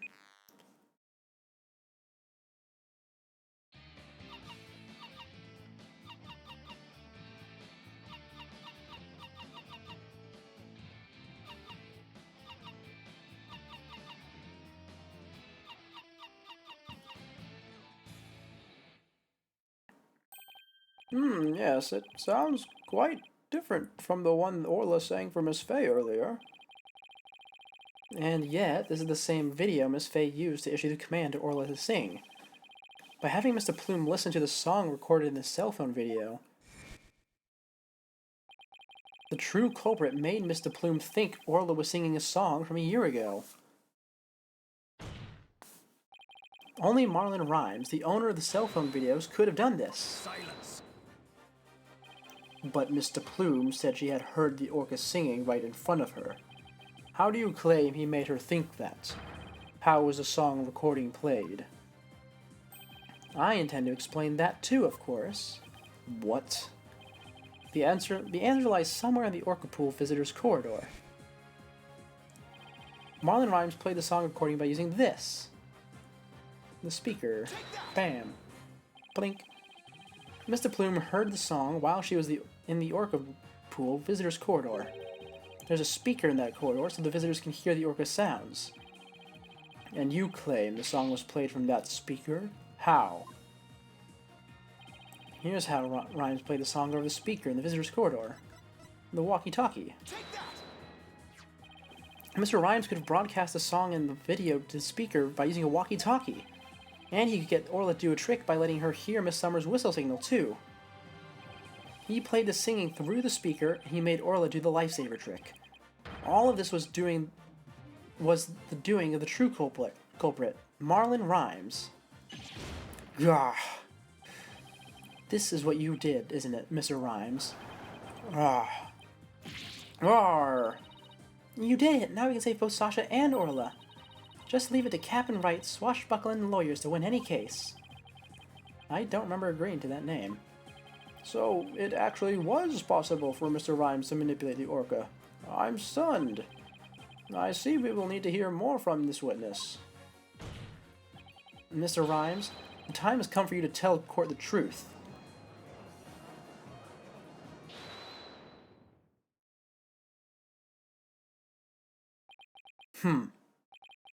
Heh. So I used a walkie-talkie, ye say. Sorry, but you're dead wrong, me bucko. It'd be impossible, says I. What do you mean, impossible? I shall sing ye a little shanty, dissin your scurvy theory. Hark ye well, now. Oh, it's gonna be his testimony, so it won't be too... So I'll be able to control the speed, then. Yo, walkie-talkie be broke for real. Mr. Lawyer's freestyle got no appeal. Broke before the plume on the scene, broke before right could have a dream. Legit goofed during cleaning time, ye? But build... Oh, okay, well, I guess he is going a bit too fast for me, then. Oh, that's fine. We don't need to read the whole thing. Because we already know what the answer is. Here you go again with that flip-flop music. Broken? With all the flimsy excuses. Bilge suckin', that was uncalled for. You probably broke it on purpose after the fact. That be untrue, little lassie. Although I can't prove when it really was. Lucky be it for me, ye lawyers be the ones who have the proving to do. After everything we uncovered, he still won't admit it. Somehow I had to prove that he still could have done it. Well, this is an easy one.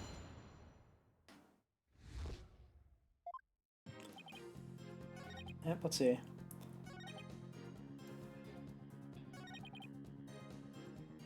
Okay, hold on.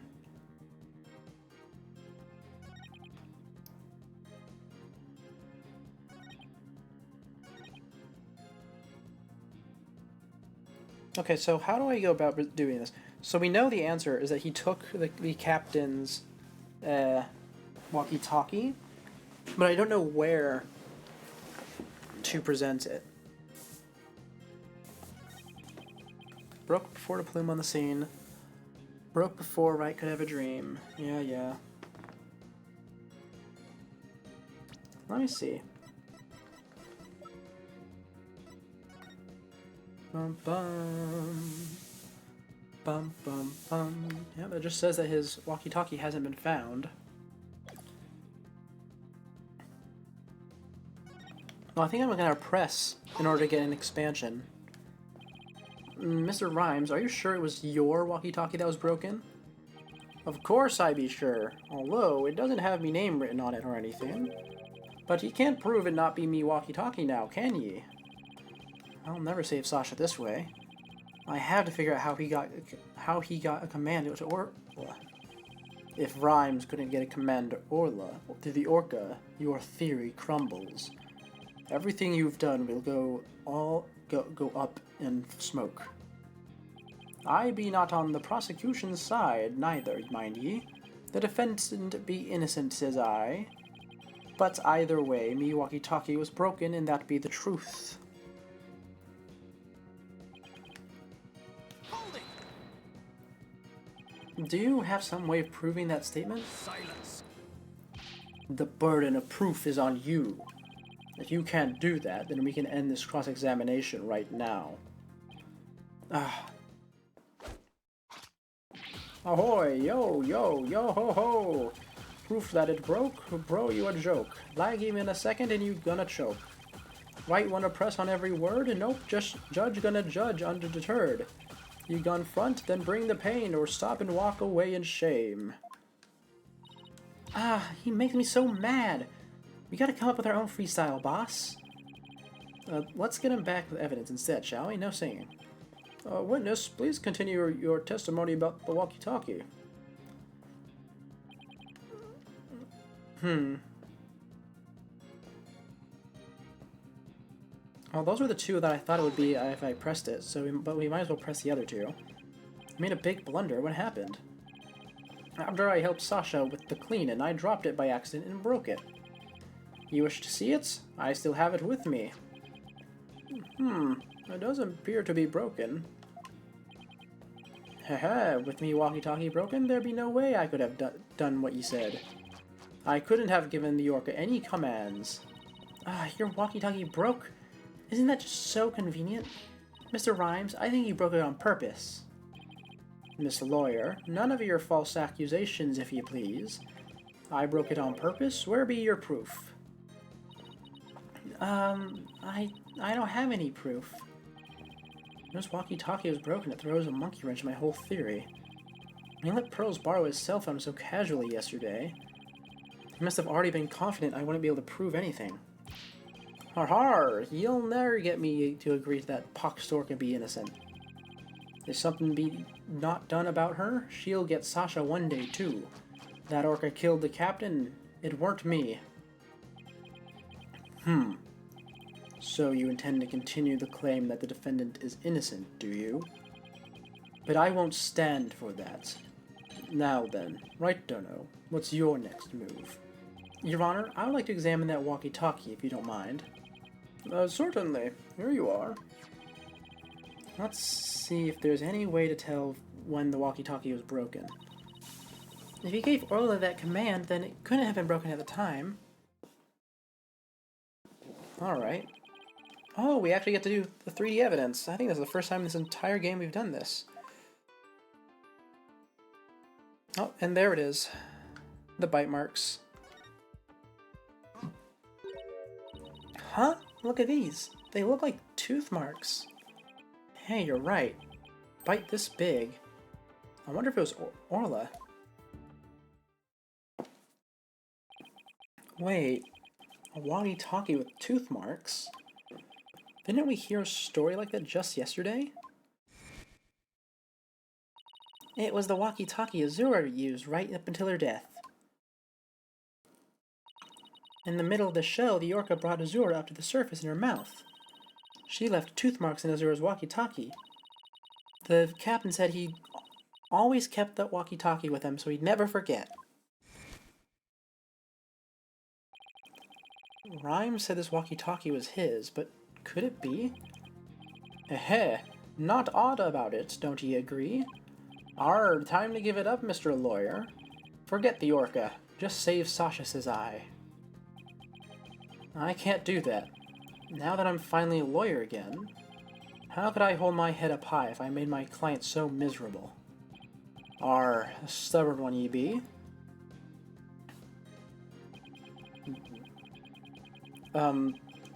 So does it just want me to present? I think it just wants me to present. Objection! Right? No, it doesn't.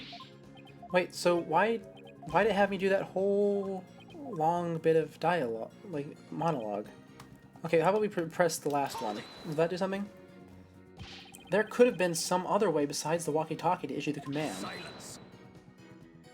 Yes, the orca could have received a signal from the defendant's whistle. Is this the point you're trying to concede? Objection! No, that's not what I'm saying. Some other way besides the whistle. Rotten lawyer, black-eyed samurai, time for a freestyle drive-by. Sasha's legit, that is the truth. Orca's guilty, you gotta admit. I tell ye, it be all the orca's doing. If ye don't belay all this bilge, I shall diss ye with some rap. I believe you've already been doing that. We tried pressing him, but it didn't change anything. Oh, I don't know about that. The statements might not have changed, but the meaning of one of them may have. Really? You caught something? That one statement might just be the breakthrough we need. Yeah, but it didn't actually, I can't present on it. This is the right one, right? I can speed through it if it is. Yeah, it is.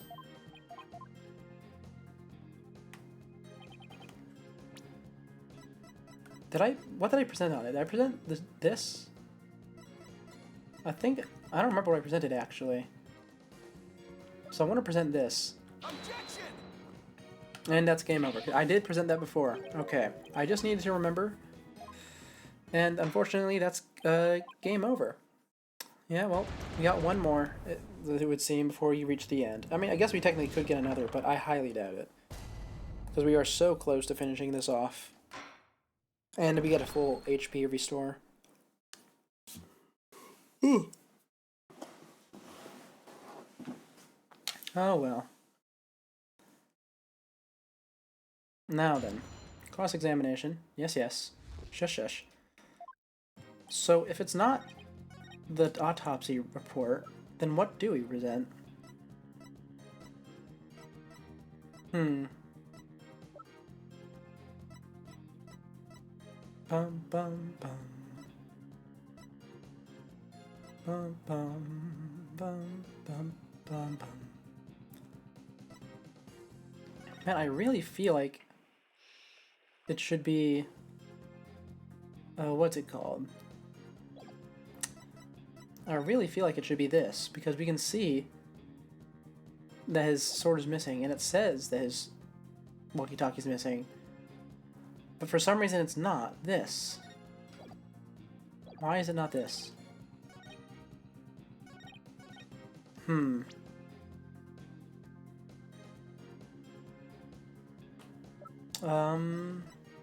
Okay, well, you know what? We've reloaded it, so I think we should press it again. Just to get us back to where we were, right? I think so, yeah.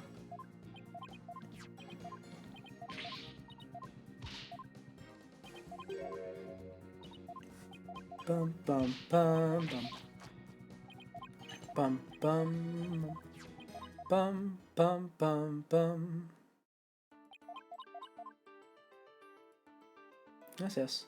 And now we inspect the sword with the bite marks on it.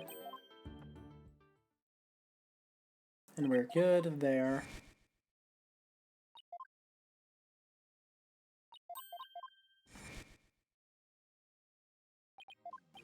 Yes. Thank you.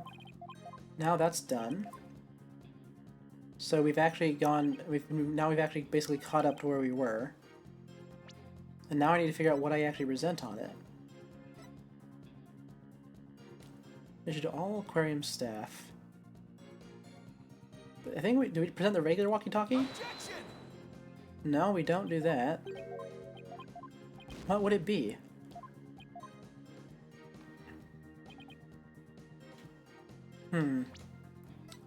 Not the regular walkie-talkie. It's not the autopsy. Bum bum bum.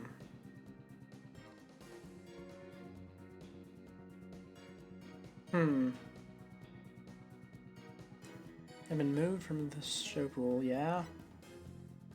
But none of this relates to the walkie-talkie is the issue.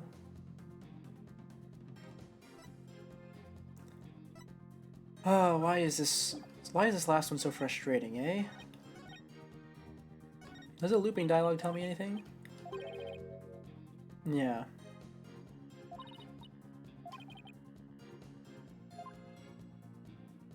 Yeah, it says the meaning of one of them changed, but it seemed, I mean, legit goofed during cleaning time, but Bill stuck in lawyer spitting lies. Hold it! I hit the wrong button, sorry.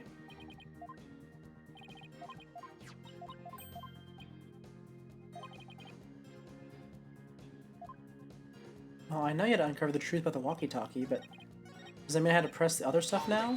Now that I've done that one? Are you sure it was your walkie-talkie? You could have stolen a broken walkie-talkie from someone else. Yeah, it changed. Okay. If you be accusing me of thievery, let me see your proof. Alright. Well, I feel a bit silly now, but I think I can safely blame the game on that one. Yeah. I'm just gonna blame the game. According to the defendant's statement, Mr. Shipley talked to her on his walkie-talkie before his death. However, no walkie-talkie was found near the victim's body. Methinks the police just didn't look hard enough. Besides, the captain's walkie-talkie wasn't broken. Be that not right? So his walkie-talkie has naught to do with mine. I'm not so sure that's true. The victim fell to his death. It's quite possible that his walkie-talkie broke in the fall. You stole the walkie-talkie after the victim's death, didn't you, Mr. Rhymes? Silence! I will not allow such leading questions, Right Dono. If you claim the walkie-talkie belonged to the victim, show me your evidence. Certainly. I plan on doing just that. Please look at these tooth marks here on the walkie-talkie. Tooth marks? Ah, yes, I see them. The victim's walkie-talkie was a keepsake that used to belong to Azura Summers, who died a year ago. These tooth marks were left by Orla when she carried Miss Summers in her mouth.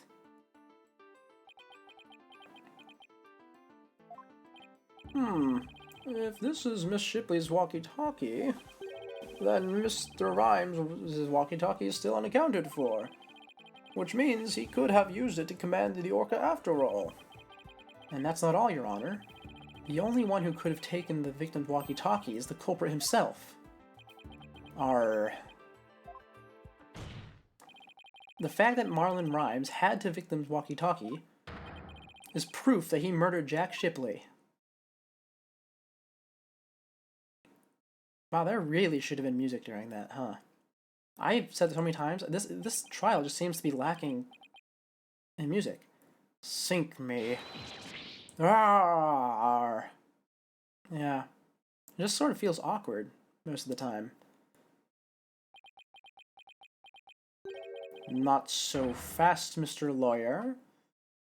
What? You still won't admit it? This walkie-talkie be mine, says I. Then how do you explain the tooth marks on it? I've had many to run-in with that orca myself, She bit me more than once, and me walkie-talkie, too. Evidence of our fights are carved into me body. My goodness, I can clearly see the tooth mark scars in your skin. What? Are those really scars from being bitten by Orla?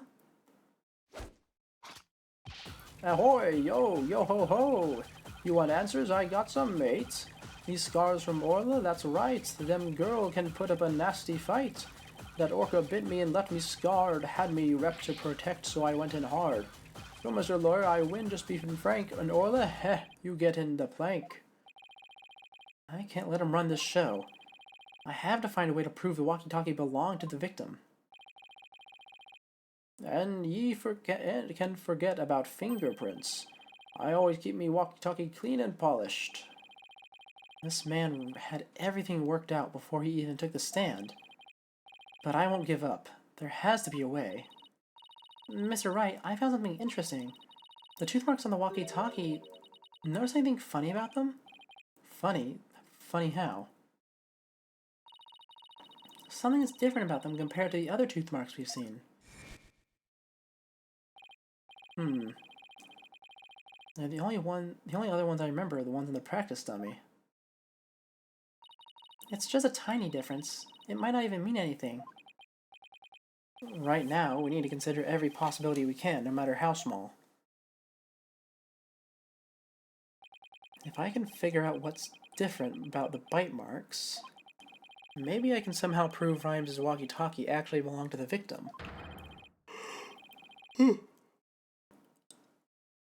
Think, Phoenix. You can turn everything around, right here and now.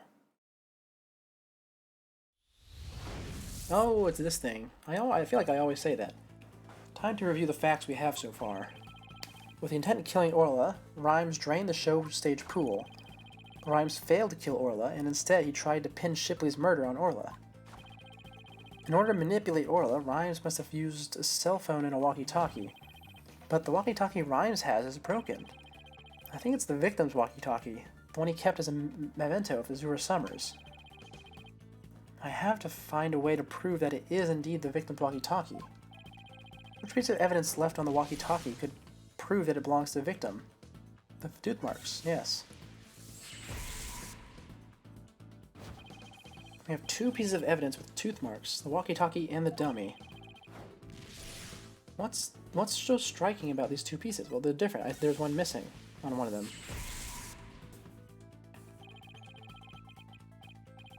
When I look closely, I see two different bite mark patterns. Two variations, huh? Wasn't there a trick of Orla that kind of had two variations as well? Yeah, the song. A year ago, the Orca's song and teeth marks were different from what they are now. But what could be the cause of these two inconsistencies? What's behind the fact that the Orca's tooth and marks and song are different than a year ago? New teeth grew in. No? Even if new teeth grew in, that still wouldn't explain why the song was different. That'd be like if my baby voice, my voice changing because the second I lost my baby teeth. I better go back to the drawing board. Is it a different orca? There's no way it's a different orca, right? It is. Whoa, that's okay. I'm starting to think there are two different orcas. The one a year ago and Orla now. And if the orca a year ago wasn't Orla, it means the bite mark on the walkie-talkie isn't Orla's, like Rhyme said it was. Now I can finally prove the walkie-talkie belongs to the victim. Mr. Wright, you appear to be lost in thought there. Is everything all right? I just realized something. Astonishing, Your Honor. Your face is what's astonishing, Right Dono. Your rudeness is what's astonishing, Prosecutor Blackquill. And what is this astonishing thing you realized? Until just now, I thought the orca at the ship-shaped aquarium a year ago in Orla were the same orca. However, two inconsistencies led me to a new fact. And that fact is that there might be two Ora Shipleys. What? Two different orcas? But that's impossible. Order in the court. Explain yourself. What is the basis for this preposterous claim? The orca's show song... The orca show song a year ago and the orca now are different. I believe it's because the orca a year ago was a different orca. The two different orcas, the two different songs. It explains how the show song explains the show song contradiction. What be this Bilgewater talk? I don't understand. I'm talking about the truth.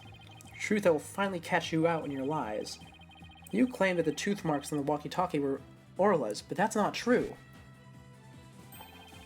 The two different bite marks patterns on the walkie-talkie and the dummy proves it. What? Two different patterns, you say? Silence. While I will concede there is a possibility that two different orcas exist, bite mark patterns alone are not proof enough. I want more conclusive evidence. Alright, I will show you conclusive evidence then. So he wants to see evidence other than the bite mark patterns, does he? Orca a year ago and Orla have different songs and different teeth. Don't I have two videos on hand that can be used to compare the differences? I will now submit two videos in which the different songs and teeth can be compared. Right, that's the wrong one. Take that. And here is the other. Take that. Please compare these two videos, one from a year ago and one recent. As discussed, the two orcas are singing two different songs. Please also pay special attention to the appearance of the two orcas' teeth. How exactly do you claim their teeth are different? Let's look at the shots in the two videos where the orca's teeth are shown. This is Orla in the recent video of the Swashbuckler Spectacular Pirate Show. As you can see, she has all of her teeth. What a healthy smile she has. I'm a bit envious. Next, let's take a look at the TV phone video from a year ago. Just as I thought, their teeth are different. Oh, I believe this smile looks a little different from the one we saw a moment ago. As you can see, the orca from a year ago has one tooth that's broken off. If the teeth are different, then...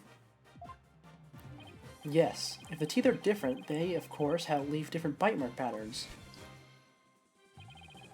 On the practice dummy, you can see Orla's uniform pattern with all the teeth intact. Uniform pattern, yep. And on the walkie-talkie, you can see that one tooth is missing from the pattern. Ah, I see it. Just like the smile of the orca in last year's video. The tooth marks on the walkie-talkie were not made by the orca we know as Orla. They were made a year ago by a different orca. The two different orcas? I can't believe it. The statement that the tooth marks on the walkie-talkie were from Orla was a lie. The truth is, this walkie-talkie was stolen from the victim, Jack Shipley. And the only person who could have stolen it is... The true culprit, Marlon Rhymes.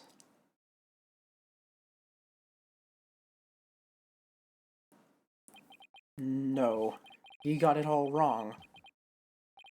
It be all the fault of that orca. Whoa. Huh? Are... You got it all wrong. Blimey. It'd be the orca's fault. This can't be. Ah! Huh. I feel like he should have had a lot more text there. Once again, I'm too weak to help anybody.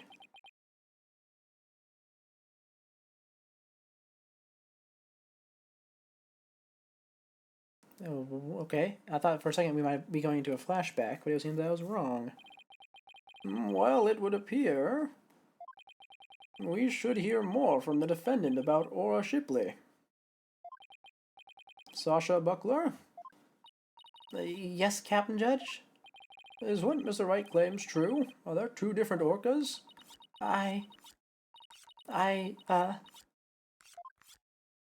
The secret that ship-shaped aquarium was hiding about was about Orla, wasn't it? Dr. Crab told me to focus on the orca's song. He hinted it would be a clue. Phoenix is right. The one we call Orla is the second Orla Shipley. There actually used to be two orcas at the Ship-Shape Aquarium. I used to call the first Aura Shipley, just Aura for short. And Aura and Orla were our sisters. The captain rescued them both when they got beached on the shore. But Orla was in bad shape and the ship's doctor had to look after her for a long time. Both orcas loved the captain, so we decided to keep him at the Ship-Shape Aquarium. Why didn't you say anything about there being two orcas? Well, because after the accident a year ago, Aura was put down. What? Aura is dead? Yeah, the Center for Dangerous Animal Control demanded it. Apparently the captain and the ship's doctor begged them. We put the first one down, so please leave the second one alone, they said. Anyway, the accident a year ago, the captain told us he was going to put Orla in the pirate show as Aura Shipley. He asked us to keep quiet about Aura's death until the time was right. What a surprising and complex tale. Did all Ship-Shape Aquarium employees know about this? No, just a select few of us. Mr. Rhymes, did you know about it? Of course not. How would I? Tell me, Mr. Rhymes, did you plan on killing Orla from the start? Yeah, I planned to do it during the cleaning, so I drained the pool. I figured if I didn't do something about that beast, Sasha's life was in danger. Sasha trusted that orca just as much as Azura did. I wanted to protect her. I couldn't help Azura, so I felt like protecting Sasha was the least I could do. My duty. I built up my strength so I'd be ready to kill the orca. I even fought with sharks. But the captain realized my plan and tried to save the orca. And that is why you killed Jack Shipley. Ah, now the report from the crime lab finally makes sense. Report from the crime lab? In court yesterday, you will recall I showed a photo of the victim lying on his back. According to the lab, the bruise on the victim's right wrist was Rhymes' handprint. His handprint? I didn't know how it fit in with the case until I heard Rhymes' story just now. But now we can imagine the reason for it being there. Rhymes must have made the handprint when he fought with the victim over the orca. A handprint made during the struggle? I don't care what happens to me anymore. I deserve the death penalty. I'm the one who killed the captain. Please, give Sasha her not guilty verdict. Heh. You accept your defeat well, I see. Let me be your guide to hell. Get on with the verdict, your baldness. It seems this unprecedented trial that began with an orca and as the defendant has finally come to a close. Sasha is saved! Orla's gonna be so happy! Sasha's not guilty verdict is coming. Why do I still have this strange nagging feeling? Why is this handprint on the victim's right wrist? Was it really the result of a deadly struggle over the orca? I can't shake the feeling that the handprint has some other hidden meaning. Is this trial going to end without revealing the whole truth? Very well. This court finds the defendant, Sasha Buckler. Hold it! Yep, there it is. So I think what happened, it's pretty obvious.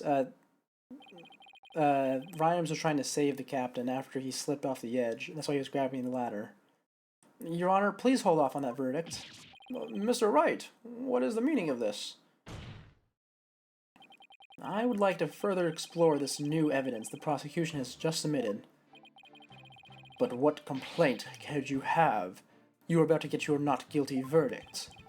I see no need to further prolong this trial, Mr. Wright. Your Honor, we still don't know the entire truth of this case. This unnatural handprint Mr. Rhymes left on the victim's right wrist. I don't think it was the result of a fight between the two men.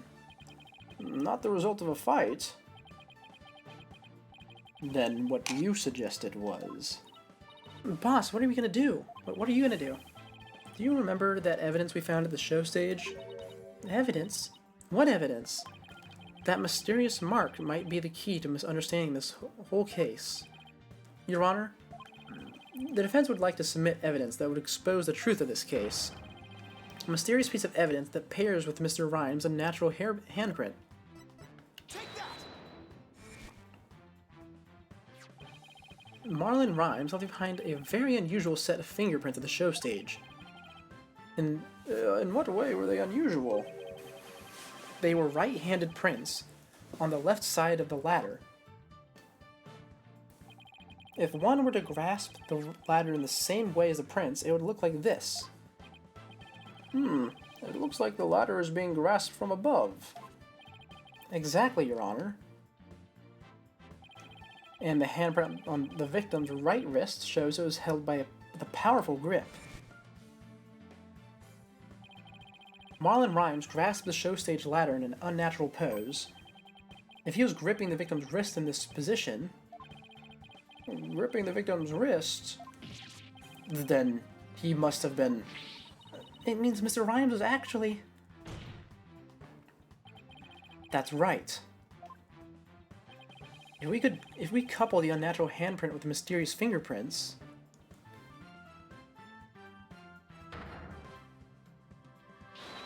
we see that Marlon Rhymes was trying to save the victim's life. What? But that can't be. It's impossible. Why don't we ask Mr. Rhymes himself? Yeah. Mr. Rhymes, we want to hear the truth directly from you. I gotta hand it to you, Mr. Lawyer. You got skills. Why? Why did you have to figure it out? It doesn't matter what happens to me anymore. I'm ready to die. So, what is the defense claiming? So, is what the defense is claiming true? The captain, he found out I drained the show stage pool. He rushed to the side of the pool, frantic to put some water in for the orca. And then, he slipped.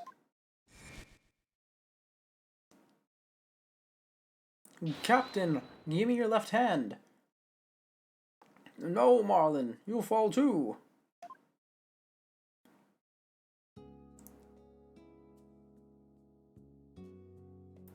Forgive me, Marlon. I didn't realize what deep pain you were in. But, please, Please don't blame Orla. It's nobody's fault.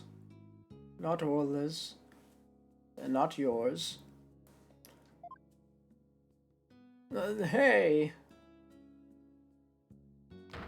Captain!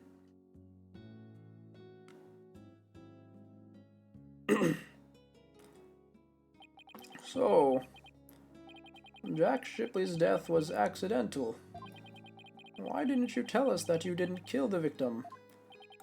Because I have no right to live anymore. I'm ready to get the death penalty.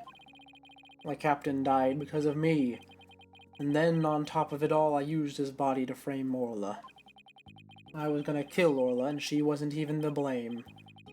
She didn't do anything wrong. The only thing I can do now is pay for it all with my life. I can't do anything. I couldn't save the captain. I couldn't avenge Azura's death. Mr. Rhymes, you have the wrong idea about Miss Summer's death. Not even the first Aura Shipley was responsible for her dying.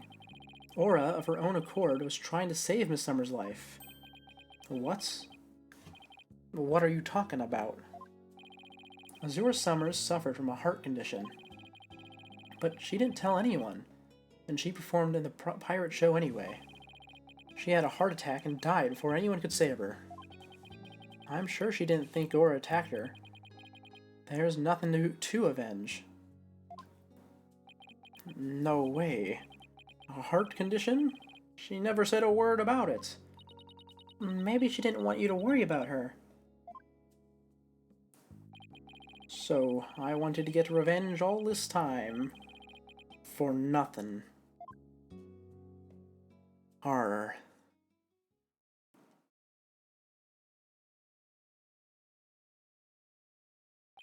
So, neither case was murder. Not a year ago, and not this time either. Your responsibility in this matter is great, but I believe you can be rehabilitated.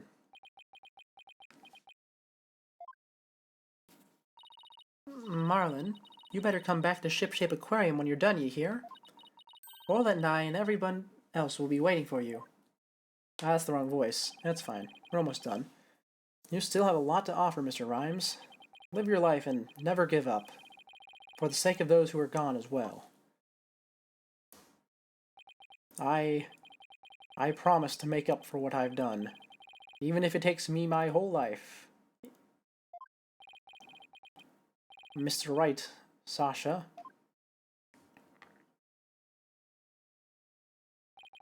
Thank you.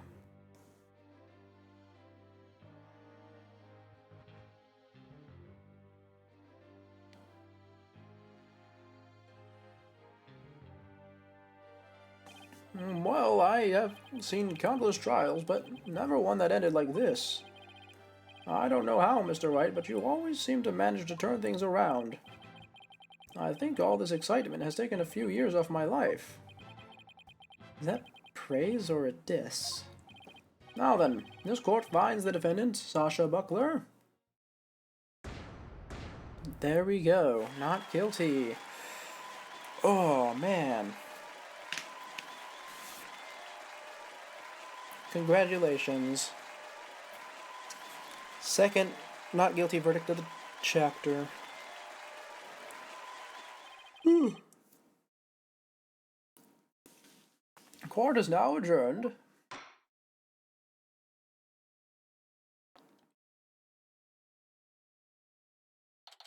Oh, not at the office, it seems. Congratulations on your win. Thank you for all your help today, Pearls. All I did was have fun with Orla. Orla, I'm back. Oh, I missed you, girl. Oh, and I'm so happy for you. You and Orla, Sasha. Everything turned out great. Oh, I'm messing up their voices because they're speaking back to back. Phoenix, Athena, I really want to thank you from the bottom of my heart. Orla and I are both really grateful. I will now act out me gratitude with a little performance. Arr, Miss Orca Lover, don't you think you'd better take care of your health first? Alright, fine. I promise. No more shows until I'm better. I don't want anybody to worry about me after all. Good. I'm glad that's settled. Hey, buddy, Mr. Lawyer. You just had to blab every single one of the aquarium secrets, didn't you? I'm sorry, Dr. Crab. Nah, that's alright, I'm glad. It was kind of hard to tell. Although, thanks to you, they now know we're using the illegal torpedo system. But I think we'll be able to wiggle out of serious repercussions somehow. That writer lady is advocating for us, saying the law itself is to blame. She said she's going to look into getting the law changed. Wow, go Mr. Plume. She sure is a powerhouse. There's one thing you didn't figure out, by the way. Keep this to yourself, will you? We don't want it getting out publicly. Remember that appointment I had written down in my calendar? Oh, you mean meet the captain at Orca Pool at 7 a.m.? That note meant the Orca Pool of the Supermarine Aquarium, not Shipshape's. What? Why were you supposed to meet there? Jack and we visited the Supermarine Aquarium once a month. Any idea why? To get dolphin therapy treatment? No, silly. Remember I told you? Jack and I were against putting the orca down from the start. What? You mean... You just pretended to put the first orc Shipley down. The Supermarine Aquarium is harboring her for us. What? Oh, so that talk about large amounts of money you were paying them? Once a month, the vets disappear from this aquarium, and I came to find out that each time a large amount of money was being paid out.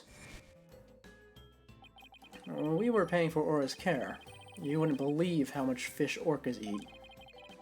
Now that it's been proven she was innocent all along, I think we can bring her back soon. Until then, keep it under your hat, okay? Huh? What was he telling you about? Oh, nothing much. By the way, Orla wants to give you a little celebratory prize. Oh, is it going to be a splash? Orla specifically requested that you give it to her, Phoenix. Alright, fine. Let's see. What can I give her? Oh, it's me giving her a gift. Okay. It took me a second to realize that. Anyway, here you go. Fish. Take that! Orla, it's coming a day late, but congratulations on your verdict.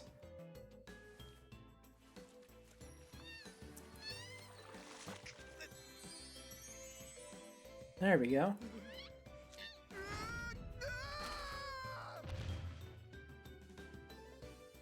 Oh, it seems Phoenix is not a fan of that.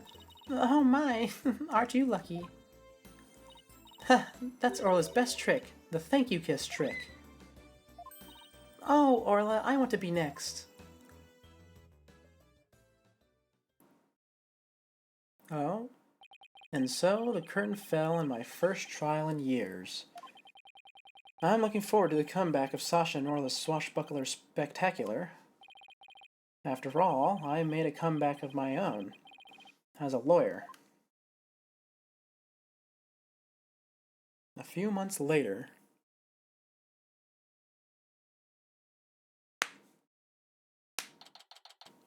Oh, look at this, we got a whole epilogue. It's been a while since I visited Shipshape Aquarium. Now that Sasha has recovered from her illness, she's performing today. There's still some time before the show starts. I think I'll wander around a bit. Oh, we do this inside the credit sequence. Got it. Hi, Phoenix. Hope you enjoy the show today. The orcas are excited and ready to go. Oh, I'm sure I'll enjoy... Wait a minute. Did you say orcas as in plural? Yep. Let me show you.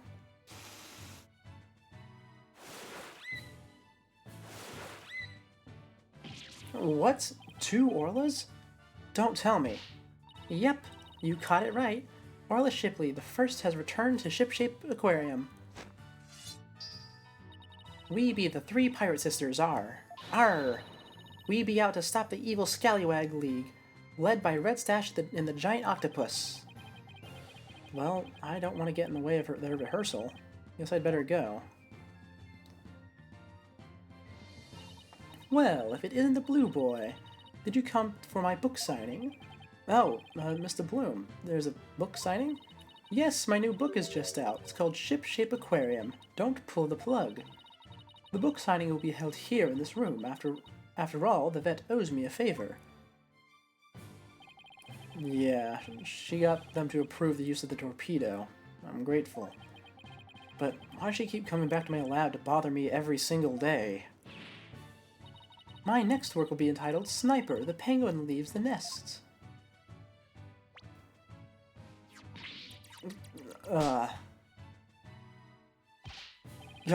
Stop this cacophony. Why am I surrounded by carping females? Gee, Dr. Krabs gets all the ladies. I guess I'll leave him to it. I hope it's almost time for the show. Where have you been, Daddy? Polly and Athena already went in. While we were waiting, I bought some souvenirs to take back to the village. Sorry to keep you waiting. I bet they'll love your souvenirs back home, Pearls. By the way, I hear a certain someone is going to be in today's show. A certain someone? I wonder who it could be. Oh, it's Athena, isn't it? Oh, it's almost time. The show's just about to start.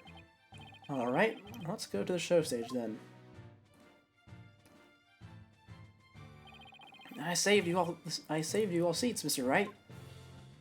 Oh, I can't believe I get to see the show again. I'm so happy I want to dive in the pool. Oh, it's not Athena. Is it gonna be Rhymes then? You'd better not. I think they'd call security. You're welcome in the pool anytime, Athena, but Red Stash is the best swimmer of all. Huh? Who have you got playing Red Stash's role? Red Stash's role. Sasha, Laura and Orla are ready to go. Hey, I know that voice. Yep, you may know it. Marlin is back, and he's playing the role of Red Stash. Well, I did not give him his right voice then. It be a new swashbuckler spectacular. Hope you enjoy it, me buckos.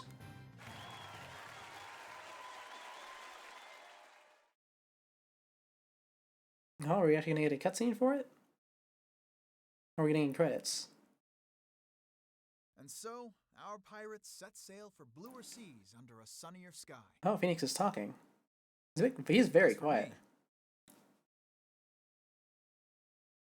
I set foot into the world of law once more as a full-time lawyer.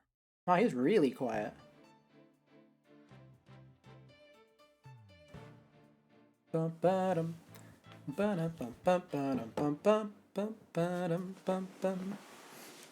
Oh, look at that. Finished. Oh, and what's this? You unlocked a special bonus in the music and background settings screen. Okay. That's interesting.